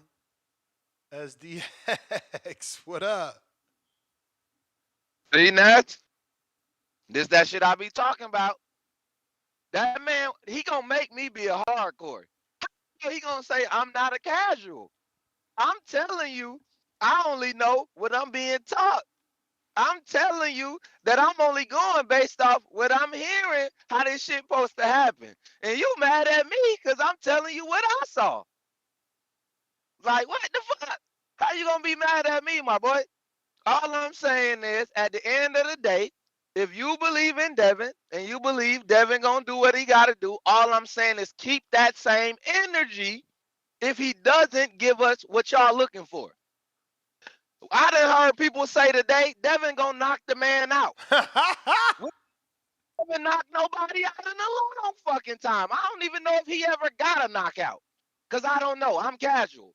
But if y'all telling me y'all believe Devin is gonna stop this man and Devin boxes this man, okay, then to me, that's not giving what y'all building me up. Is that y'all's a lot of people. You choosing to only listen to the people calling for knockout, I guess. No, but even the boxers. I heard some people that says Devin is going to box him and touch him up. So I've been listening all morning, Nash. You know me. I'll be one of the first few people in this bit, and I just sit back and I accumulate all day to the end of the show. I even heard people that believe Dev to be a pure boxer say that Dev is going to touch him up so many times that basically Regis just ain't going to be able to handle all the punches Dev going to touch him up with. I heard that shit. So I'm saying, even from that perspective, if he's gonna box him that good, okay, cool. Now this is another thing that I'm saying. Okay, even with the Shakur thing, this shit to me is one-sided only out of the fact, and if I go over Ness, I'll send you another 5. It's one-sided because how the fuck can we only blame Shakur for quote unquote running when De Los Santos got a motherfucking job too? When Boots got in there with a fighter and that fighter ran from Boots the whole fight, we were saying, well, damn, Boots ain't cut off the ring. How the fuck Boots ain't cut off the ring? Boots don't know how to cut off the ring. But we ain't saying that shit to De Los Santos. We ain't giving De Los Santos bad rap for not. Bro, but that's the thing, champ. Are you No. Listen, because this is a question. Are you really saying that Karen and Shakur fought the same? No, I'm not saying that. All right, then. You can't ask De Los Santos. You heard his answer. I asked him why he ain't cut the ring. How am I cut the ring off? The motherfucker's literally running. Hey, bro, you gotta get. That's where skill. Man, if he get in there and do that to Devin, then what? Listen to me. What we gonna give that? If he get in there and do that with Devin, then what? If he would have took the 25% and ran from Devin and did the exact same thing, what the fuck we gonna say? Oh, he ran, so that don't count? fuck out here. You got to get the job done no matter what. Just remember the last caller said, in the history of boxing, we haven't seen that, bro. Like, we ain't seen that. That was the worst look ever in life. Like, you can't be called as good as Floyd and also go down in history as the fight. You the catalyst. You the example for running. Like, even if you try to compare what Karen did, it don't equate to what Shakur did. It just don't. Not visually. They didn't look the same. I don't know what you saw, man. That's crazy to me. You even bringing up Karen. Exactly. Say less. Exactly. That's what it looked like. Jose Pereira is right. Shout out to Jose. It looked like Rocky. It looked like Rocky chasing a chicken. Okay. Hey, I'm the casual, man. Shout out to Renzi, the casual voice. Shout out to you, Ness. I'm learning, bro. I'm here to learn shit. If I was a hardcore, I might have had a different understanding of what I saw. I'll say but this. I don't. So I'm here. I'm keeping it real. I ain't coming up with some shit that I don't truly believe myself. I'm just being, this my own opinion. That's why I tune into the boxing voice where Ness let me voice my opinion. You feel me? If you don't like it, fuck you. You feel me? Lace up, nigga. They got the border war summon. I'll lace up with any nigga that won't smoke. And I'll show you how to run for real. Shout out to the boxing boys. I don't know if you hey, thought kick me, Ness. I'm driving. Kick me. I don't know if he thought that one out. He said, "Cause I'm gonna show you how to run for real." So does he mean he gonna make you run, or he gonna be running? That was funny. But I see somebody in the chat talking about, bruh, y'all casuals. They call Floyd a runner, bruh. It don't matter what they called Floyd. He never ran like that. Never. Like, we gotta just keep it real. You feel me? Like, never like that. Look, I say all the time, I'm not a historian. But in my time watching this, I ain't never seen nothing like that. That was the first time I ever seen something like that, especially from an elite. So we gotta stop. We can't just be like, you know what I mean? It's not the same. But that is everybody. And that's GTO, Instagram, and Twitter. I got to get to this Jersey Dude 05 member for 7 months on that champ level. What's up, TBV fam? I had to cancel my entire San Francisco trip because I was crazy sick recently, was down bad. But I'm better now. Shout out to all of you. Thank you, Ness and Danny, for your work. Appreciate you, champ.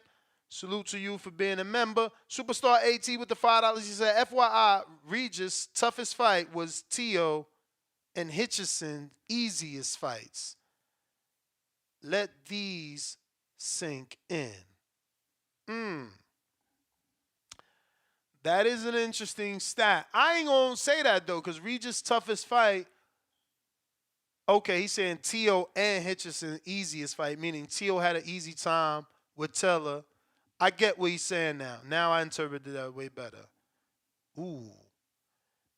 I get what you're saying now, champ. I see what you're saying. He said Regis' toughest fights was Tio and Hitchens' easiest fights. But that ain't a lie. But Styles make fights.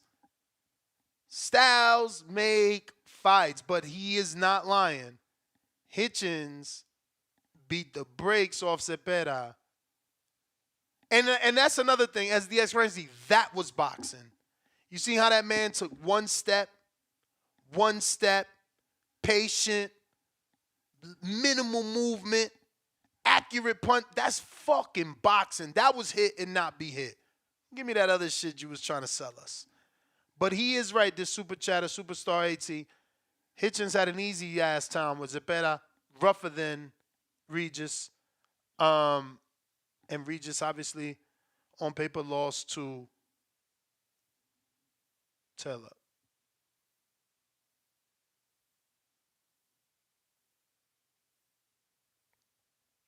Matador, what up?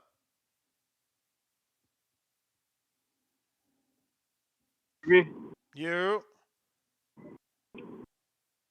Yeah. So, I mean, I listen. I was listening in and out earlier in the calls today, but yeah. As far as what you were just talking about right now, like, man, I watched that fight too, the Shakur Stevenson. Like, I like boxing, man, but I dozed off in that fight. Like, I was like, I'm on my couch and I dozed off, and I don't do that because I respect all boxers. I like all of them.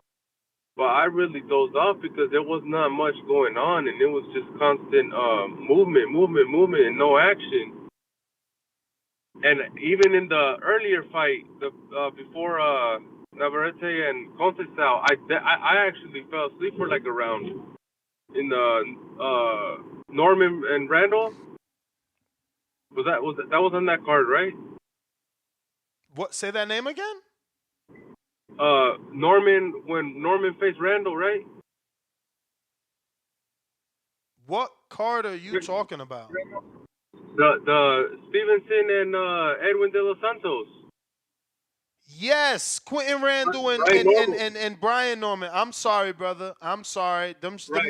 Them names sounded so old, bro. Like when you said Norman, I'm like, bro, what era is he talking about? But go ahead. No. You know why? Because the Randall messed me up. Solid. Randall Bailey, that name messed me up. So when you said Randall, I automatically thought of Randall Bailey, the puncher. And I'm like, what are you talking about? Oh, yeah. No, yeah, that fight, I actually did fall asleep in, for 2 rounds, I think. That one was another one. I was like, oh my God, like, I can't believe, like, this did this to me. I got up, I showered, and Navarrete Robson Conceição fight was, that shit was all action. But the Shakur fight, that shit was not, it's bad, but it was not, entertaining. Like, and I almost went to the fight. Like, I live here, so I almost went. I was like, I'll probably go, but I didn't go. I'm glad I didn't because I work in the morning. That would have been terrible. I would have been like disappointed doing that.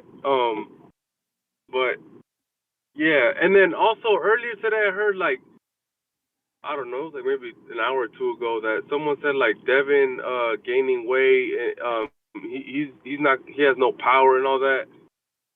Man, if you haven't cut weight or lost, a significant amount of weight like that, and then gained a little bit of weight back, you don't know what it's like to feel weak, to feel depleted. Like you don't. Like I've actually done that to where I've depleted myself pretty low and try to work out like that, and you don't feel the same. You add 5 pounds, man, it's night and day. But that's all I gotta say. Like you guys need Devin could look a lot. Champ, that's the bell.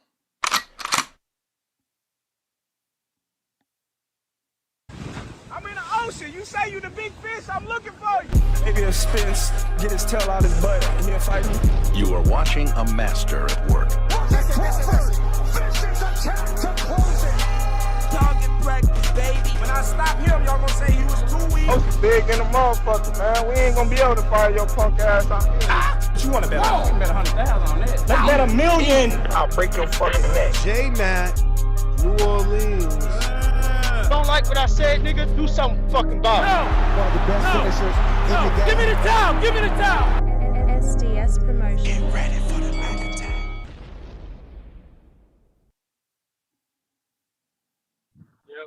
Yo. Yeah, man. Man, I love how y'all still love Shakur fight and bringing it down. I do agree with Renzi, because I want to make my $1,000 bet off of him. So I'm gonna look after my investment. I love how fight fans get on here and tell us to watch the fight through their fucking perspective. Whether you think it was boring, whether he was injured or not, he still went out there and beat dude 12 rounds. The guy y'all giving and making all excuses calls in and gives you his excuse on why he didn't want to cut the ring off because he would make Shakur, because it would make Shakur look better, and y'all run with it, y'all buy it. So just because you were bored with the fight and you felt like in your mind, which you probably can't get in the ring and do, and what you would have did against a power puncher, because they got a lot of callers to call in and say what he should have did, ain't never been in the ring or never been in a situation where they had to strategically figure out how to fight other than fighting out of emotion, raw passion, or just fuck it. I'm just in a fight. A lot of y'all watch boxing, y'all think that's how it happens in the ring.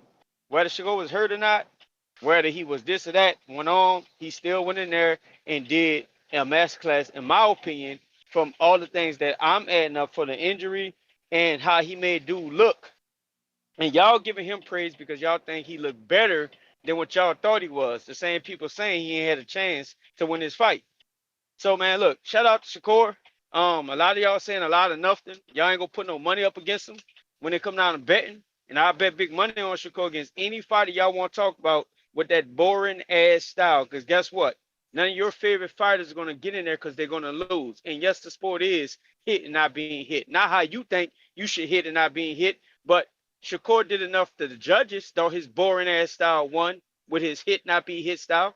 So like it's amazing listening to y'all get on here and cry. Ness, calling you out. If Shakur and you weren't in y'all situation, because you do this every time you get in bad favor with somebody or somebody cut you off or they block you, you throw them under the bus. If you and Shakur was tight, you wouldn't be letting this shit go on. But this is what you do when you get mad or somebody get mad at you, so you just let the shit go on. Y'all continue watching Shakur. I'm glad that he got all these fans coming because now y'all gonna be paying to see him lose. Like I said, any fighter you want to put in there from the tanks, the the guy that they scared to fight at 140, I can't think of the name. Sabril, put all of them in there. I got Shakur against all those guys with his boring ass style. As far as Devin, I do want y'all keep that same energy. Devin get in there with a power puncher and play it a little safe. And I fuck with Devin and Shakur, and I'm gonna keep fucking with both of them. Let me run both my cards back to back now. I fuck with both of them, and I'm gonna keep the same energy. But if Devin get out there You may feel and like it's your time, but it's not your just put time. both my cards, sir. If Devin get out there with two hands and do the same thing like Shakur did, I'm gonna be the first one on here going after his ass because I'm gonna tell y'all keep the same energy. But see, that's what y'all do when y'all want to start hating on the fighter and start building that. He could be Shakira, all that shit, all you want to. Bet money against Shakira. I got in Devin and Shakur, as much as I like him, I still edge Shakur over Devin. Devin's a talented fighter. Do I think he go dog walk Regis? I do think so. Is Regis dog enough to make this a tough fight? Yes. Do he have the power that Devin probably ain't gonna want to stand in front? Of course. That's what boxers do. They get in there and adjust. They don't get in there and play a video game and press the X button and press the sidestep button and get in there and fight the fight you want them to fight. I think a lot of y'all kind of think boxing is a sport like you get on a remote control and press the fucking X button and you go get the knockout power or whatever some shit y'all been growing up watching. For us dudes calling in saying well, who's a fan and how they want to watch the sport, man, look, bro.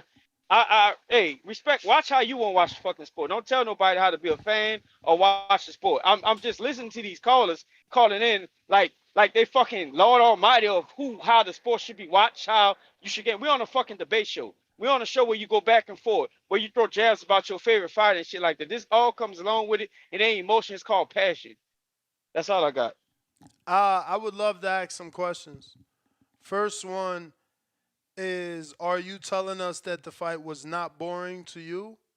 Hey, I don't Because give a fuck with I'm y'all. just The fight was asking you a fine for question, me. bro. I'm just asking you a question. If you don't want to answer I'm it, I can answering you. move I on. answered your question. I'm gonna answer your question with the energy I want to. I don't give a fuck what y'all thought. The fight was just fine to me. But that's what I'm saying. That I didn't ask you what we thought. I said to you, are you saying the fight wasn't boring? So for you to say No, I don't care what y'all thought, I didn't ask that. I'm asking you your thoughts. I just answered the question, nigga. Look, we're not about to play this word game. You heard my fucking answer. I just said what I said. What is your It answer? We wasn't can't boring. hear it with all It the wasn't fucking boring, bickering nigga. and It hollering. wasn't boring. I said Okay. what I said. It Okay. wasn't boring. Y'all Okay. hating ass thought it was boring because y'all didn't get the fight y'all wanted. So that's up to y'all. Continue watching sport the way you want to. We had a All right. bunch of fights that happened in the past that didn't go the way we thought and shit like that. Y'all hating on Shakur, but it's So fine. Keep hating and paying your against call him. was over. Remember, I'm asking you questions again. If you don't want to answer my questions, you could keep it Go ahead. moving. Go ahead. I'll answer So your questions. my next question is: have you ever seen a fight like Shakur's before? And if so, Yep. which is it so we can watch it? I gotta think about it. Because you I just think, said yup. Hold You on, just hold on, said hold on, yup. hold You on. jumped out your Hold on. ass and Hey, said Ness, yup. But I want to hear hold it. I on, want to hold hear it. on. I want to hear it. Oscar De La Hoya versus fucking Don't say what's the that. dude? Don't say that name. No, Don't say that name no. because you're gonna look like a Hey, casual. Don't say that name. hey, nigga, I can go. Don't say that Look, name. Don't say that name. You're gonna look like a casual. You can't. Oscar De La Hoya 3 did it in rounds. the second 3 half of. rounds. I'm about to say, let me make my point, No, nigga. you're not. No, Let you're me make my not. No, you're point. not. No, Yo, no, make my no, point. no, I no. can't complete 3 my statement. rounds is not half of a fight or an entire fight. Stop. Hey, man, look. Stop. You Hey, trying. man, look, I didn't. You what we call reaching. I am reaching because I can't think of one off fucking Because it never happened. Because it never happened. But that'll be your homework. Before. That'll be your homework. It never happened, but that'll be your homework. Easton and fucking Bartholomew. No, Rancis, but Robert Easton, Rancis, fucking, but something I forget how you say his name. He's Rancis Bartholomew. Yes. Another bad reference, and I'm gonna screen share just to prove that you're wrong again, and you're lying. The reason I'm using the word lying is because you're saying again. I gotta let you go. I gotta let you go, bro. I know you better let me. You're a liar. No one has time for that. No one has time for that. You're not allowed to lie on my dime. You can lie on your dime. You're not gonna lie on my dime. What Karen did and what Shakur did is not the same. What De La Hoya did in 3 rounds is not the same. Stop lying. And the reason I'm calling you a liar is because you said it's not boring. And then when I said, is there another fight? You said, yeah, until you realized I was asking for that fight. Then you just start pulling fights out your ass, talking about Rancis Bartholomew.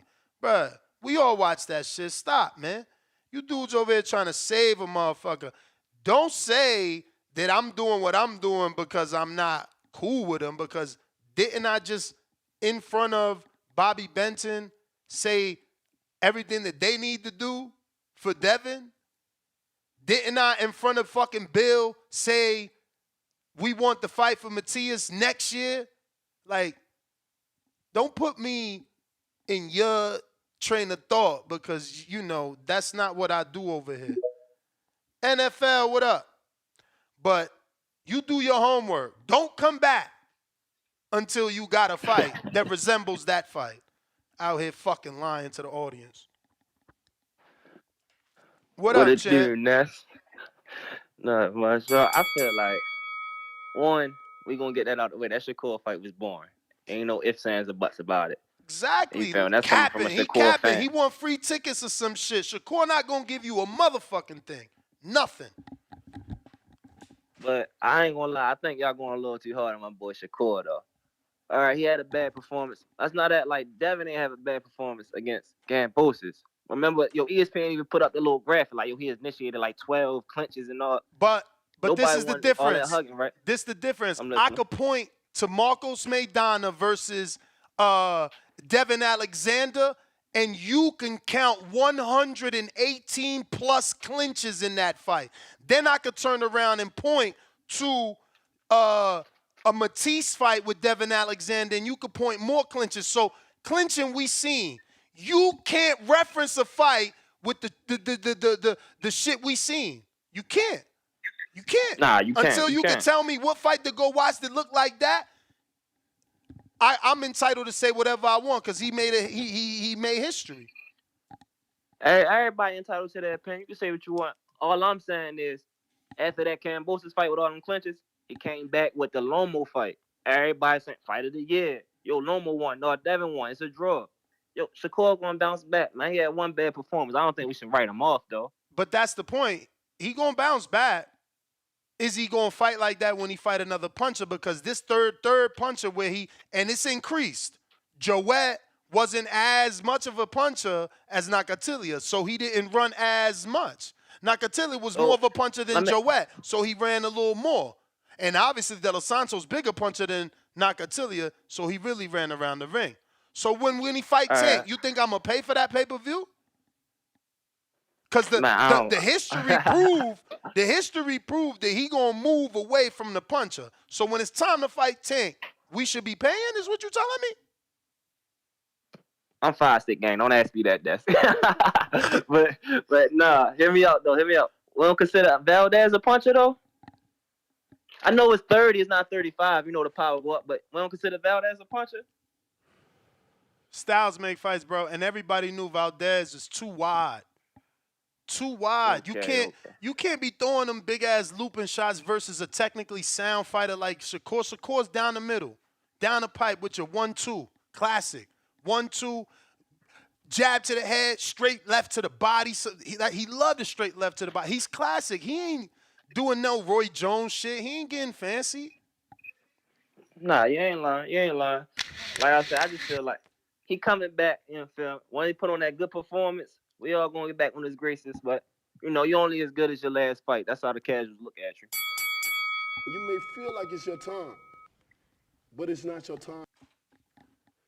For sure, you is right about the last fight shit, and you ain't lying. I'm super like in the belief that he can look better in his next fight. What I'm not sure of is that he's not gonna do this style of fighting versus another puncher. You know? Frank Martin's another southpaw, another decent puncher. He showed punching power late. What'll happen in that fight? Murataya's a puncher. What'll happen in that fight? Who else is even a puncher in that 35? Isaac Cruz. But those, I mean, William Cepeda, we got to see. William is a little more technical, too. He's not your crude, you know, wild Mexican. So we're going to have to see that fight. How would that play out? You know? Counterpunch, the real Jordan, what up?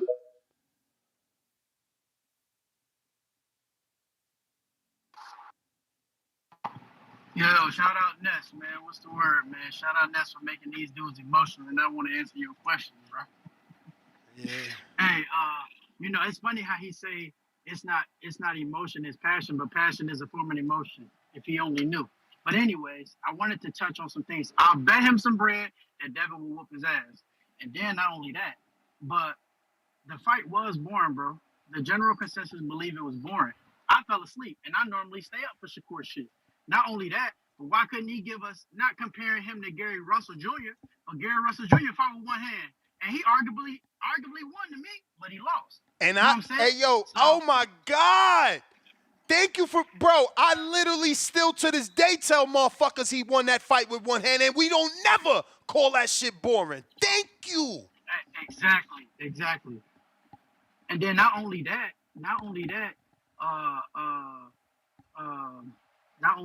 but like you said, we don't talk about that. Why we don't, and then like you said, this is gonna go down in history as the worst performance from Shakur.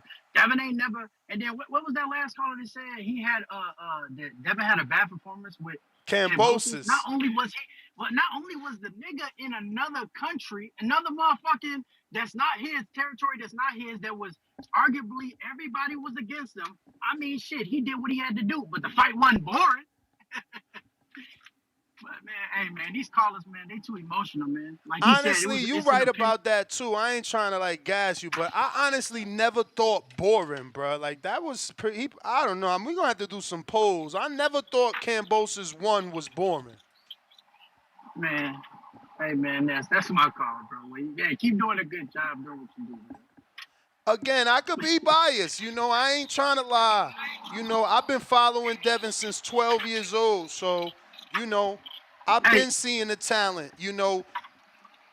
It's like cash flow, bro. Like you can't see a kid that young and looking that talented at that age and then, you know, see him get to this level. And what else am I supposed to say? The dude lived up to every bit of his potential.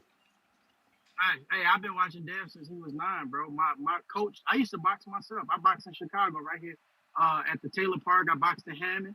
And my coach used to be in the Mayweather gym training with the heavyweights. His name is Lero. And, bro, I used to watch Devin since he was 9, bro. Devin Haney always been my favorite fighter. Like Cromell, bro. Look at Cromell. Bro, the dude he's a beast, bro. And that's how Devin was, bro. He came up with the people that eat, sleep, shit boxing. You ain't lying, that's my man. partner. And that's all I'm saying. Like, yo, we sit here. Anyway, you know what? It is what it is, bro. Saturday, man. Saturday, we going to have something to talk about. Good or bad, we going to have us something to talk about, though. I tell you that. You may feel like it's your time, but it's not your time. Uh-oh, y'all. We out, bro. We can't give you no counterpunch, bro. Nobody want to fight with you, man. Hey, yo, I'm not trying to fight nobody. I got $1,000 bet. It sound like who that was that just called in. Oh, yeah, that was I know the real fucking Jordan. body. The You real can't even Jordan. remember his fucking name. His yeah, name? I know Bruh, fucking body. Nah, he Tell actually somebody. He actually got a I $250,000 Ness, on hey, TikTok. bro, I don't need you to co-sign for him. Me and him about to talk big money. He said he got Devin. I got Shakur. I got $1,000 on Shakur when they fight. Bro, that fight ain't even happening, man. Now you talking around it. I'll talk about what he talking about. He called in King Bro, CD, whatever the fuck his name is. future That's bets. why you chopping my counterpunch up. I responded, since I'm emotional, I'm passionate, and obviously I don't understand what feelings are, and I'm expressing them on the show. I love the weirdos who call in and tell me how I should project my energy and my cause. That's fine and dandy. I got $1,000 on Shakur. I fuck with Devin. Lord, Dream Haney shit, all that shit. I fuck with Shakur. I'm not getting caught up into this one and that one, like the Bud and the Arrow shit. But I got $1,000 on Shakur for anybody who want the fucking bet. I ain't about to argue with you. You can talk about how passionate I am, talking about what the fuck I don't know. I know what I know. You don't have to know it. I'm gonna stand on it. I put $1,000 down. I ain't doing that lip wrestling, all that fucking arguing. If you ain't talking that type of money, get off my fucking dick. That's my call. That's what you call classic fake bluff. That's a bluff. That's like, bruh, you want to make future bets that don't exist. Like, bruh, I could talk greasy too. I want to bet 10,000. Motherfucker, this shit ain't even here. And we got to wait for it to happen. Like, a motherfucker could kick the can waiting for the shit to get signed. Man, he out of control, man. Bruh, I got 5,000. Fuck you. Matter of fact, I got 5,500. 212, can you hear me? Fuck that, Jay Indictment. I got 6,000.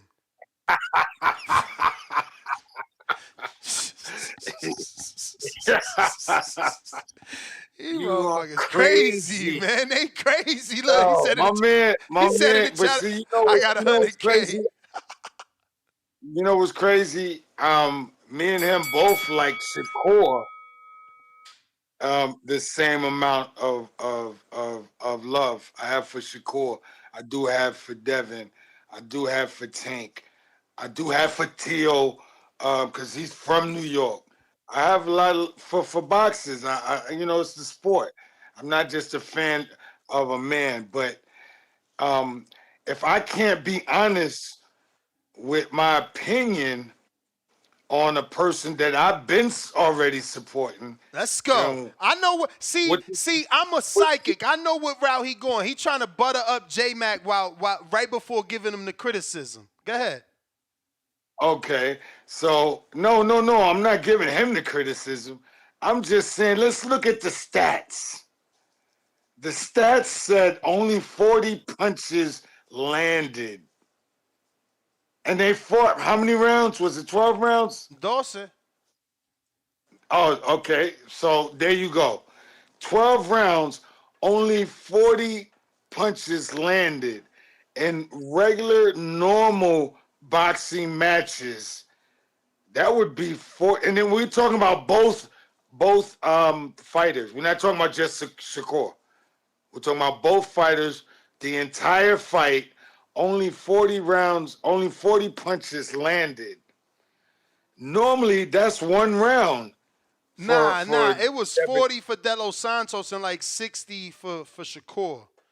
Actually, the lowest fight, I don't want you to not know the truth. The lowest scored landed punches in the fight goes to Fury versus Klitschko. 84 total punches landed. This fight had, I believe, 102 total punches, but that's the difference. Nobody ever called Klitschko Mayweather.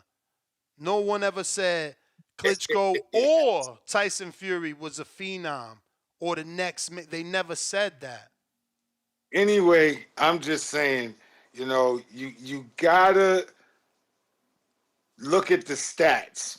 If a person only landed 60 punches in the entire 12 rounds, that's got to be looked at. If the other boxer only landed 40 in 12 rounds, that's got to be looked at. Now, when you look at the end of the day, the shit is the prospect landed 40. Right. That's what I was about to say. The elite fighter only landed 20 more. Like, that shit bananas, brother. I hate that we even talking about this shit, man. That's crazy. That's crazy when you're talking about a pro fight of elite fighter as elite as Shakur is. Now, the only thing I want to say, because you did chop up my. Oh, now I chopped up your time, huh? Go ahead. You did chop up a little bit. All I want to say is this. You look at boxing and you see everybody boxing, but think about it. When you brought up Carmel Moulton, where do you normally see Carmel Moulton? You normally see him in Mayweather Gym working out, correct? Is that correct? Correct. When you look at Devin Haney, where do you see Devin Haney? Most of the time you see him training, you see him jogging and running, you see him competing with his people, and you see him in the ring boxing, correct? Yeah. Correct? Okay. When you see Shakur, and that's my man's, real talk. Bruh, you about to go here again? You about to go here again? You know you on free time right now, right? All right, wait. Well, where do you normally see Shakur? Where you tell us. You tell us where we normally see him. Social media. Yo, I gotta go. I got a counterpunch. I got a counterpunch. NFL. Oh, damn, you must be calling in to make that bet, that futures bet. You about to make that futures bet with J-Mac? Oh, you talking about the Shakur? Man, since he making just dumbass bets, I got boots for Shakur go to 147. So we just saying anything. I love that. You feel me? But nah, I just wanted to call it for that counterpunch. Like, all right, I was thinking, cool, let's say it like this. One, I ain't saying that Devin Kambosos' fight was like boring like the Shakur, but it wasn't a super entertaining fight. Devin punch, grab, 12 rounds, easy win. I still don't remember people calling it boring. Like, I do a show like the day of the fight, the day after the fight, then I'm back on Monday. Like, I don't remember people using the phrase like, man, that fight was boring, man. Dev, he won the belt, but that shit was boring. I don't remember that. Motherfuckers was more like, damn, can he do that shit again? And actually, they was more like, he about to do it again. They was more like, we don't need that second fight. I don't remember people calling it boring, but, my bad. I could be just, Devin Haney. When I say boring, I mean, it wasn't like a chess match. It wasn't like action-packed the whole time. It was because one dude ain't on that level. That's what I'm saying. Like, he made a unified champ look like he don't belong, whereas, whatever conversation we having, the other dude was not a unified champ. That's all I'm saying. What you mean? He was unified champ going into the fight. That's what you mean. Who you talking about? Cambosis. Who you was talking about? And that's what I'm saying. Dev made a unified champ look like average. And in the other situation where I'm gonna just stop saying the name and stuff like that because they're gonna label me a hater. In the other situation, that wasn't a unified champ he was fighting. That's just the bottom line, bro. We can make excuses all we want. All right, so let me ask you this question. You put Cambosis and Edwin in there. Who you taking? Be honest. I'm taking Edwin.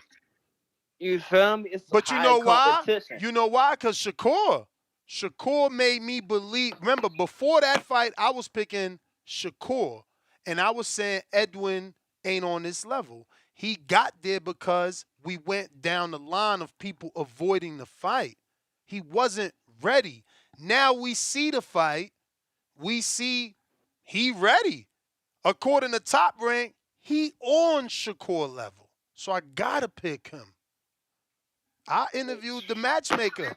He said it right here. He said Delos Santos is on Shakur level, and I will not put him in with Raymond Murataya or Keyshawn Davis. I'm going to keep him far away from them. I was like, okay. So I got to respect that. That means the same matchmaker that's going to make Cambosis Delos Santos, who you think he picking? Because Cambosis is with Top Rank. Hell yeah, everybody picking De Los Santos, but no, come on, now don't be disrespectful. He ain't on Shakur level now. He right under, maybe a notch or two under him. Nah, but that Shakur level is that Shakur tank, fought that. that. Shakur. No.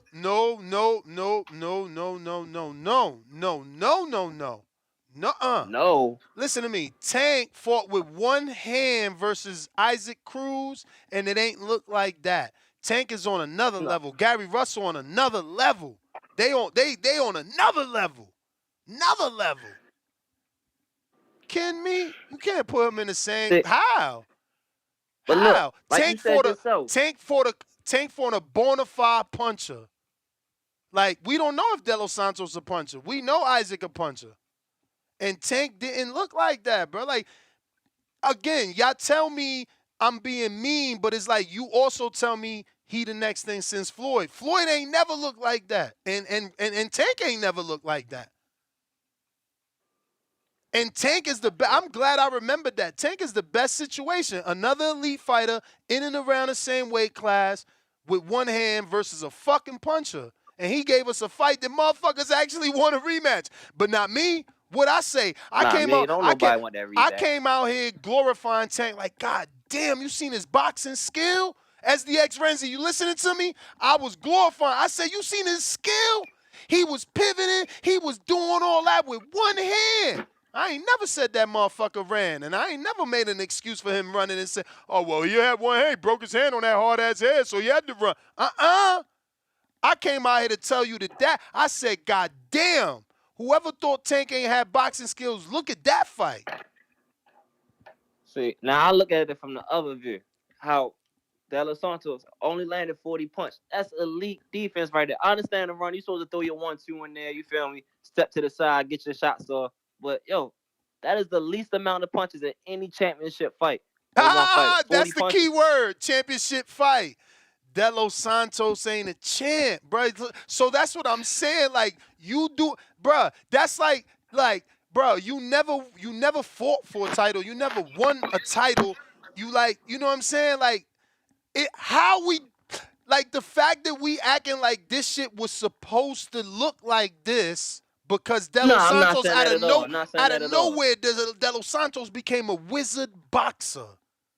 Out of nowhere. I thought he was a puncher. Come on, man. Now it became a chess match, a thinking match. I thought he was a puncher. Nah, I ain't say that. I'm just saying. No. I'm not saying you. I'm just saying in general, like, people bringing up a million excuses. I thought the dude was just a puncher because ain't nobody calling in a day for the topic telling me Regis about to get in there and it's going to be a chess match with Haney. No, because they saying he a puncher and he a boxer. So either he gonna knock him out or he gonna outbox him. but now De Los Santos a wizard master boxer. He got a silver medal we ain't know about either, huh? These motherfuckers, I'm You telling got you, me with that. it ain't you. It's everybody. They trying to make excuses for this shit. It's like nobody made excuses for Oscar. That's the one thing J-Mac said right. Them 3 rounds, we was mad. We wasn't saying Oscar's a runner. We was saying we was disappointed. Like, why did you do that? Why did you do that? Why did you run for them last 3 rounds? You had to fight 1. You gave it away. Nobody was saying, even what we saying now for Shakur, we didn't understand why Oscar did it. And we should have the same energy. But no, here somehow we fake understanding for a fake left hand that was fake hurt when he fake asked to do $1 million sparring the next day. And we defending it. Dude literally calling and say, well, he had to fight like that with 1 hand. So which one is it? You got a hurt hand, or you gonna risk your hand even more to make a measly $1 million when you get paid $4 million a fight? So which one is it? We gotta call Cat. And he right. Maybe I won't go hard if we was a little bit friends, but we not. So ain't no reason. The gloves is the fuck off. What am I lie for? Gloves is off. Now, y'all need to take the fucking shades off because you're trying not to see what's in front of your face. The 3 fights is there. I ain't got to make shit up. All they could do is give me ammunition. All I could do is watch you on TV and say what I saw. If I ain't see what I saw, I can't say what I seen.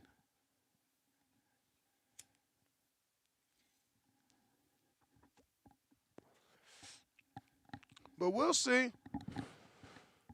Dev in there with a real puncher, right? Dev in there with a bona fide puncher, right? Solidified puncher, right? We know that. We know that's a puncher. We ain't got to gas. You know what I'm saying? We know Regis could punch. So if he fight in any manner, at least we know why. We still don't know why. We still scratching our motherfucking head. Yeah. SDX, what up? Oh. What up? Hey, Ness, all I wanted to say, man, because I see you stop checking the cash app, man. I wanted Coach to keep cooking you. Who? When you ain't want to check the cash app. I want to say J-Mac. When he came in there, he see what I'm saying. What he see? And he in this shit. What he see? When he first called in, when he said he agreed with SDX Renzi, because y'all want us to look at the fight the way y'all see that shit, and y'all trying to say it's boring because that's what y'all running with that. Okay, so it's boring. So it wasn't boring for you? Because I ain't catch that in your first call. Is that what you saying? That's not. I said that. I said as a casual, I'm looking at it for what y'all taught me boxing was supposed to be. I can say it's boring, but I'm looking at he did the job. Okay, he hit him without getting hit. But that's what? The fact. What did that's you the fact feel? Of the matter. What did you feel during the fight, That's how I feel. What I feel doesn't make the fighter win or lose. No, it don't. It don't. This is the only thing. Keep it real. This is my only thing, right? We're watching professional boxing. What everybody is talking about when we talking punch stats, this is not the amateurs. So you don't win a fight based off how many times you literally touch somebody. You got judges sitting back watching what they like. So this shit is subjective to the fact of, okay, I looked at it, and if I wanted to see a knockout, I can, just like you brought up my favorite fighter, Tank and Esau Cruz. To me, I could say that fight was boring because Tank didn't knock him out. Does that mean that my opinion is true? Fuck no, because like you said, Tank showed an elite skill in that fight. But just because I say, oh, well, Tank my favorite fighter and he didn't knock Esau out, man, that shit was boring, man. That was some bullshit. That don't mean that that's the truth. Champ. The man got the fucking job done. Yeah, but when a person like that says something like that, you just ignore. You know he don't know shit about boxing, or he's speaking out of frustration. That's all I'm saying. And that's what I'm hearing in this same conversation when we saying, Ness, you can't say styles make fights and then come back to say, oh, well, based off this fight, this how it was. Just like even J-Mac said too, the Boots versus the guy that you were saying, that wasn't the same thing that happened. And it ain't the same thing. It ain't. That's why he was saying that dumbass fight laughing. And the other dumbass fight he couldn't even remember. Come on, bro. Listen, you watched it. But listen, you gotta let me talk too. You gotta let me talk too, bro, because you watched these fights. You watched them. Forget what the fuck J-Mac saying.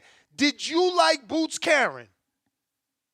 No. Okay. Because Boots didn't cut off the ring. Okay. So did you like Santos Stevenson? See? Not for real. You see? You see? Not for real. And that's it. That's it. You and I, listen to me. You and I are consistent, okay? Philadelphia sent me death threats after fucking Boots and Karen. Why? Because I said the same shit I'm saying now. But you got guys like J-Mac saying I'm trying to be biased. You know what I'm saying? But this is how I'm saying. Why is Shakur getting the shit end of the stick when Boots didn't cut off the ring?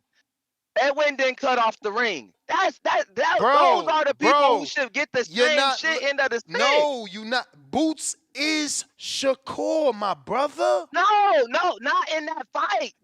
Boots wasn't the motherfucker that was quote unquote running. So you can't put Boots. No. You can't. See, that's why. Listen to me, bro. That's why there's a disconnect. Maybe with you and me and J-Mac, and me and others. This ain't about the style. Boots is Shakur. Listen to me, brother. Listen to me. How can we say it's not about the style? Jesus Christ. Okay, go ahead. Hear me out first. Boots is Shakur. Shakur is Devin, right? They are the elites. They not allowed. My man, we calling you better than Crawford. They saying you gonna go up and unify and undispute 47, 54, and 60. Boots' words and his family words, not mine. You have to know how to cut the ring off. You can't talk like that and still can't cut off the ring. So we put the onus on the elite. It was Boots' job as the elite fighter to do his fucking job. Just like it's Shakur's job as the elite fighter to do his job. Now, yes, here's where it's open for interpretation. The job is to get the win for some. For some. But again, I'm always here to give you history. I'm always here to give you history. Vladimir Klitschko got kicked off of HBO for just getting the win. Okay. So let me ask you about two fights that I looked up on Google, Ness. Of having the same quote unquote, this is what they said. This is from boxing fanatics across the world. They said Floyd got the same thing for the Pacquiao fight. Kidding me? They said knock it off, man. You see, you gotta watch the fights. You gotta watch the fights. Floyd ain't run. All right. Floyd ain't you run. Watch that fight. So now let me give you another one. They said Lomachenko and Rigondeaux. What? Who ran in that fight? Rigondeaux got his ass beat. What the fuck? Didn't he even quit in that fight? Let me check.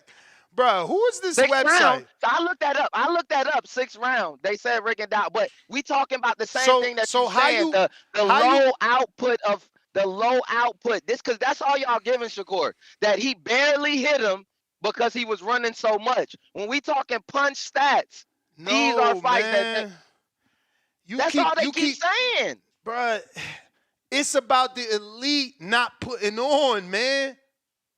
That's just the bottom line, man.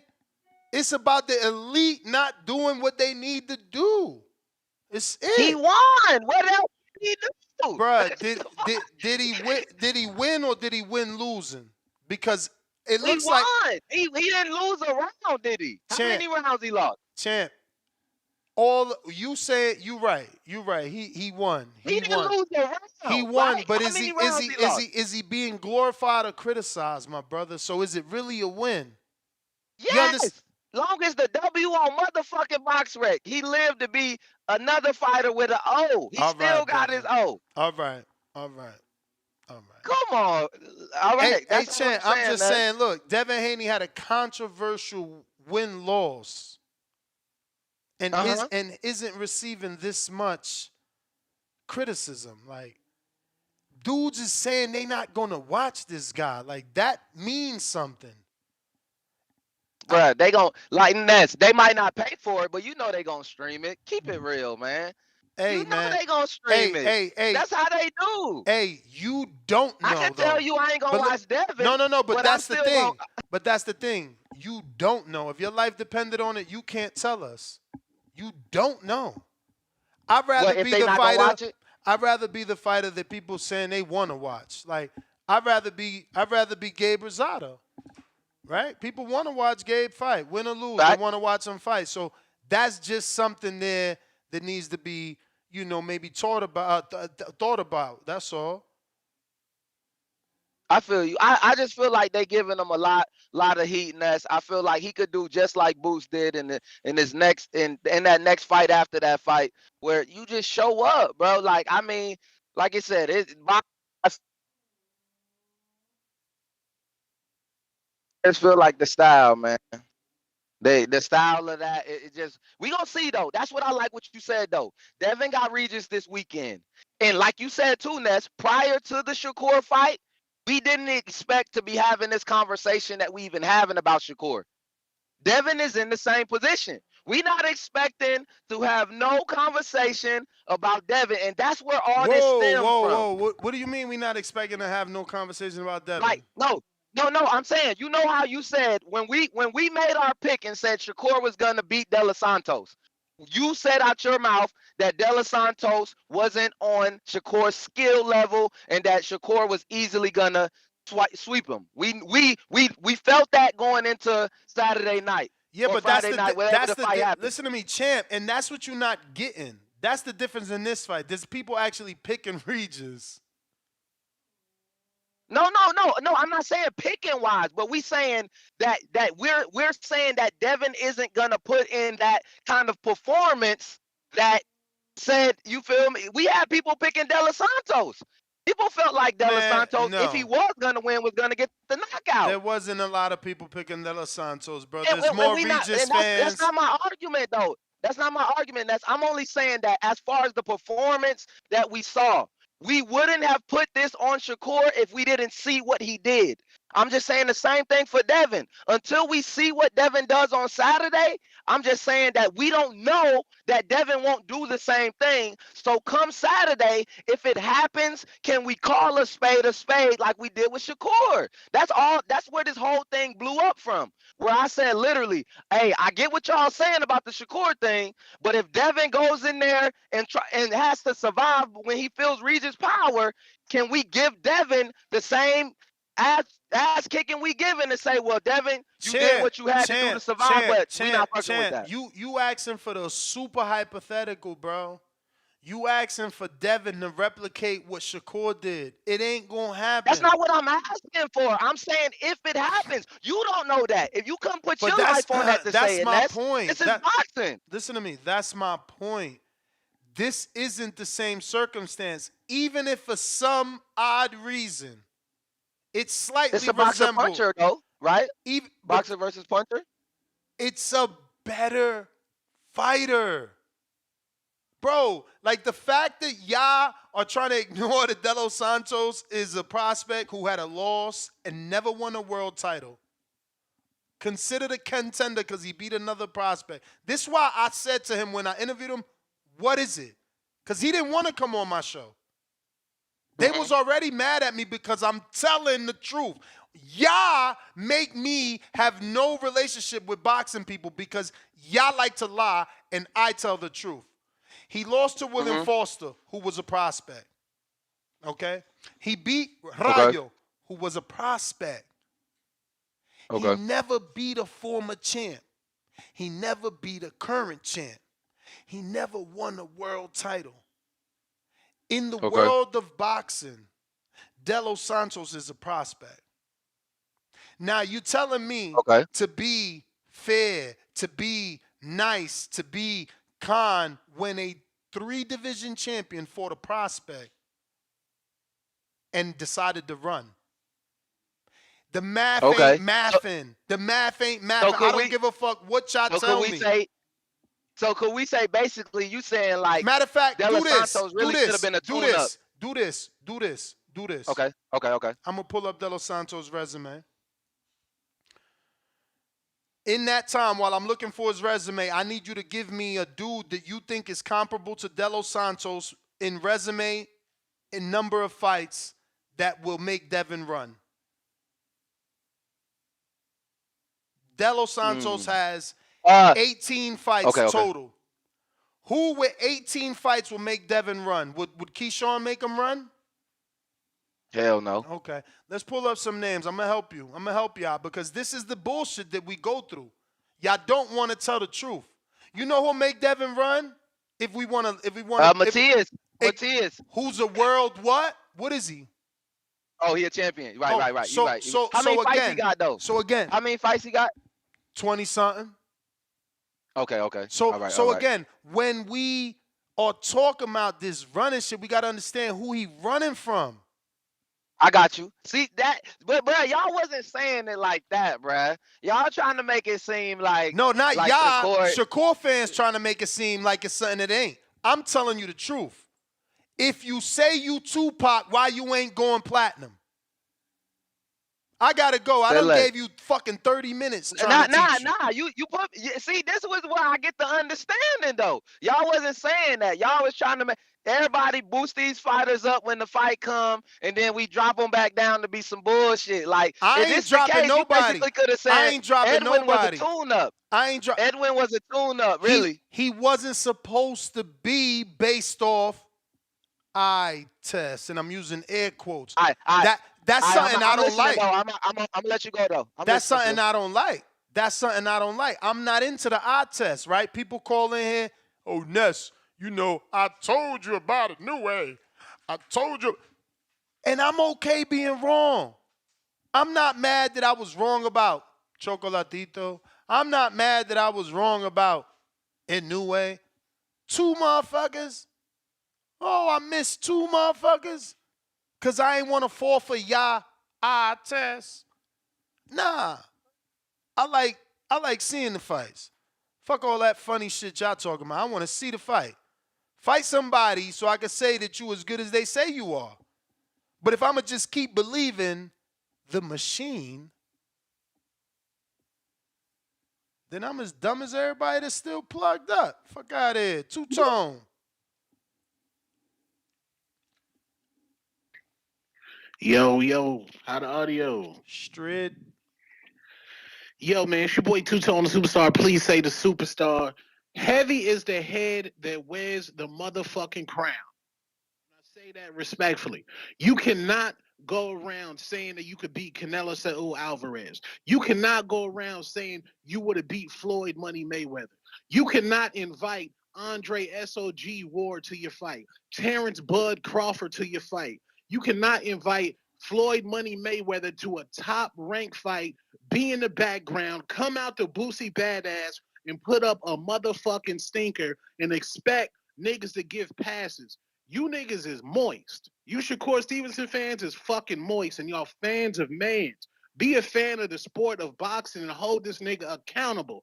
God forbid Shakur loses. If the man loses, the meltdown's gonna be just musty as fuck.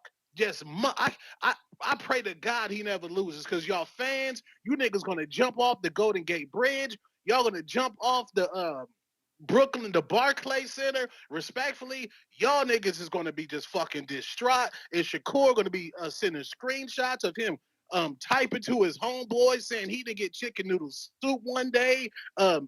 His queen ain't rub his balls one night. Y'all, it's just gonna be nasty and disgusting. Hold this nigga accountable. That fight was boring as fuck. When you on an elite level like Devin the Dream Haney, Gervonta Tank Davis, Shakur Stevenson, you are held at a different standard. Expectations. LeBron James, this nigga's a billionaire, but he's held to a higher standard. Steph Curry, higher standard. Tom Brady. When you elite, you elite. If you want niggas to treat niggas like they some B+ fighter, then go ahead. Treat them like a B+. When he say he the A+, we hold them to a higher standard, man. Stop being so fucking moist. Get out your feelings. Hold your favorite fighter accountable and say next fight, when they go ahead and match him up with a flat-footed Hispanic Mexican with no punching power, and be fucking happy. Two-Tone Superstar, I'm out. Buy pay-per-view December 9th. Devin the Dream Haney is going to stop Regis Prograis. I'm out. Two-Tone Superstar, TBV, the GOAT podcast ever. I'm out. All right, champ. I'm with him though. It's just the bottom line, bro. If you elite, fight elite. Counter J Mac.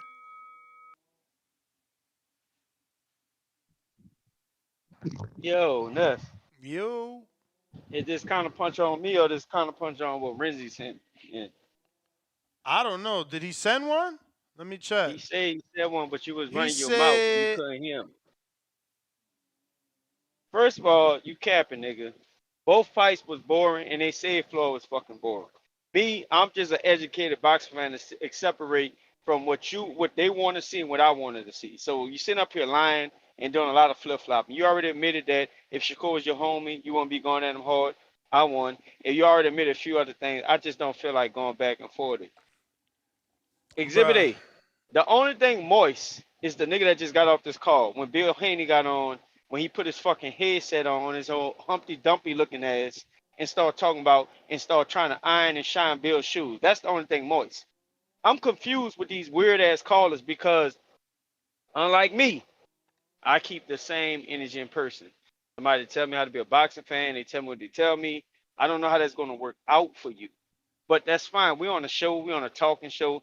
I'm talking tough. You can say whatever the fuck you want to say, but you ain't gonna say none of that shit to my face. And I know for certain none of you niggas are gonna say that shit to my face. It's gonna be laugh, laugh, ha ha, hee hees and shit. Back to anything. As far as his moist talk, like I say, my man is very moist. When Bill got on here, he acted like he wanted to hop and fucking Bill under Bill's desk. That's what's very moist to me about some of these lame ass fucking callers. But hey man, look, Shakur had a boring ass fight. A lot of things happened. He said he was injured. Y'all want to throw that away. The man fought a fight like that with an injury, whether you want to throw that away, and you're saying what your expectations is as an average Joe fucking Smoke. A Joe Blow, wherever you want to be. You average. You're not at an elite level. You never been in a ring to say what the fuck you would have did. So Shakur did what he did and still beat the dude unanimously. Whether you want to agree with it, whether it was boring or not, whether he was injured or not. The man that y'all calling accepting excuses made a lot of excuses for why the fuck he got his ass whipped when the man who was supposed to be hurt or the man who wasn't doing nothing but throwing one hand, when the man who wasn't throwing with one hand and he didn't do shit about it. It sounded like a lot of fucking excuses for me. The world is different. We bail out the people who make excuses for why they lose over the people who actually get in the ring and make the shit happen. I got Shakur whenever you fight Devin. You can say it's a future bet. It's a bet we was just talking about because Devin just moved up. So I think it's realistic. So I got money on Shakur when they fight. And I want to watch all you motherfuckers crawfish when it come down to betting that fucking money. That's it. Yo. Oh, yeah. And I keep the same energy in person. You may feel like it's your time, but it's not your time. Yeah, that ain't no bet I see happening anytime soon. Just based off the fact that he's literally out here talking about a fight with Ryan, but can't commit to fighting Ryan at 40 when Ryan's at 40 and Ryan's the clear A side. Like, Shakur made $4 million his last fight. Ryan made $30 million. So it's like, you won't fight Ryan, who never won a belt, and you criticize him for not winning a belt, but you won't fight Ryan at 140. You ain't going to fight Devin at 140 because he ain't about to come back down. I don't know. It is what it is. I think we got Art. What is due?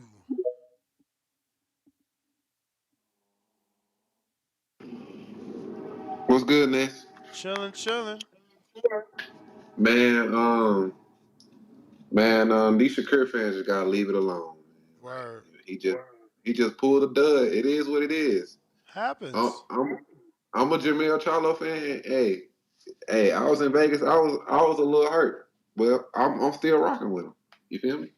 It's all right. And that one hand excuse, that ain't no excuse. Tank fought a way more aggressive fighter in Cruz with one hand and was still hitting him with jabs and hooks. Motherfucking Gary Russell fought with one hand and really won the fight against Max Sion. We done seen Floyd and Wilder and all them, so ain't nobody trying to hear that shit. Word. You know what I'm saying? When you like a lot of fighters say they practice fight with one hand all the time. You feel me? So it is what it is. And like you were saying, Santos, when you broke it down, Santos was a prospect. You feel me?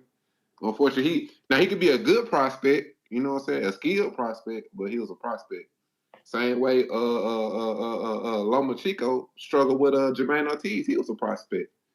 And we bringing it down, heading into that fight. Ortiz never fought a 12-round fight heading into that fight. So he was a prospect too. So, you know what I'm saying? Just it is what it is. He lost. And you can't call somebody out and then ask for a catch weight. You feel me? Like, like that ain't right. You can't call him out and then ask for a catch weight. You know what I'm saying? So you gotta just go with the 140, fight Ryan, get paid, or just shut the fuck up. That's what happened. That's why he got in trouble last time. He doing all that talking. If he would have did less talking, he would have had less heat on his head after he got done. So just, you know what I'm saying? You said you was in the gym too much, so I'm not gonna tell you to go to the gym.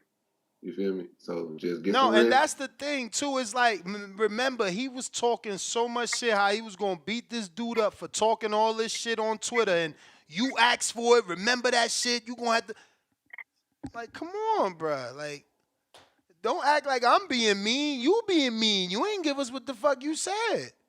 Yeah, he was on a world tour and people was eating it up. You know what I'm saying? He talking about at a little lounge or whatever with Devin talking about send the contract. Devin sent an offer and he denied and then goes to the sanction about it. Like, come on, man. Then they were like, okay, we gave him a pass for that. You know what I'm saying? Boxers fans, we gave him a pass for that. You come in your next fight and put up a dud and then basically say F the fans after they waited till after the fight to boo you. You feel me? You know what I'm saying? But it's all right. You got a long career ahead of you, so just, And you know told what him I'm saying? don't watch it. You know what I'm saying? I'm gonna watch the career. You know what I'm saying? I'm a boxing fan. I'm gonna watch them, but you know what I'm saying? Just don't. You know what I'm saying? You can't like you can't just avoid a style of fighter. You feel me? We need to see that same style of fight you had against Conceição and Yoshino and all them against the people that got athleticism and power. You feel me? So, but that's my call. All right. Round table. What up?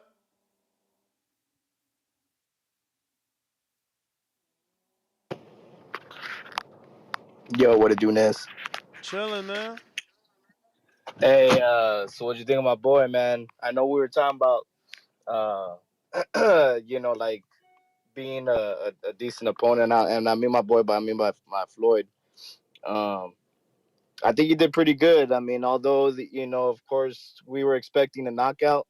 I think in the fashion that he knocked him, that he scored the knockdowns was really good because everyone was asking for that jab. So he brought out that jab, and I mean, it just goes to show what could happen when he brings out that jab. But I want your opinion on it. I mean, I haven't heard anything about it. Yeah, no, I mean, we talked about it on Sunday's show. I think he did a good job. What could you ask for? 4 knockdowns and a knockout. I mean, right? Like, it's kind of hard to discredit that, because it was just explosive is what the card needed. I just want to see them step it up. You know what I mean? I'm hoping that they can make this Jojo Diaz fight because if they don't, I don't know where they go from here. They've been wanting that fight for a while.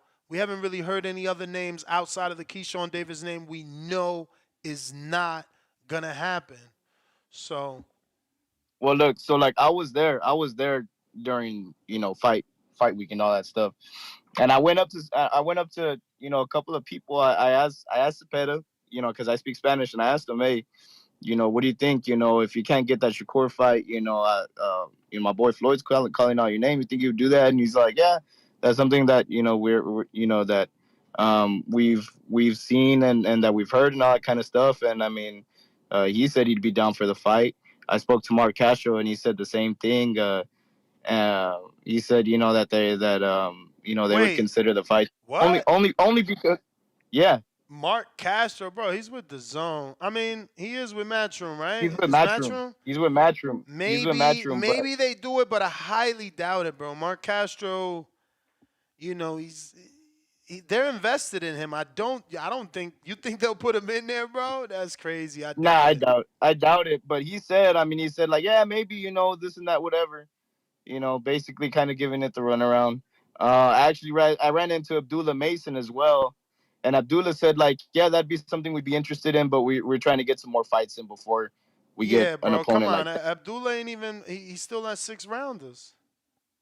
Yeah. So, but yeah, I mean, like I said, Cepeda said that he's willing to fight him.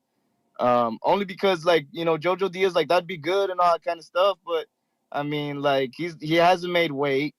You know, he's known for pulling out a fight, so like I don't think that's something. And I'm trying to put the most positive vibes out there because that's my boy, and I want for him to get these big fights, but like I don't know, man. That's just what I think, But yeah, man. I mean, shit. Keep checking him out. I told you he was gonna come out with that Dominican stuff, man. I mean, shit. The crowd was hype, bro. Like, Nah, yeah, we was it hype. TV was shit was hype. We hype. was hype. That worked out. They did good with Yeah, that. he had hella Mexican. Like I said, even the Mexican fans, bro. Like after the fight, like he was getting swarmed and like shit was crazy, bro. Like you couldn't even fucking walk around anywhere. Hmm. So I mean, but yeah, man. I mean, it's exciting, bro. But yeah, I just wanted to say, like I said, I didn't tune into the Sunday show. I was driving. I had a 6-hour drive back home, so I didn't Wow. get to listen. Hustler. Yeah, shit, gotta support, man. That's my man's. That's, shit. But yeah, brother. All right, man. Love the show. Appreciate it, man. Y'all take care. Likewise, champ. Let's see what we got. Shit is over. I got some super chats. We got Lake County, $2. JT, you playing yourself. Stop defending Shakur. Lake County back with another 2. Why Currency so mad? Love your music, homie. Who the fuck is he saying sound like Currency? Lake County, $2 more. Running, not performing. It's running. Knock it off.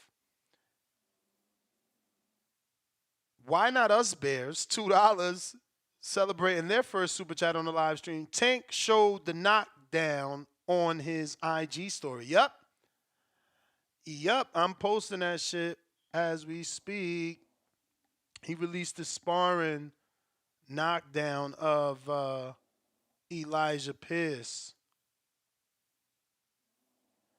And it's because Elijah Pierce obviously was posting the clips of him giving Tank some work. So Tank said, yo, stop playing with me before I post the fact that I knocked you out. And looks that way.